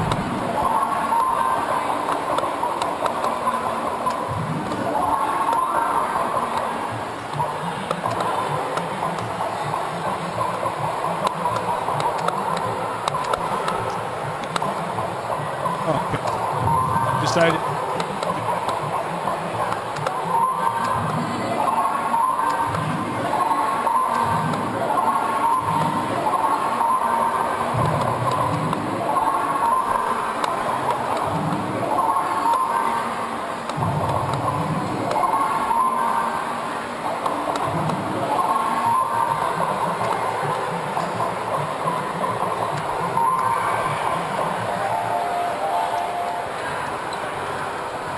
So it looks as though Steve is resolved to just do a simple quick two-hammer game on the barrel screen. Probably get him a low 1 million point game.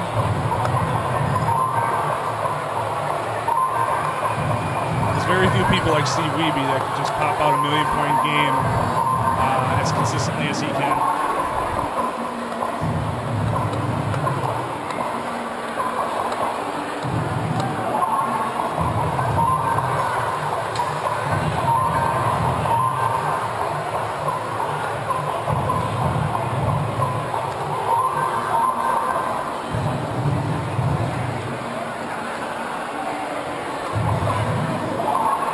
Can you guys? I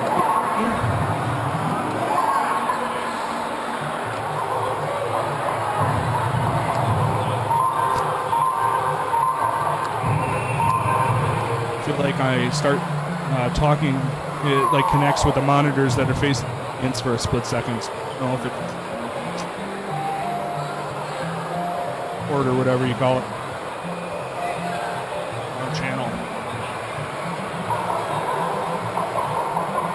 So just let me know if it cuts out anymore.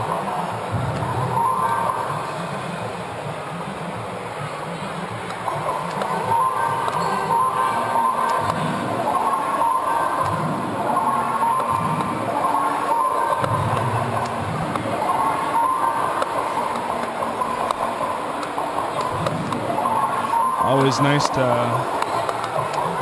Oh, look at that escape! That was beautiful. I was gonna say it's always nice to have the bottom hammer and get rid of the pesky fireball, as well as snag the blue barrel that was a wild barrel, and on top of that, get 800 for it.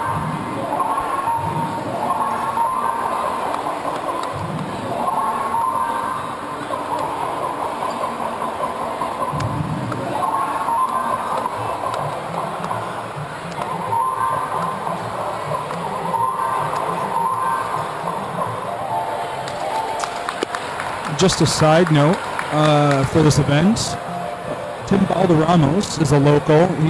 For those who don't know, he's the 4th person ever to get a perfect Pac-Man game. I have seen him pretty much completely attached to the Miss Pac-Man Galaga machine for this entire event. I don't know if he's playing a serious game or not, but something I'll keep an eye on for you guys.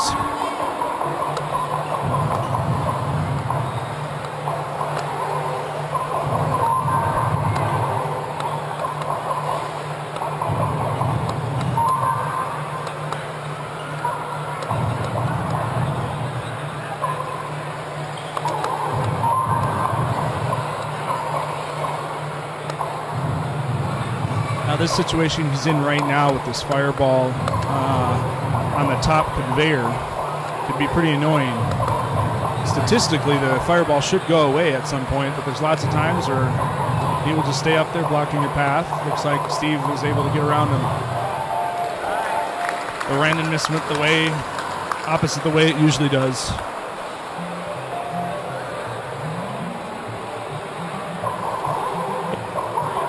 Commentating. Nice to see you in the chat.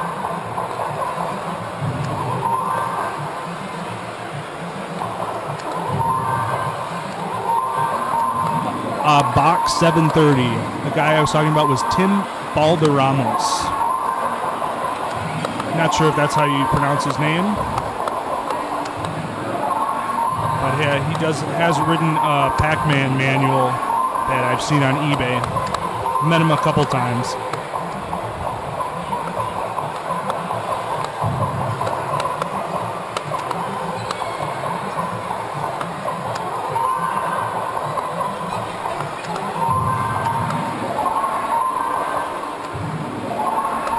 Now this is just me speculating, but I would imagine maybe what Steve's doing here is he's trying to just play a safe game, get over 1 million, get a kill screen, excite the crowd, and then maybe on his last attempt push a lot harder, trying to beat his own personal best. That's just what I would think he's maybe trying to do here.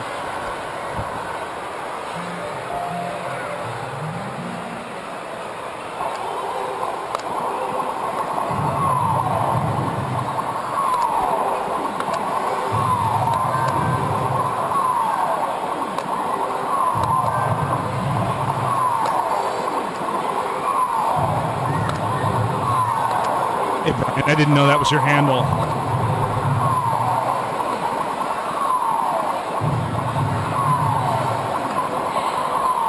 Nice to see everybody. Lots of familiar faces. Andrew, I see you there.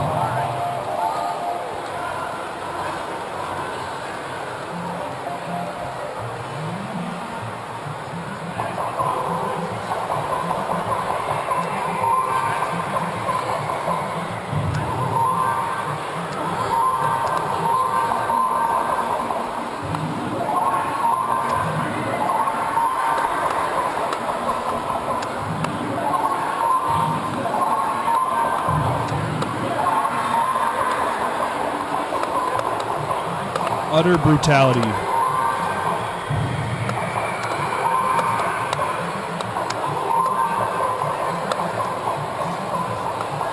Nice long jump there.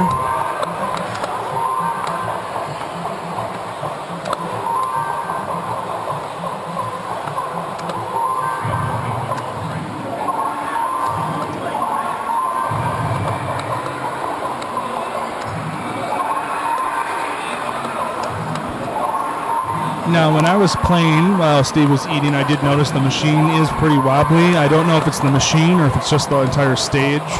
But the more you really are fiercely trying to point press, the more it really wiggles around. So with the style play Steve's doing right now, I think he's going to be all right as far as that goes. Doesn't look like it's inhibiting him in any way.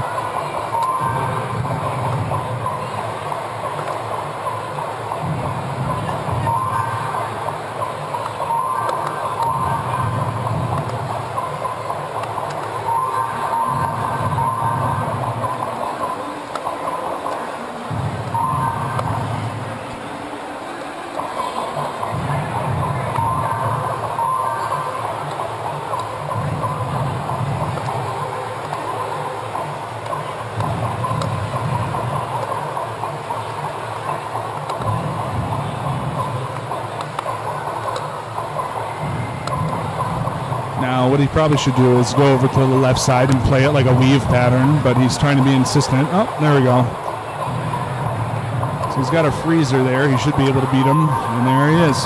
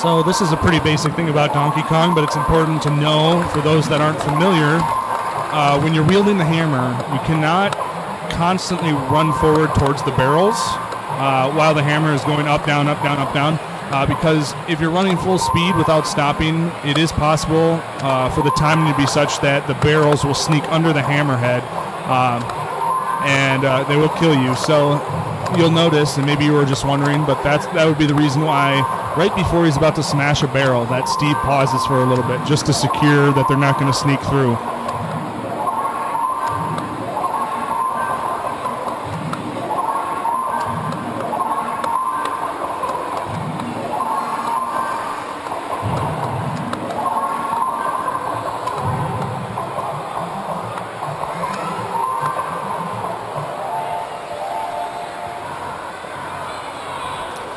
Dean, that was a question that was asked in the Q&A right before his first part of the session when he was doing attempts, and he did not suggest at all that he had beaten his record. He said he had come close and died, but I don't think he explicitly said he didn't beat his personal best. The question did ask if he had, but he answered in such a way there is a little bit of ambiguity, but I don't believe he has.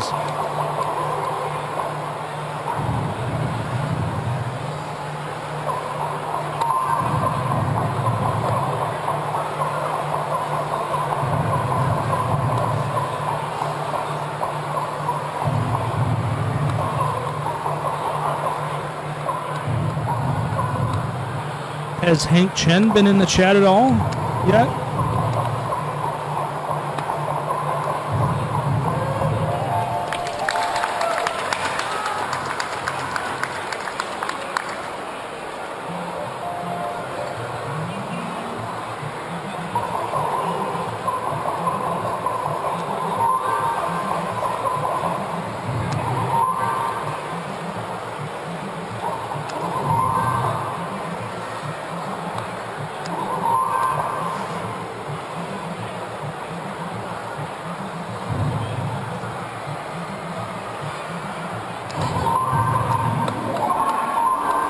Looks like he'll get some good barrel smashes on this hammer.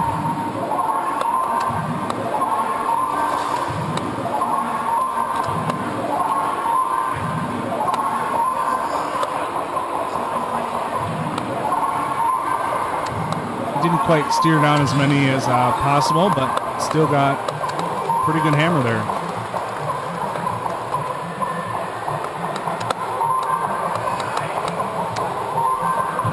Earlier, he did have one fourth girder death where he was jumping over a barrel, front jump to the left, and got sniped by level 5 barrel. It was actually the other 5-1 death he had on his first game, I believe.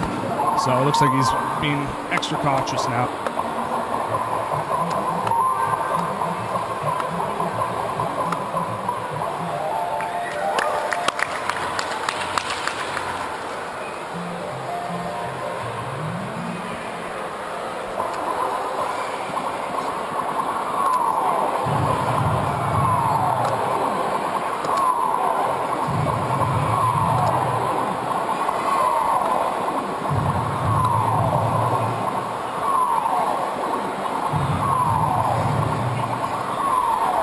How does it feel to get conscripted to host the show? I'm actually kind of happy about that Chase trusted me. I was looking for a while like I was just going to end up sitting in the front row and just watching, but a lot of us Donkey Kong players have been saying for a long time that it would really be beneficial and fun to have a Donkey Kong player that knows the game to actually commentate on another really good Donkey Kong player's game. Just adds another layer to it, and it helps explain the game to those people that aren't really familiar with what's going on. So I guess more than anything, I'm glad that I could be of service.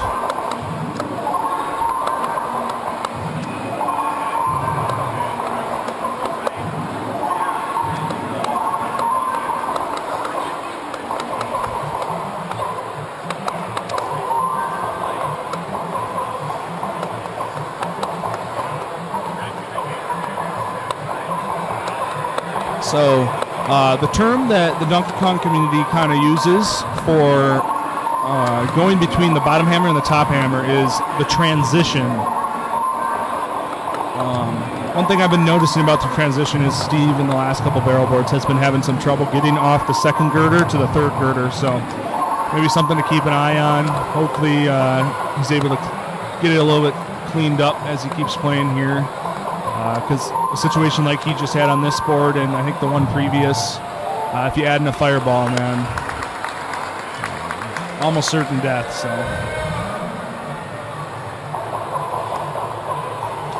a lot of times that's caused by overzealously steering barrels down, and then the hammer expiring.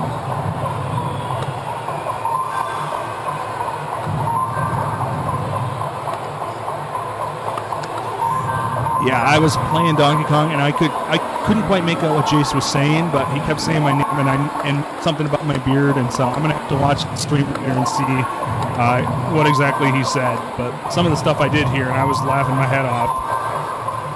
I know some people didn't really like his commentary, but when I was sitting next to him and he was commentating earlier, man, I was laughing my head off.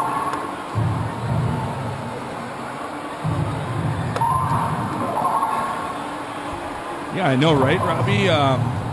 Some of the situations, it almost looks like Steve panics and he just is like, he's like, oh, what the hey, and he just goes. But other times it does look like he's keeping an eye out for the 1/16th wild barrel.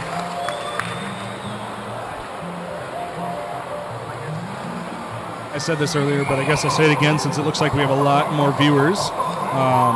But 1/16th is the idea that when Donkey Kong grabs a barrel, there's a 1 in 16 chance that it will be what's called a wild barrel. And those are the barrels you'll see him throw every now and then, rather than just rolling him to his left.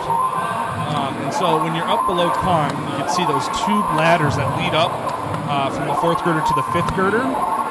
When you go up the right ladder on level 5+, you really don't have to worry about the wild barrels, except for the situation that the barrel is thrown already in the air and you're coming from the right of the ladder. In that case, it can get you, but if you wait uphill the ladder and then go up, you'll never have to worry about a wild barrel. But you can also, like you just did just now, and then the wild barrel was thrown. If you go up the left ladder, the shorter ladder, you do have to keep an eye out for the wild barrels, no matter how you come at the ladder, from the left or the right. And so that's one of the things you eventually learn in Donkey Kong. If you want to increase your score from like the 300K range, a lot of times people get stuck there because they keep having 2 or 3 deaths a game due to that wild barrel. So sometimes it looks like Steve is keeping an eye out for it. He's got a feel for when in Donkey Kong's cycle of grabbing a barrel, he can make the run and blitz it up the ladder. But then other times, like Robbie was noting, it's kind of ambiguous. We don't really know if he's paying attention to it.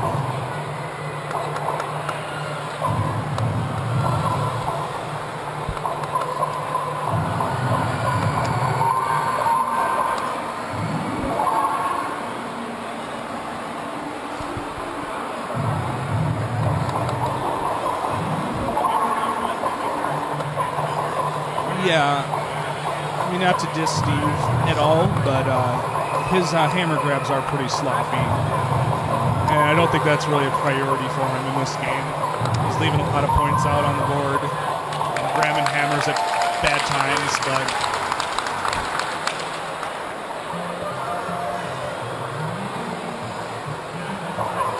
he's playing pretty free under Donkey Kong. If that makes sense. He's not obviously showing that he's paying attention to where he's positioning Jumpman, because there is a safe spot above that long ladder I was talking about connecting the 4th and 5th girder. There's a safe spot just around the top of that ladder, and when you run to the left and you're especially when you're directly below Donkey Kong, that's a really dangerous spot to be. And sometimes Steve seems to run through there in a carefree manner. But so far, he hasn't died. I don't know if I've ever seen him die at a Kong-Op due to that death. At least not any I can remember. So,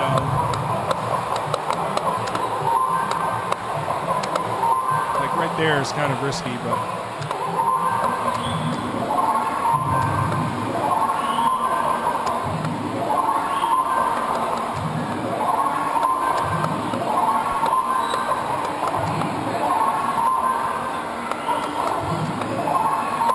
I'm about 15 feet from Steve. He can maybe hear that I'm talking, but there's no way he can hear what I'm saying because I'm talking a lot quieter than Jace.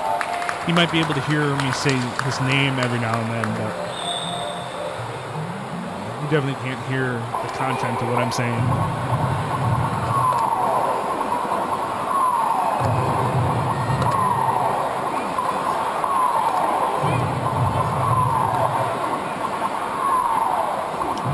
If you look at his face cam and you see just behind his elbow where the edge of the stage corner is, I'm about that far away from Steve, sitting down down below the stage. So,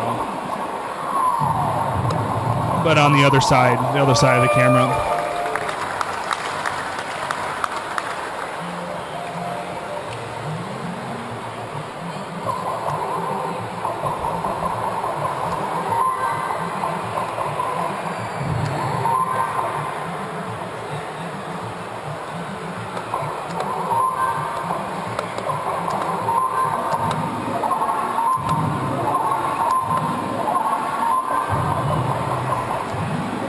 That was almost the sort of situation that Kong will throw at you from time to time that is almost literally unsurvivable. Just a little bit more bad luck and that could have been a death. Sometimes you'll get those 2 or 3 wild barrels right in a row like that, and the fireball will come up, and instead of going to the left like it did, it'll come gun right for you, and then you're in big trouble.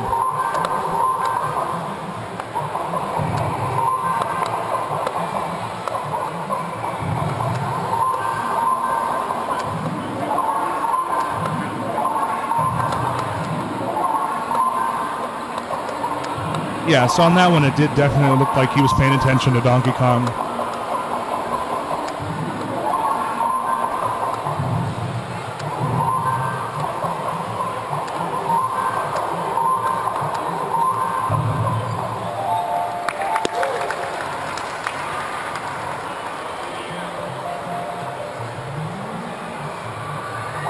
For those that joined us, his first death was on level 5, stage 1, and a wild barrel came down while he had the bottom hammer, and it was actually the bounce, I believe, from the barrel hitting the girder he was on that bounced it up into his feet as he was trying to smash it. It kind of went through the handle of the hammer and snuck in. So That was his only death so far, so he's actually playing pretty well. I don't know exactly how he took it, but that's the kind of death that most Kongers pretty much just take in stride. They know it was just a fluke, it wasn't an error. It's pretty easy to think nothing of those kind of deaths.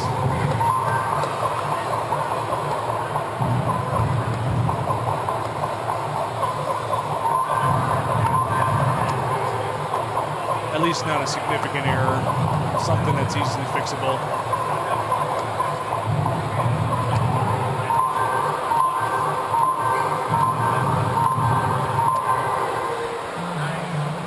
He's definitely has aura about him now that seems like he's a lot more confident than earlier.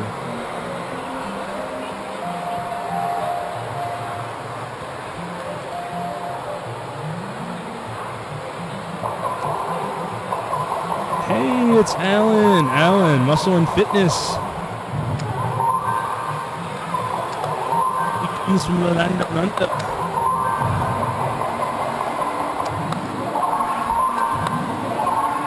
You know, right now, you could get 120 of these viewers in your channel.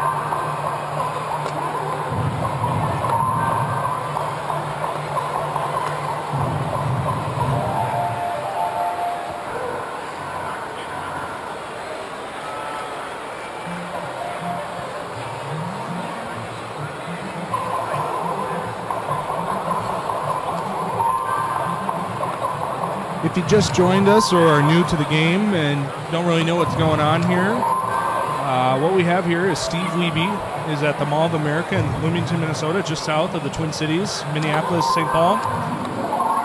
And he is on his third series attempt. I think he's had 4 quarter drops.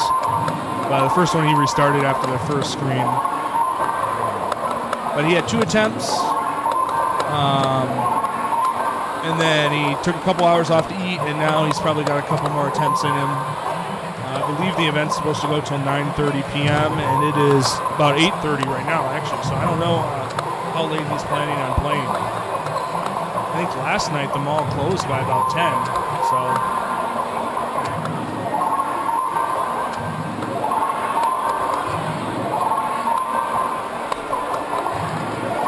And he is playing the game with Donkey Kong, which on the arcade machine came out in 1981. If you have any specific questions, feel free to type them in the chat. And if I see them before anybody types a response to them, I'll be sure to answer them. Earlier I was diving into a lot of the details of the game. So I don't want to just reiterate it if no one needs me to.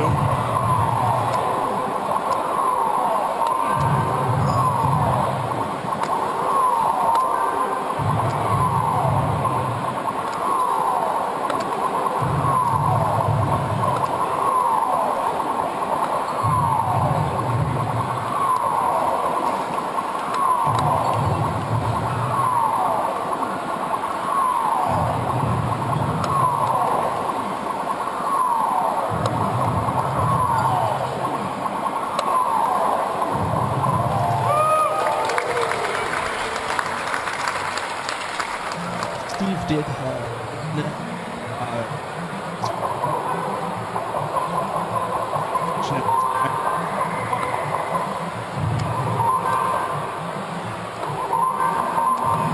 been doing pretty well on screens.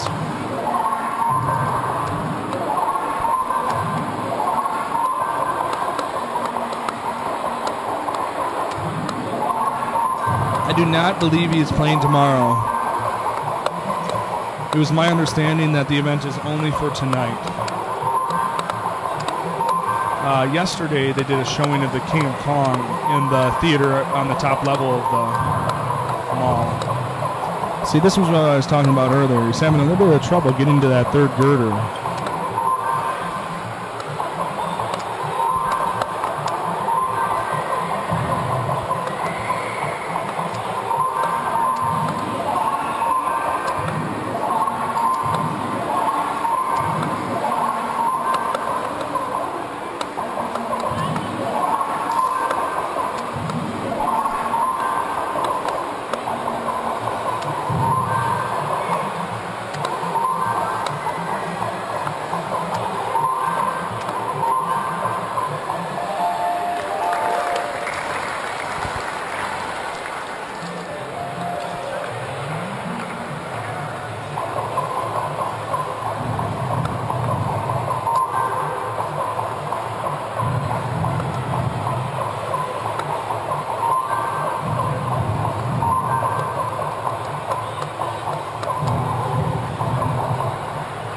In all seriousness, Alan, you really do need to get your internet up as fast as you can and stream some Donkey Kong again. We're all missing your laughter.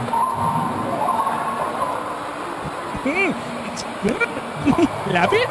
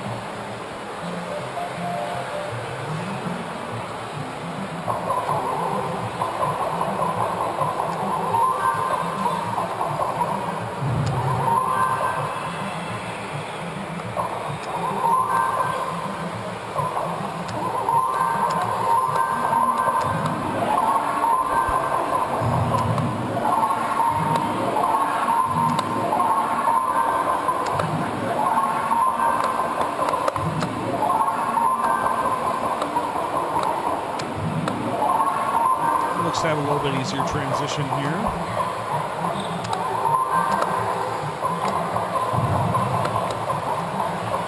So for those that don't know, what he just did there when he jumped away from the barrel he was trying to steer is the main way to steer barrels in Donkey Kong is by holding the direction towards the ladder. You want the barrels to steer down. If the barrels are approaching a specific ladder, you try to hold that direction while the barrel's at the top of the ladder or passing over the top. So typically that happens when you're running towards a ladder, and that's how the game is actually designed to try to kill you. And that's why people that are new to the game, they'll just run for a ladder, and statistically the barrels just start converging on that ladder because they don't realize that's what they're making the barrels do. So they're influencing the barrels to kill themselves. So what Steve did there is, it's a tactic. If you're going to the left, but you want to steer a barrel that's behind you, you jump to the left and then hold the right direction, and it will steer their barrel down the ladder, hopefully, the barrel that's behind you. And that's a way to progress in the direction you're going without getting hindered later on. It's just another little mini strategy to increase efficiency. He's not doing a whole lot of it in this game because there's really no need, but if you watch Dean or Robbie or some of the other really good players, they will utilize that tactic quite a bit, especially in the transition.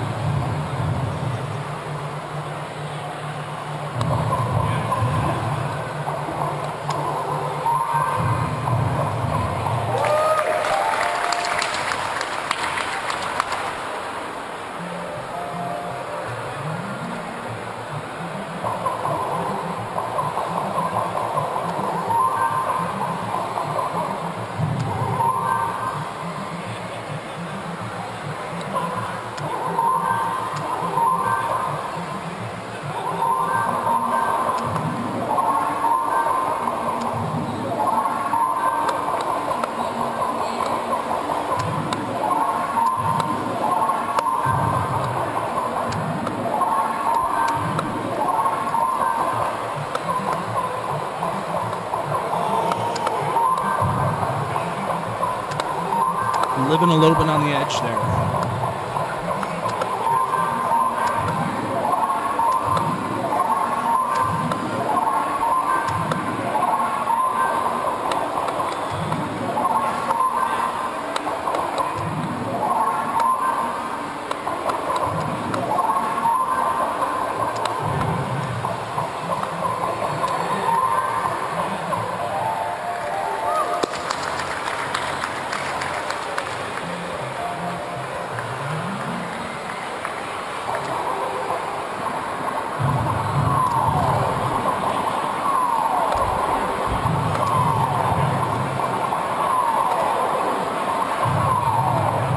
Alt-bow. I'm not sure if I'm pronouncing it right, but yeah, no problem. I'll try to think of some things that maybe I haven't said before to kind of explain the game.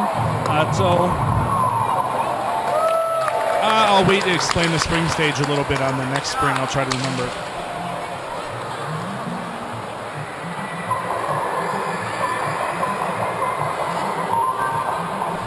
So the way the game is organized is there are 21 levels, and then on the 22nd level, first stage, the 22nd level is the kill stream. So that's the end of the game, and it's a programming oversight that causes not to be enough. It displays the bonus time, but there's actually not enough bonus time to complete the board. So it ends up killing you as though you've run out of time on the stage. But for the other levels, so 1 through 21. Levels 1 through 4 are what is called start. And the reason that is because each successive level, 1, 2, 3, 4, adds another stage. Some people use either term. And it adds a different stage to each of the levels until you get to level 5, which is the first level with all the different stages in it, and in the order that they will remain for the rest of the game. So Steve is on level 10 right now, and the order of the boards will stay the same the rest of the game.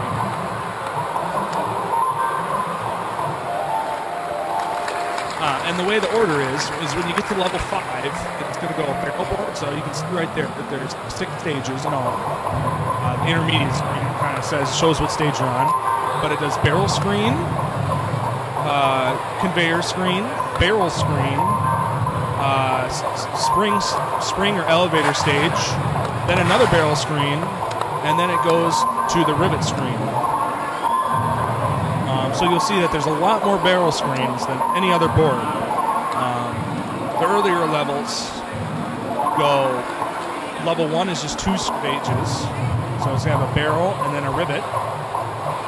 Level 2 is the first level that adds the elevator stage, and then level 3 adds the pie factory stage, and then it also adds some barrel boards in there too, but it introduces those 2 other unique boards to the pattern of the level. So when you play the game enough, you pretty much just know intuitively what board is coming up next. I know when I first learned to play, it was always like catching me off guard because I wanted to be able to hold the right direction that I needed to go right away. And you end up just knowing by feel. And if you're in doubt, you can always check the intermediate screen because it really reminds you. Because when you get to level 5 and beyond, if you're on a barrel board and you forget which barrel board it is, it's important to know if you're going to be on the rivet stage and you're going to have to run left first based on the normal strategy most people use, or if you're on the pie stage or the conveyor stage where you typically run right first.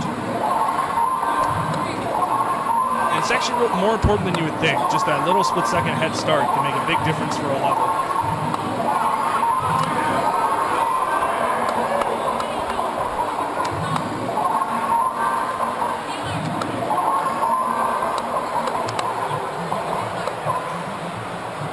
Yes. There is a website. Krispy Kreme. His name is Chris Saros, and he has a site called the Donkey Kong blog. I believe it's at blogspot.com.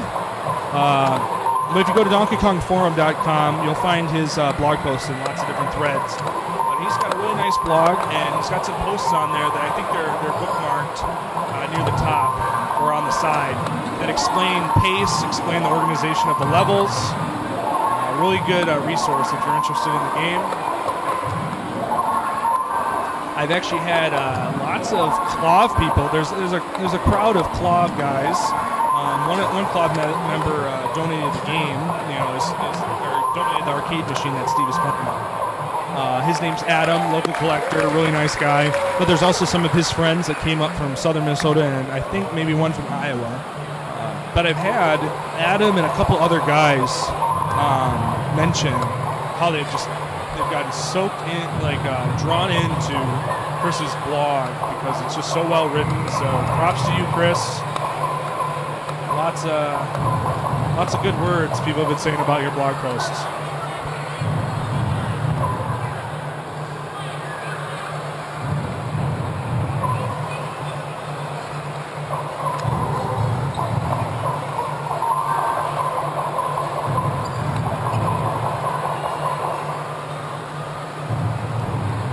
I actually had Adam say it to me this way. He said, I wasn't really interested in the Donkey Kong, and then I started reading that blog, and I just couldn't look away, basically, is how he said it.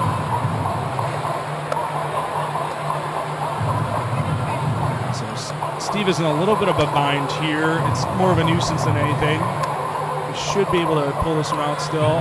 He's got fireballs up at the top right, and then he's got a freezer on the left, middle conveyor there, but fireball that was a freezer moved out of the way. He was able to get up the left side.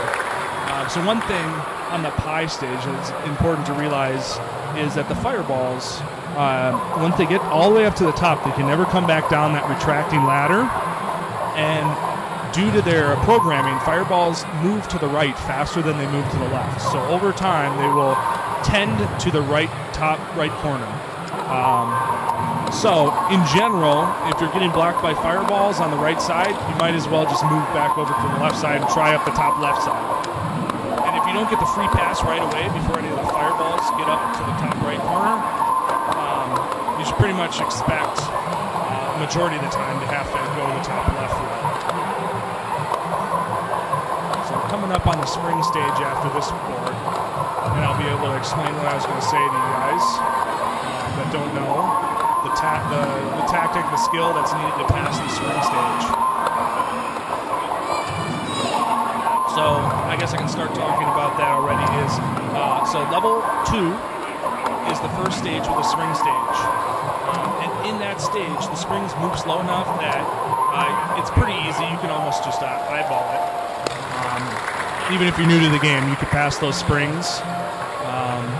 And then the third level, they get a little bit faster, such that you need to pass the springs, or the main strategy to do it is to go to the left side of the springs bouncing, left side of the ladder, and then look at the spring. If you look at the left side of the screen here, there's that elevator going up, and at the top of the elevator, you'll see the yellow pulley. And based on where the spring lands on that pulley, or Donkey Kong's right foot, or left foot if we're looking at him, you want to run on level 3 on a longer spring, and you run and tail it right next to it, and then you can run up. Now it's the same thing on level 4 and beyond, but the springs are a little bit faster. So you not only have to run on a long spring, if the next spring after that long spring is long as well, that means you have to retreat. So you typically want to go on a long spring and then keep going if it's like a medium or short spring. That's the general way. There's more details on DonkeyKongForum.com. One of our adjudicators of scores, Jeremy Young, has a great post where he just meticulously dissects that board. And it turns out there's actually, I believe it was 16 different types of lengths of spring in terms of how far they bounce into the spring on that pulley I was talking about. And it gets really technical, and it's actually possible to complete the screen from the right side of the ladder, but you have a little bit more wiggle room going from the left. So that's why pretty much everybody that plays Donkey Kong will go from the left side. So Steve had a really good hammer there. He cleaned up really well. Easy transition to the top end. And that's why it's really important not to leave some barrels hanging in that bottom left corner of the screen when your hammer runs out. Because that can get us into tricky situations.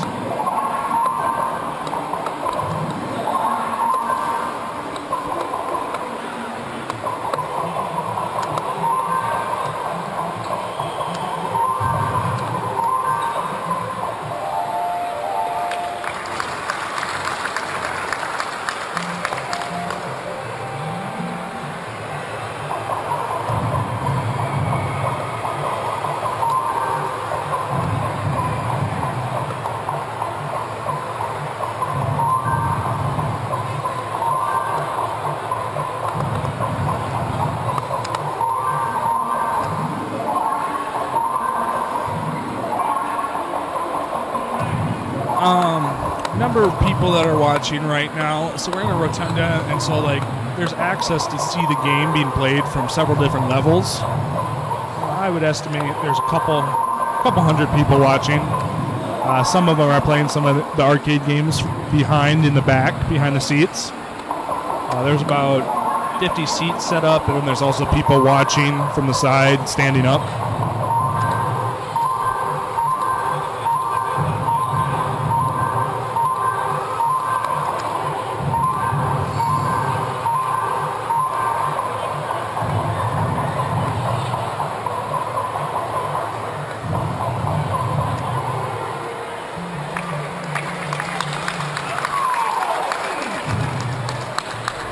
So he's coming up about the halfway point in the game.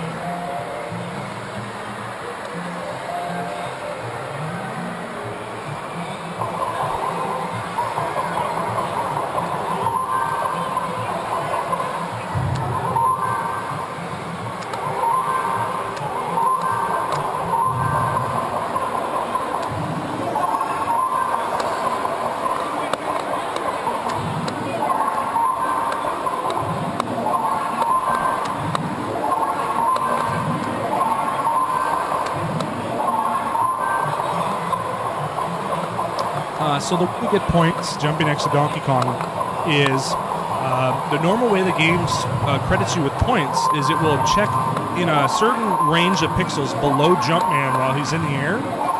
And if there's any objects or obstacles like fireballs or springs even, or barrels primarily, below Jumpman, it will credit you with points. But now the trick is if you're actually holding a direction, whether it's right or left, just not up or down, if you're holding a direction, it will actually expand the search area underneath Jumpman and will give you a wider range where it will credit you points. So to get points leeching Kong on the Rivet stage, you just stand close enough to him, basically at least halfway between, or have like half of Jumpman's body past those blue poles right next to Jumpman, or next to Donkey Kong.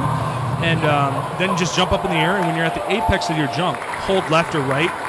Depending on what side you're on, you'll probably want to hold the direction away from Donkey Kong, just for a little bit of added security so you don't accidentally jump into him by mistiming it.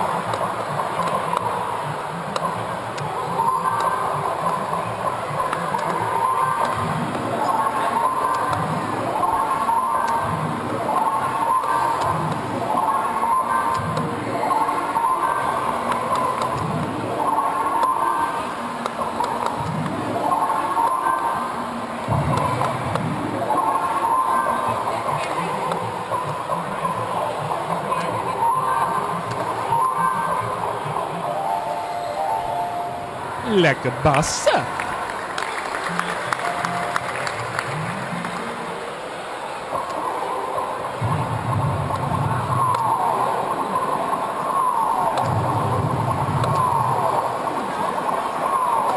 The Donkey Kong.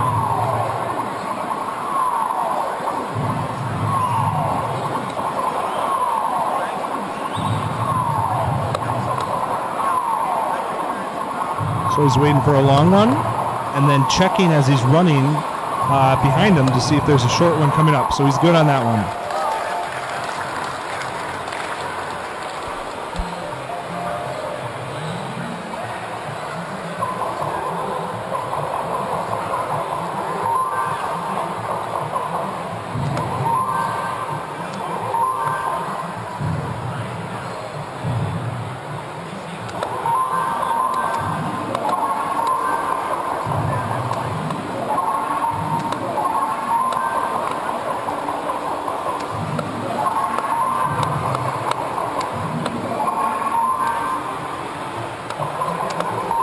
who's got a fire. So,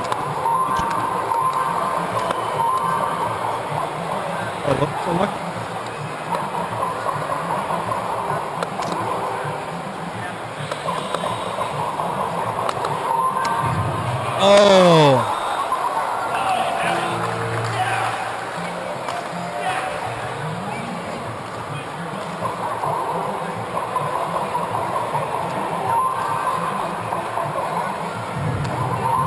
I think he actually had that. He just succumbed to, or at least in part, to, I don't know what we term it in the Donkey Kong community, but the slide.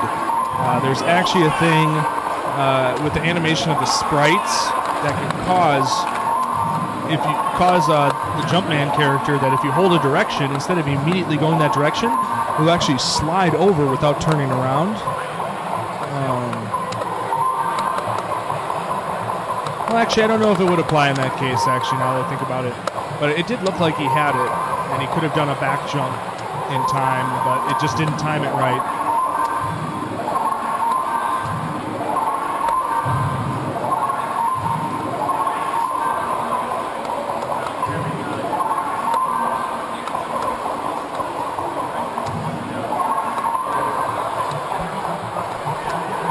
Jay said he wasn't 100% sure if he was going to be at the Kong Off for.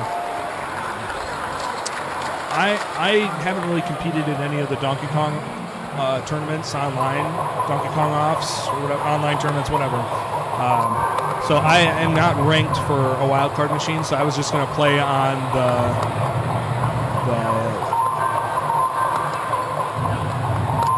attention to Steve's game there. I was going to show up and do the walk-up machine or whatever, Joe Schmo machine, whatever you want to call it. Oh, man. This is tough. Oh, my goodness. Wow.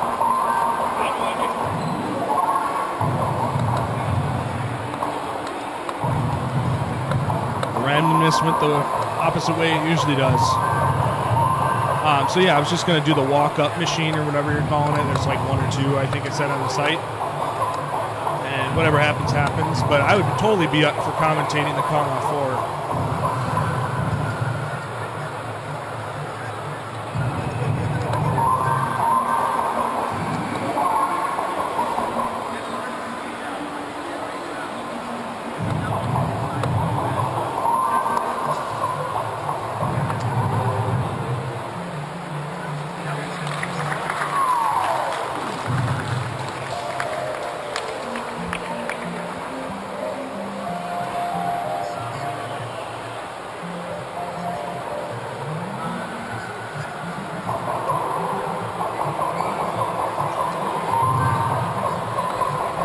Over halfway through the game, halfway to the kill screen, so if he can get another 500,000, that should be more than enough. I mean, people are saying he's under 1 million pace right now, is that correct? So 450K on two men, if you think of it that way. A lot of Donkey Kong players, especially like Steve, do that all the time, so he's just got to keep the focus going.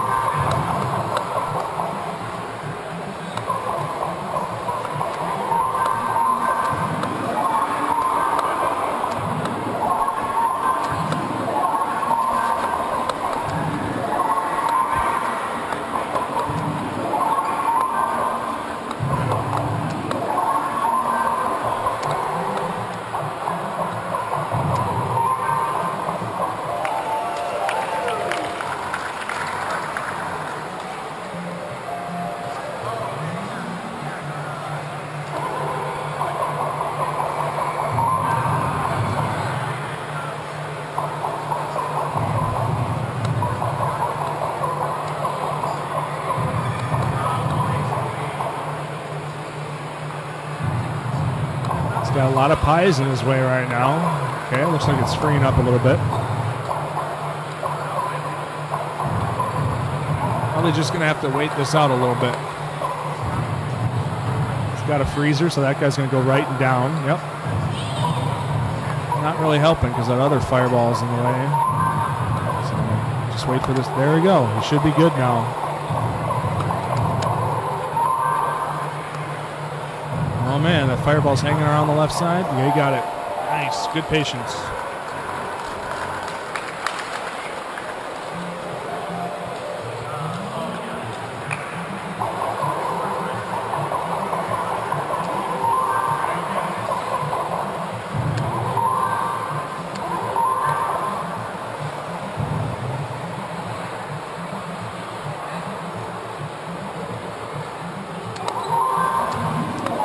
Steve cannot see the chat.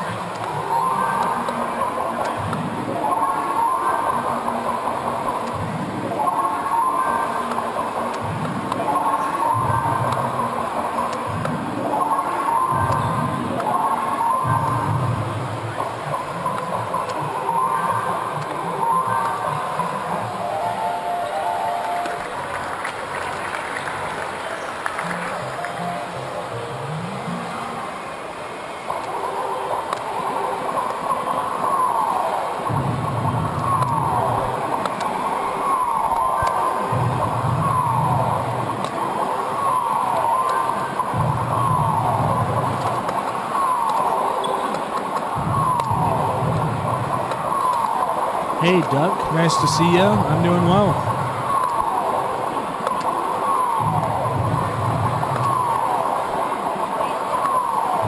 Oh, wait a sec. It's pronounced Duke, isn't it? I think I remember that now. You're Duke. Sorry about that.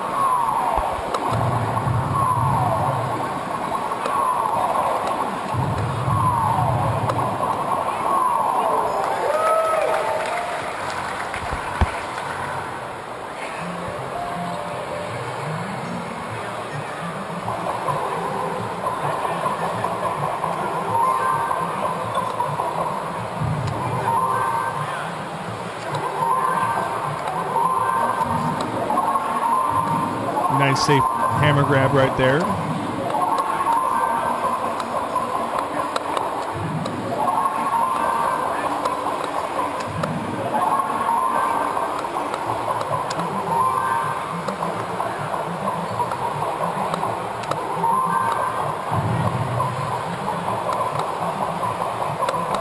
Now, for those that are new to the game, one thing you'll see Steve doing, but I just want to point it out so it's even more obvious, is when he is transitioning from the bottom hammer to the top hammer, one of the most crucial strategies he's utilizing is you stand uphill of the ladder that you're trying to climb.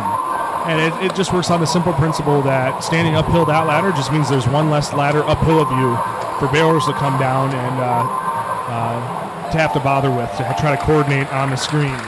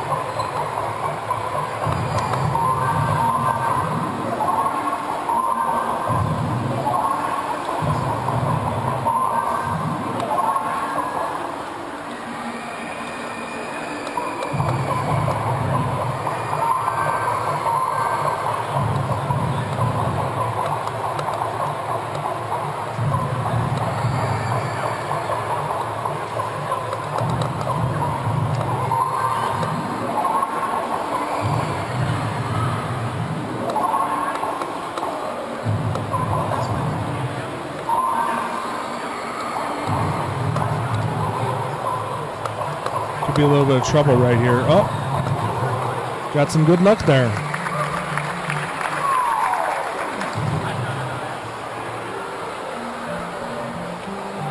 So right now he's sitting at 553,300, level 14, stage 1.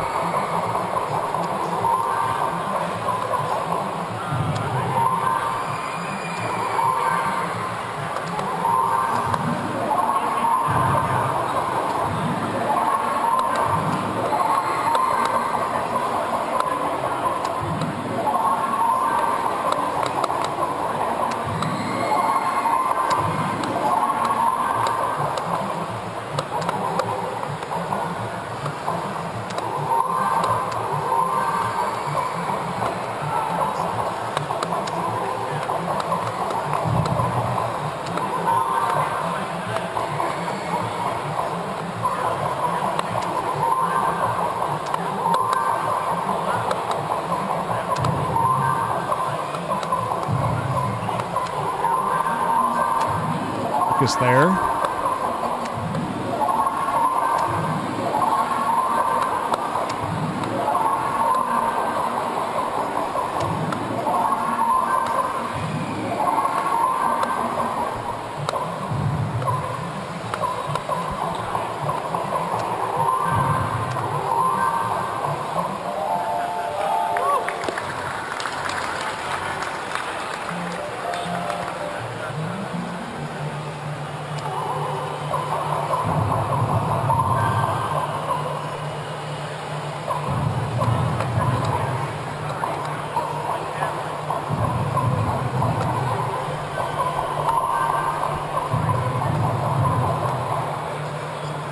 Past 9 o'clock here, and we still got a pretty big crowd.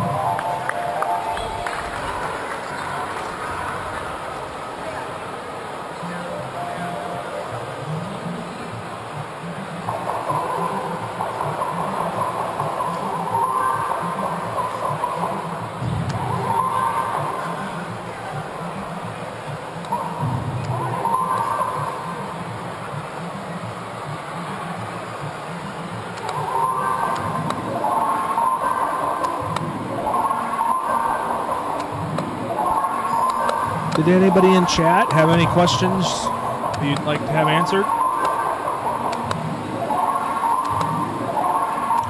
about Donkey Kong before people get witty and sarcastic?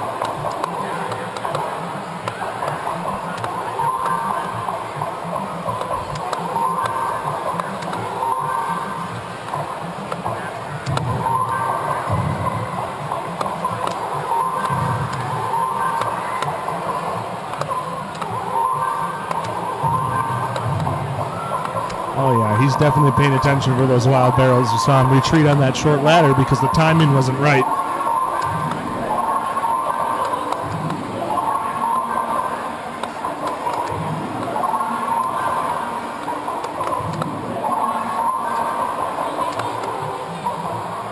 You know, Steve, I almost brought up Tim Zerbe in the Q&A after the movie, but I figured that was bad form, so... I'll ask him in private, though, and I'll try to at least and see what he says.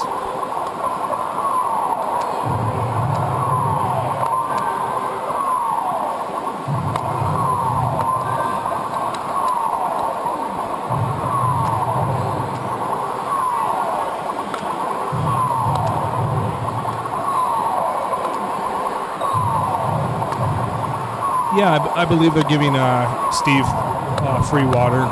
And I think they also put him up in a Radisson hotel that is apparently, I inferred, was connected with a mall. Looks like they've been really nice to him, accommodating him.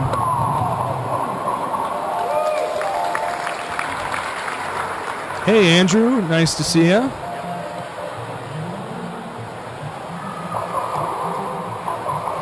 Percentage to manipulate the barrels actually changes as... it's correlated with the levels increasing, but it's actually caused by a thing called the internal difficulty.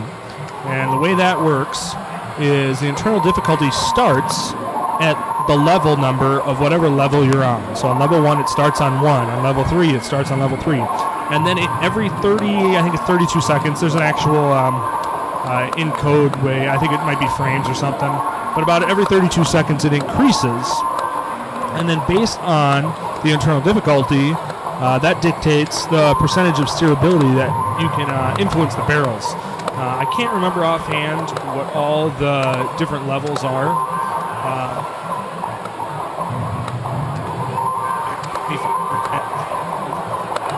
And then by level 5, it is 75% chance or something like that. People can correct me. But then barrels also have a chance to go down the ladder on their own. Now, if you are trying to steer a barrel while it's at the top of the ladder, the percentage chance that it has a chance of going down a ladder on its own actually, if I recall correctly, it doesn't come into play. So it's fully based on in terms of difficulty at that point. And I think the chance to go down a ladder on its own on the first stage is something like 1/16th or 1/8 or something. I can't remember. Dean Soglia would know if he's in the chat. I would look in my Donkey Kong manual, but I actually gave a copy of it to Steve Wiebe before his attempts. I could actually go over and grab it, but I don't really want to leave my post here. Kind of got to keep an eye on Jace's computer.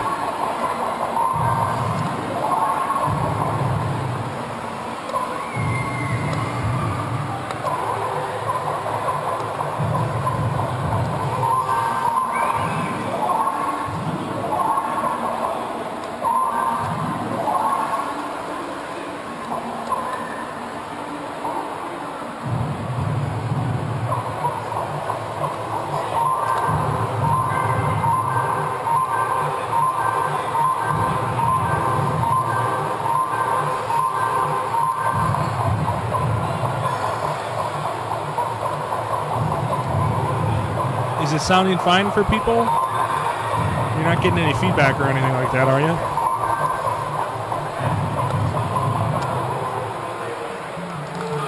All right, done with level 14.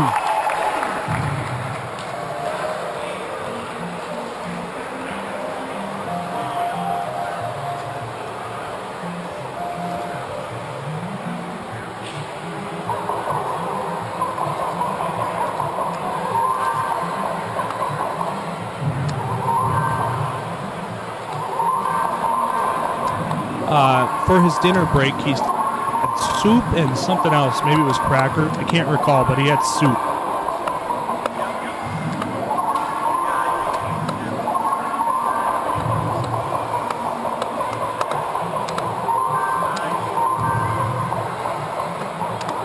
All right, thank you guys. Glad it sounded good for you guys.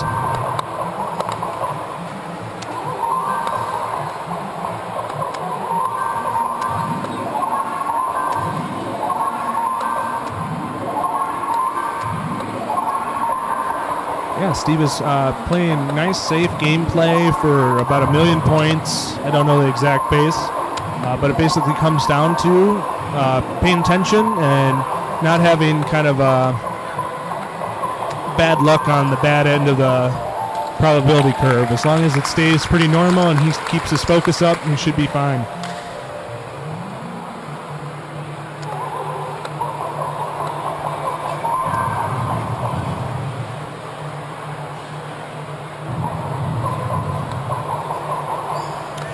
Alan, I don't have your manual ready for you, but I could tell you, you definitely won't get a manual until you get your internet back up and you're streaming again.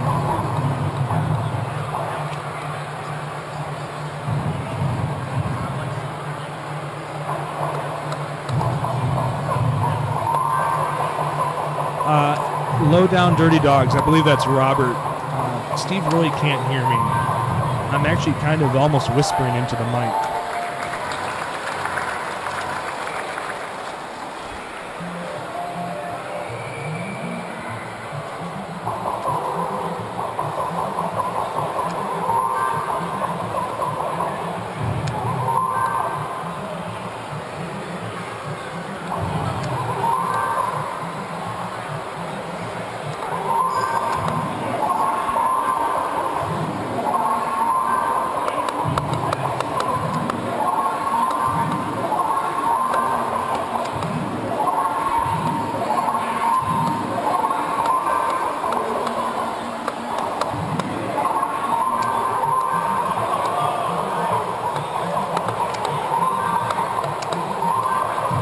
Hey, Steve Grunberger, nice to see ya.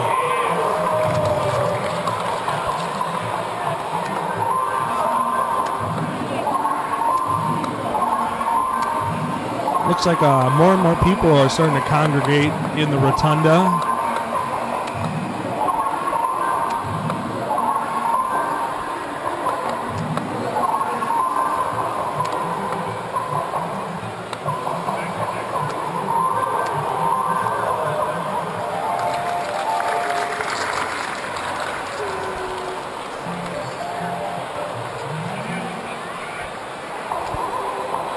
Starfighter Prox, no problem.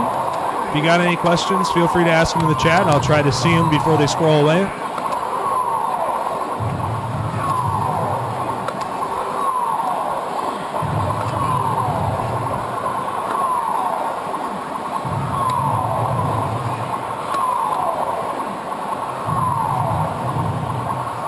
See the machine's really wiggling on him.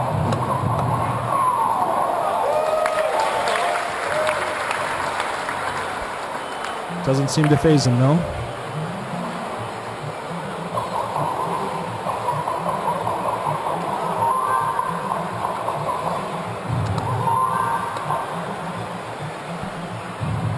That Tim Guy 84, Steve Wiebe is playing in the Mall of America just south of Minneapolis, Minnesota.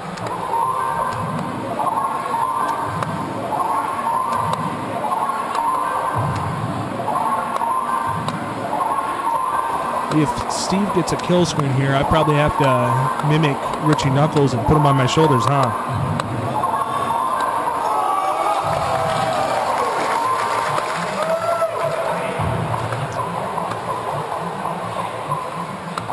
People getting pretty excited now.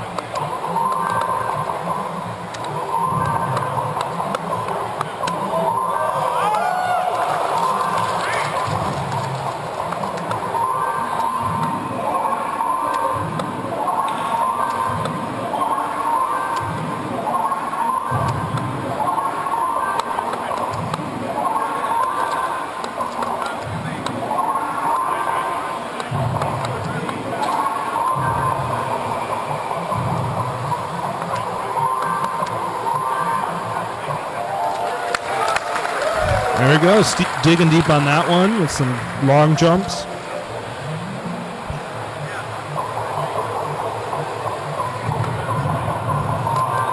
Maximum Steve, this is Mitch Elliot commentating. Yeah, the Edmonton Mall, I believe, at least like 10 years ago when I was looking in the Guinness Book of World Record, it was the only mall bigger, but I'm sure there's something in like Russia that's bigger now. You know, some places got to have built a bigger mall in the last 10, 15 years since I last looked at Guinness. But I do believe the Mall of America is still the biggest mall in America, so as far as I know.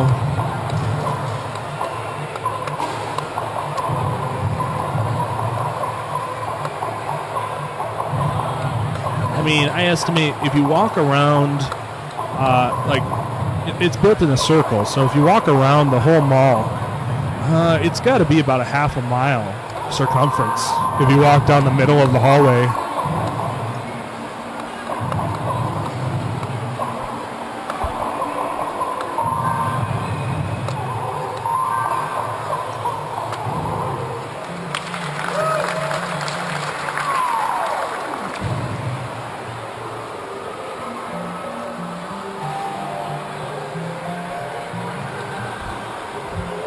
The Mall of America.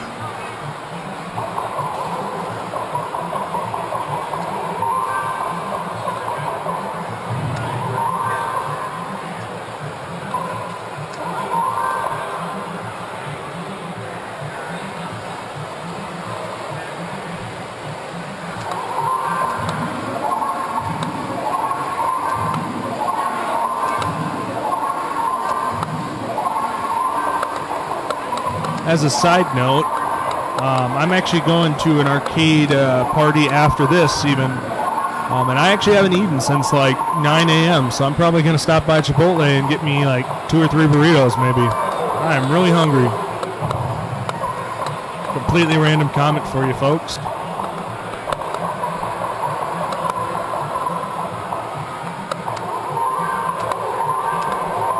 In the Mall of America, it has 3 floors all the way around, and then the 4th floor is a half a floor, or like a third of a floor. Actually, it might be a 4th. I'm not 100% sure. I think it's a half.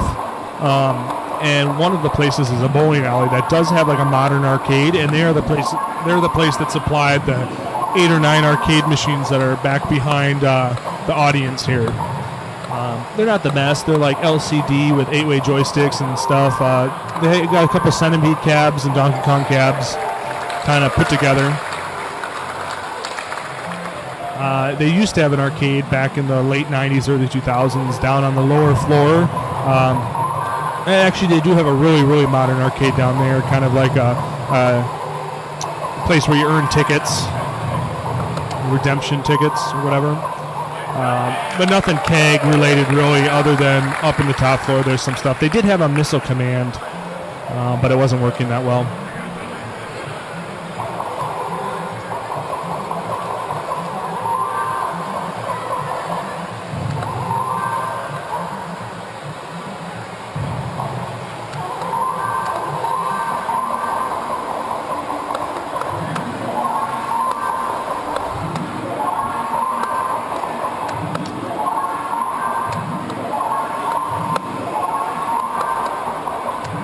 Nice. Cleaned up those barrels pretty well, but this fireball's hanging around this ladder here. Okay, good. Got up to the third girder. A little bit more distance from that fireball. He did seem like he was playing a little bit passive there. Looks like he's made it up. There we go.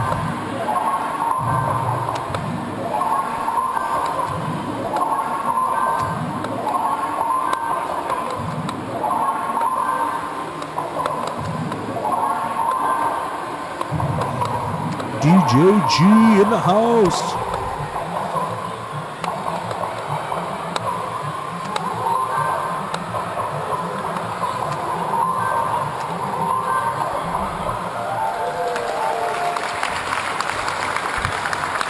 Yeah, back when I played football, I ate at Chipotle all the time while I was training.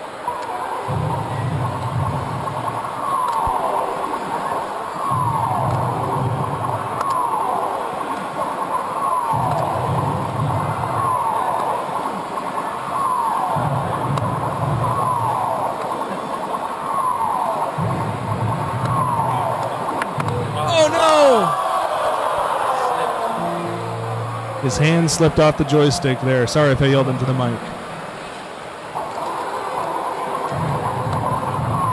Ah, that's the death you don't want to have. Hopefully you can refocus here.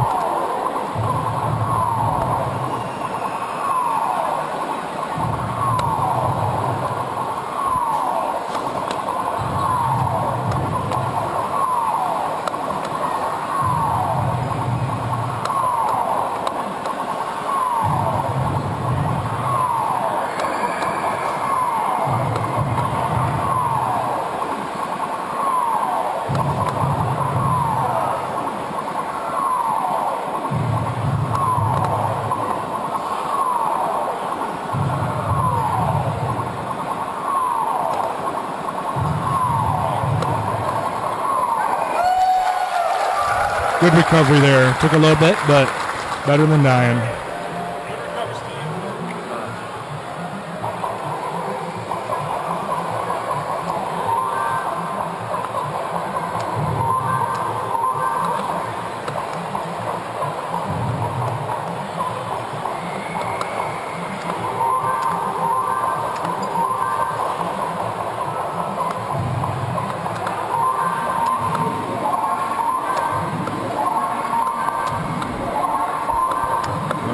He does have to man up here and get about 300K on this last man. So it's not a piece of cake.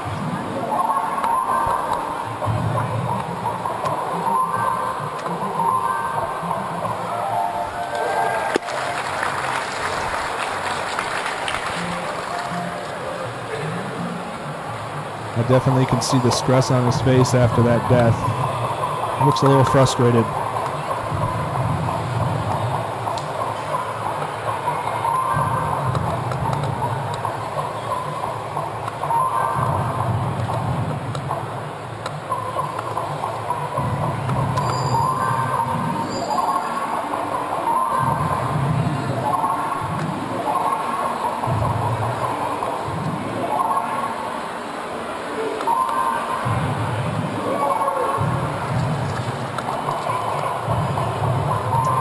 Hey, welcome back, Adam.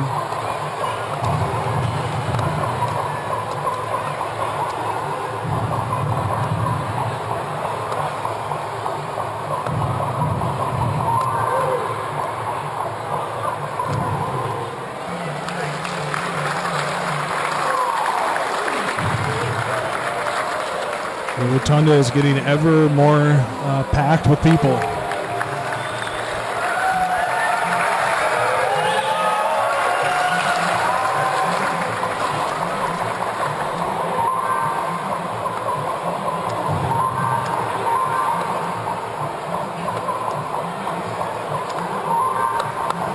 switching to just a normal running the board strategy, which typically entails just getting only the top hammer on the barrel boards.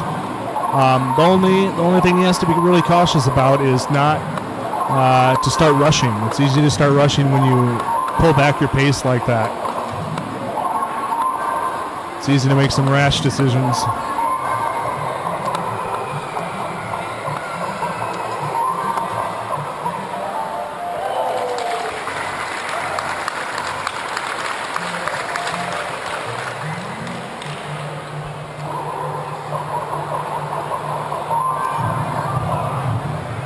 I tried to point the mic at the audience there. They just had spontaneous applause for Steve about a minute ago. Maybe it sounded like a golf clap, but they were pretty loud.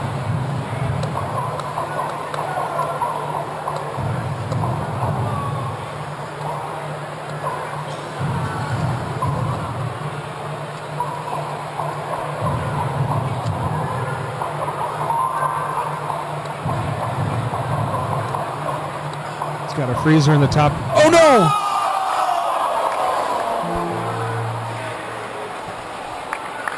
Oh, that is game.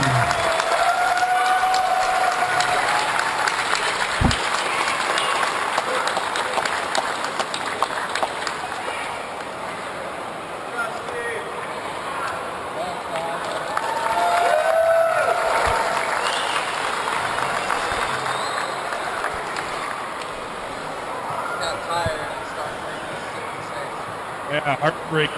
Can't hear me. I thought we could have got it. Just kept running the screens. I was not going to get the world record, so just had a couple of mental lapses. I got killed. Yeah. Well, that'll be his last attempt for the night. The mall closes pretty soon. I appreciate everyone coming out and watching the event. I hope you guys enjoyed it. Are you going to be able to hang out all tomorrow? Let's hear it for Steve.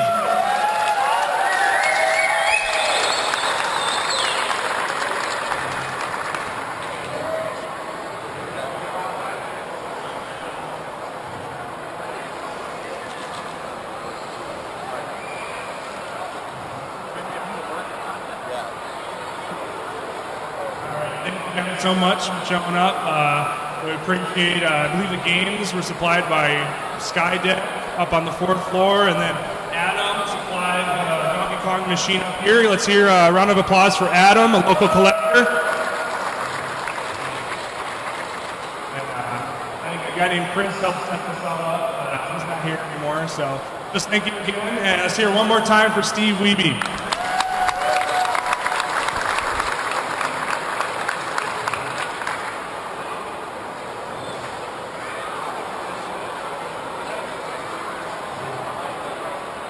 Hey guys, this is Mitch one more time. I'm going to be signing off here. Mall is closing down in like 5 minutes, so I got to skedaddle. It's great having a chance to commentate for you guys. Thanks for keeping it chill in the chat. Heartbreaking end. But just to see a kill screen and be able to say the Brian Koo line. But I will be seeing you guys all on Donkey Kong Forum and Facebook and other places. And for any of you that were intrigued by the game, feel free to go to Donkey Kong Forum. Lots of good guys there that are totally willing to help you learn the game. Great community. Be sure to check out Donkey Kong blog at blogspot.com.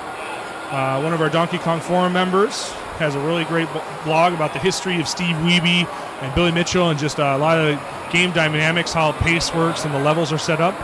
And lastly, definitely, if you're a gamer, check out twingalaxies.com. They're the ones supporting the channel here, hosting the channel. So definitely had a fun time, and hope you guys all had a good time yourselves, and maybe see you later in the future. Hopefully I can maybe keep an eye out. It's still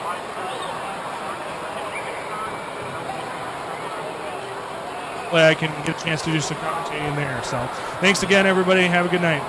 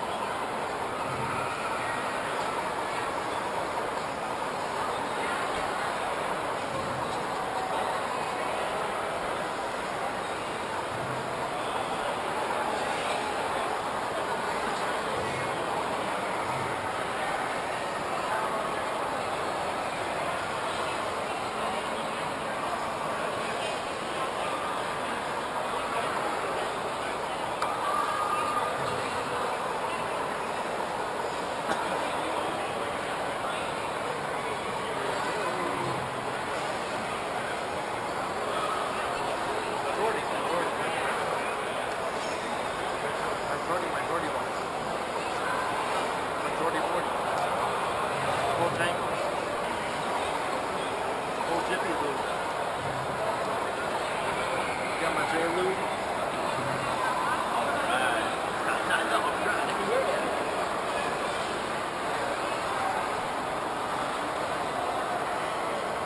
Okay. I will find you there.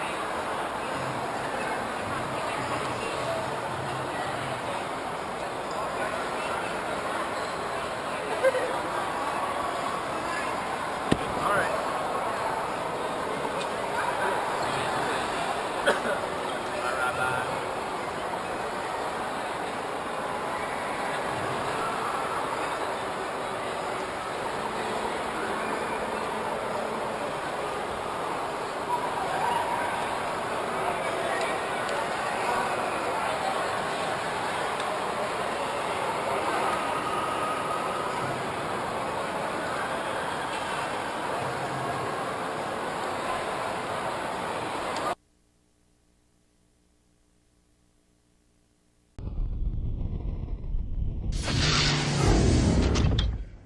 Galaxies.